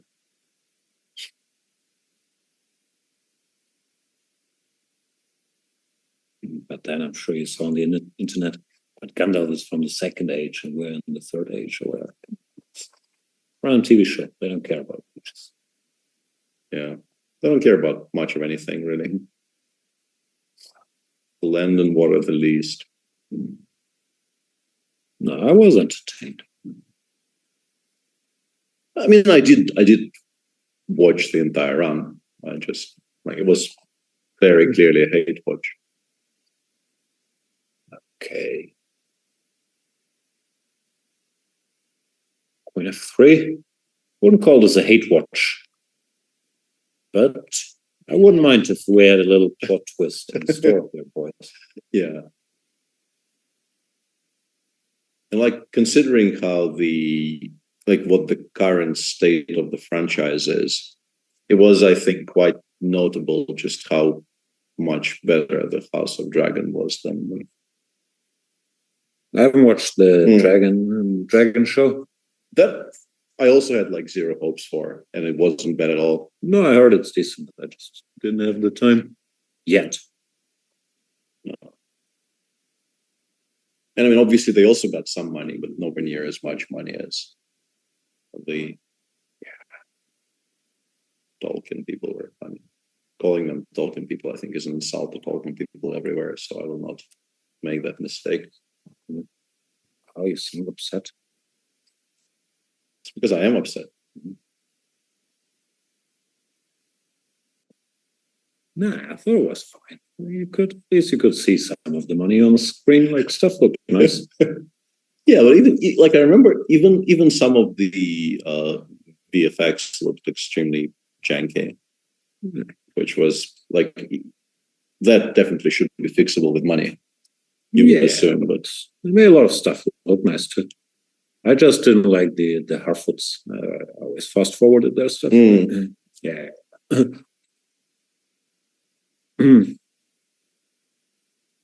I do the same with Lord of the Rings and Frodo and Sam. Yeah, we got it. We're wandering around through stuff.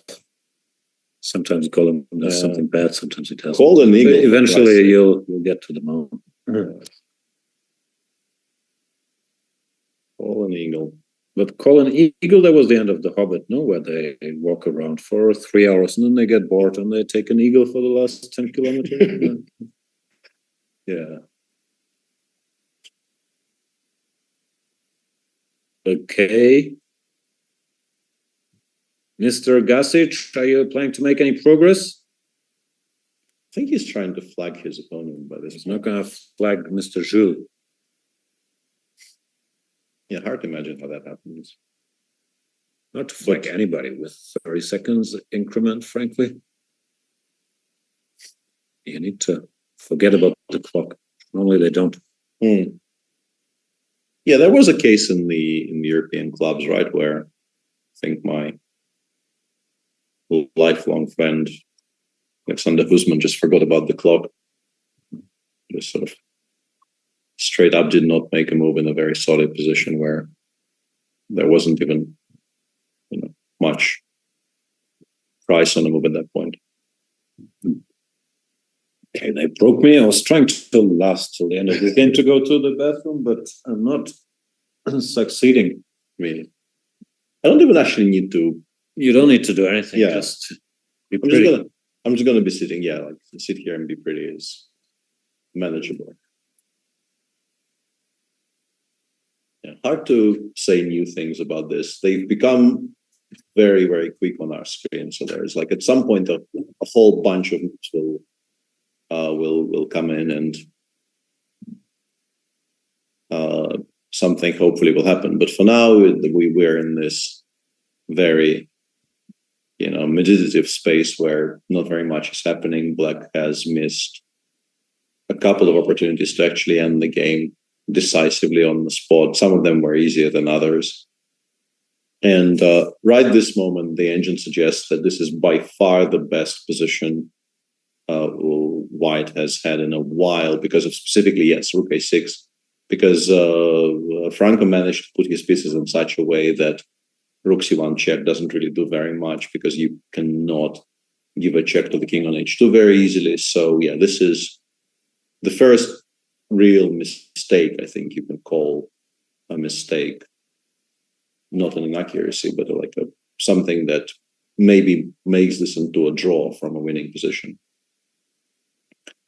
Obviously, not finding forced wins were also mistakes, but I feel that they were just kind of, in terms of perfect play, they were prolonging the game and not actually changing the result, in as much as good/perfect play is concerned. But Rook C7 might actually be one of those evaluation changing mistakes.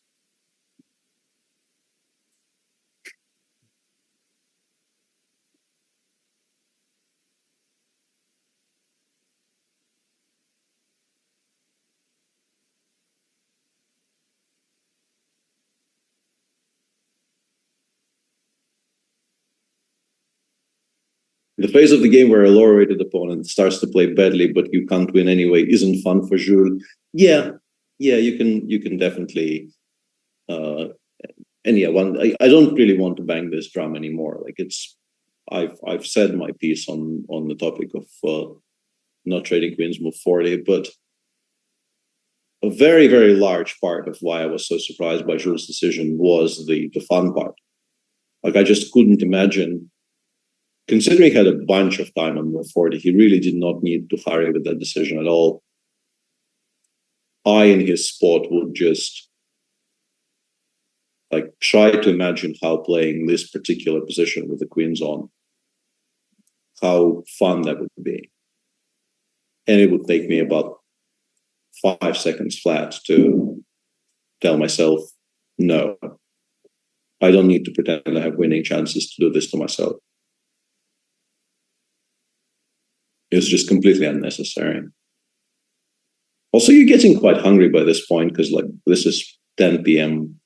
local time, and I assume the hotel made some arrangements, which mean that even if your game runs very late, you still get dinner, but you're putting it in slight danger by doing this to yourself. So yeah, not ideal.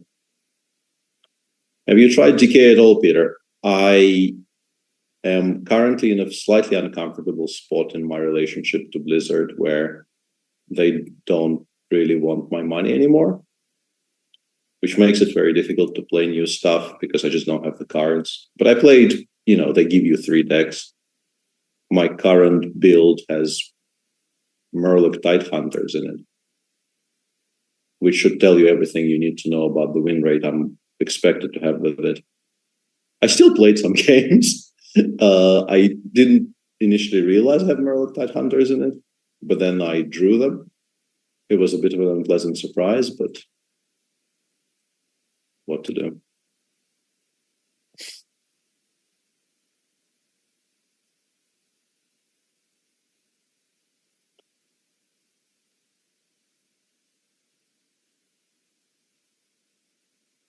Yeah, how many times have they had this position? Can you claim yet? I can't actually see. It's very close to being claimable by this point, but I don't know if Jules actually did not. I'm pretty sure if he plays Queen F5, Queen G6 is a threefold. So I can't really tell if he actually played Queen F5 or if he went back to trying to pretend he will win this game and went, I don't know, Queen D6 or something, which would be insane. Like I missed nothing. Yeah, you haven't missed very much. Queen F5 played. Yeah, Queen G6 is a claim. I can't really. Also, he's not that much. He's not winning anymore because he can't repeat anymore. Yeah? Computer only gives -1, which. So he played E4 here. We're being told E4. Yeah, because Rook C1, Queen C7. Yeah. Oh, sneaky. Very sneaky. Rook A1. But then we can actually go DE, right? And then E5, and that rook ending is probably. Although that rook ending is still worked. I had this once. It wasn't fun. Yeah, it's not that easy. Yeah. Very. This is extremely impressive. Dedicated. Yeah. Like he didn't manage to make progress, but he's still in trying to win mode. Yeah. Gotta give him credit. Not like I wouldn't mind not missing dinner, but still gotta give him credit. Yeah, I actually gave a speech about dinner while you were gone. Mm. I tried, couching it in terms where like the concern about missing dinner was a concern Jewel had to have, but I don't think I fooled anybody. Mm-hmm. I'm pretty sure people realized I was talking about myself. Mm. Me and dinner, name a more iconic duo. Nope. Can't be done. Can't be done. Can't be done. See you on dinner. Starsky and Hutch second.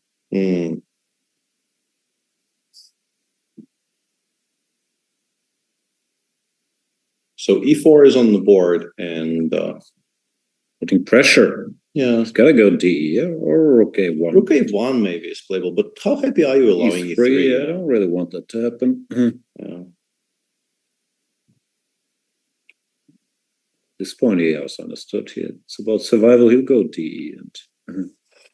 Yeah, I think with the king not cut off along the 7th, you just lose that endgame maybe. But with the king on g7, I think you probably make a draw with precise play. So but yeah, you're still 6 and try to bring the king over. Yeah, you're still not having much fun, right? Because rook e6, rook e1. Yeah, the king is still touching. Yeah, it's you can play g4, but then like rook e3 and king f7 and like how certain are you it's a draw? I wouldn't be. So what's the way? What's the way? What the computer says, and he went rook a1, allowing e3, which probably loses again objectively. Yeah, e3, rook e7, rook e5. Yeah, you double on the e file. The pawn really never goes anywhere. Yeah. Well, this game is quite something. Really is extremely unusual to see a very, very strong grandmaster being ground down, basically, being outplayed by. Yeah. I mean, people do occasionally struggle in these games, but normally they struggle because they like make a one-move blunder. Yeah, normally you blunder or you don't win some game where your opponent plays well, but be. And this is like out. This is impressive. This is like a third iteration of him being outplayed. Also, it's a third time, or I don't know, where he avoids an unpleasant draw and goes for something lost, but keeping more pieces on the board. Yeah, I mean, much of this is self-inflicted, but doesn't really take anything away from what Franco is doing. No. Still think it's going to be a draw. Yeah. Although now, I mean, can't be better having that pawn on e3 to deal with. Yeah. I think what very often happens now is like actually supports us with f5 f4, which opens up the king on g7 a little bit, but also like there's a lose to some pin on c3. No, it looks winning with more or less common sense play, which before it was more tactical based. Yeah.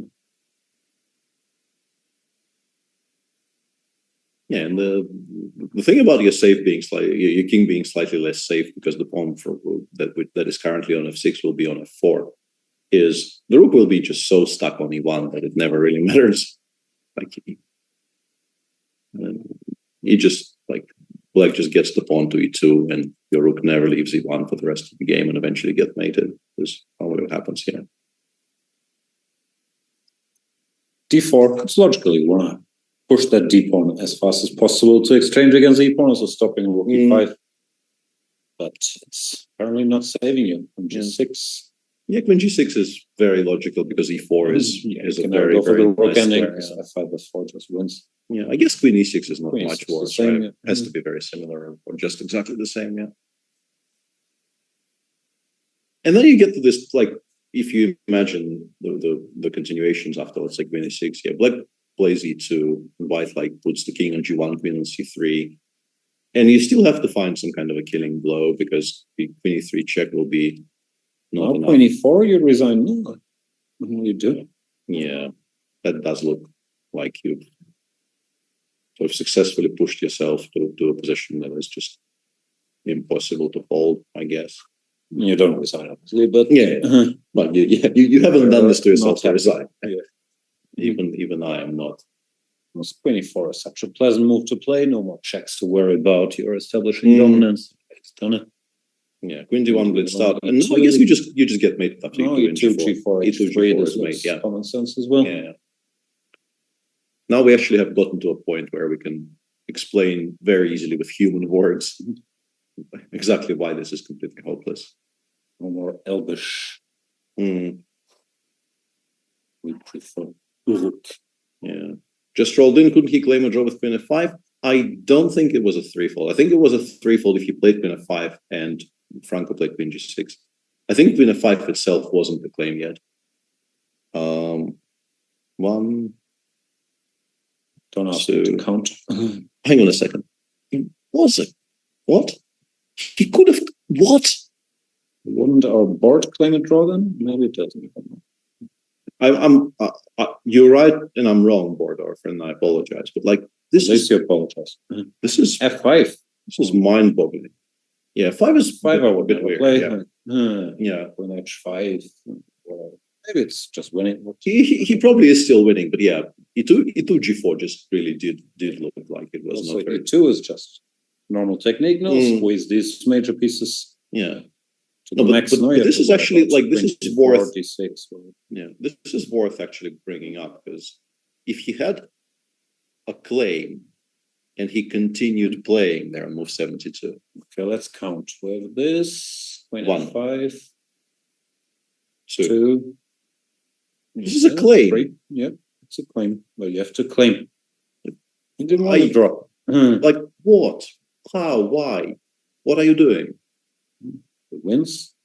Like, okay, I mean, yes, if he wins, it's genius, and thank you very much for the rage. Yes, we appreciate it, and hope you had a nice stream. But yeah, this is just mind blowing to me. G4. I like G4 better than F4. Just practically not allowing any D6 Queen G4 business.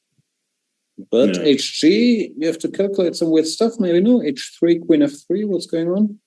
Yeah, Moshin says Queen before wins, Yeah. but yeah, like, I don't know. I Power don't, to you. yeah, I don't know how it's possible to do So this. machine then Queen E2 F4. Yeah, he's on Queen A1 check, and now he is losing afterwards, like King H7, which I think is. You have to see that Queen F6 GH is there are no checks, but I don't think it's difficult. I think King H7 is a makeable move now.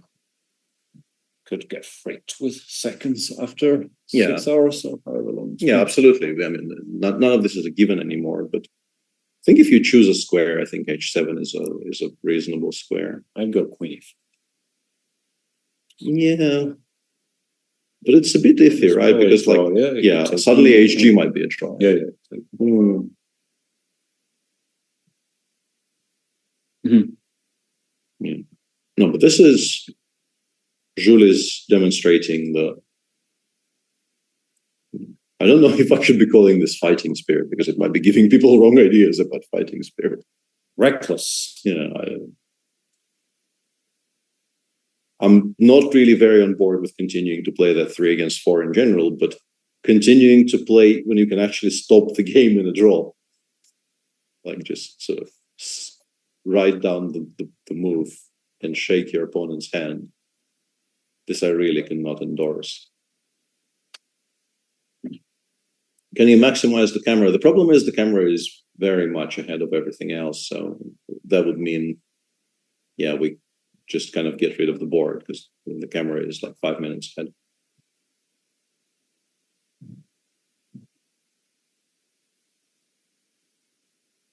We're going King G6, which is, I assume, still fine somehow. Yeah, there's a lot of progress made. So yeah, like the No, F5 is hanging with check and these HG, H3 lines. So I guess he wants HG because F2. It's fair. yeah, we're way behind.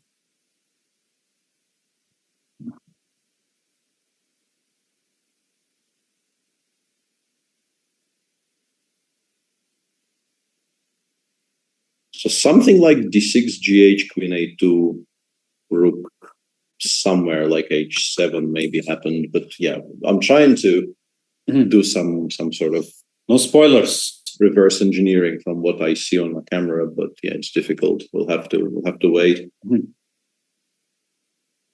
HG happened. Okay, HG h3, I guess. Okay, I can. The next few moves. H3 is winning, but yeah, h3 queen a2 check. Queen a2 e2. No, this looks common sense, you know. GF king h7. But hasn't happened though. Yeah. Oh yeah, h3 just H3 wins on the spot. Yeah. H3 and d2 wins on the spot, but he hasn't found it. Hasn't found it because we unfortunately had the view of the position. What are you going to tell me next? Bruce Willis was dead the whole time? No, that can't be.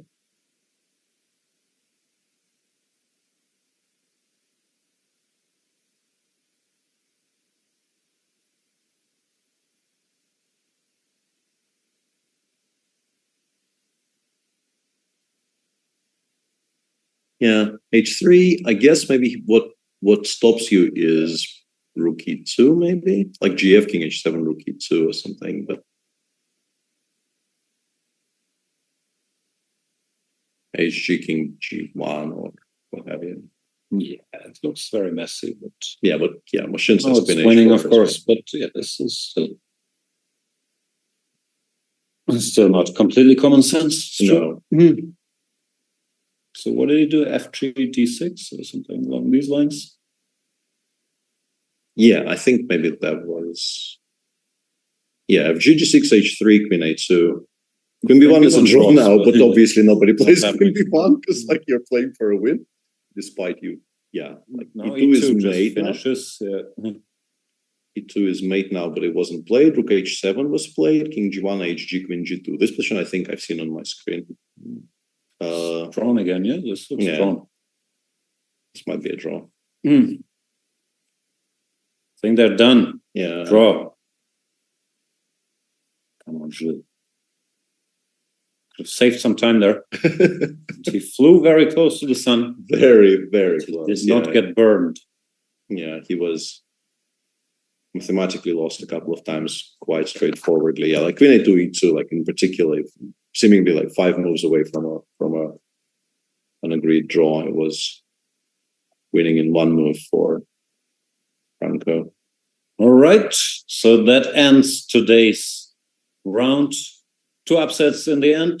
Cheparinov draws against Kulkarni, and Gazic comes very, very close to defeating Jules Moussard. Jules lives to fight another day. And yeah, fight in the end for it there. Yeah. Thank you for hanging with us. We'll step up the production, the energy, the banter, the chess battles, everything. So much tomorrow that I'm still not sure I would recommend watching. But if you feel like, please join us at the same time. In the meantime, visit our friends at chessable.com and find a course to fix your openings so you don't have to suffer like Jules Moussard today. Well, I'm not sure we can blame the opening. Maybe Gazic watched Anish's Knight, of course. Very possible. Pretty much covers all your bases. Very, very possible. Thanks everyone for watching. Same time tomorrow, and that time is 4:30 Central European, whatever it is where you are. Whatever. Spanish time. Spanish time, yes. Welcome everybody. My name is Jan Nepomniachtchi, former world chess champion. Are starting a new course here for Chessable. A very special Chessable course. Master your chess with Judith Bolgar. You know what? I learned a lot.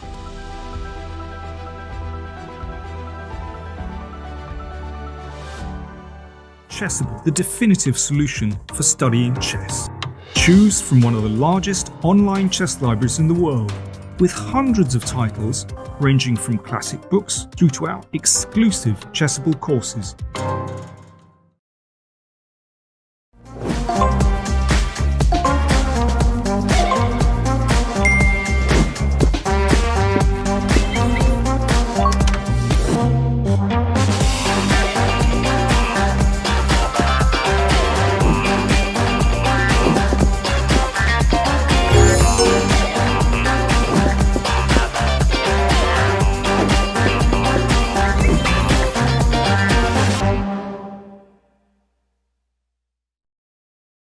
Chessable, the definitive solution for studying chess. Choose from one of the largest online chess libraries in the world, with hundreds of titles ranging from classic books through to our exclusive Chessable courses. Welcome everybody. My name is Jan Nepomniachtchi, former world chess champion. Are starting a new course here for Chessable. A very special Chessable course. Master your chess with Judith Bolger. You know what? I learned a lot.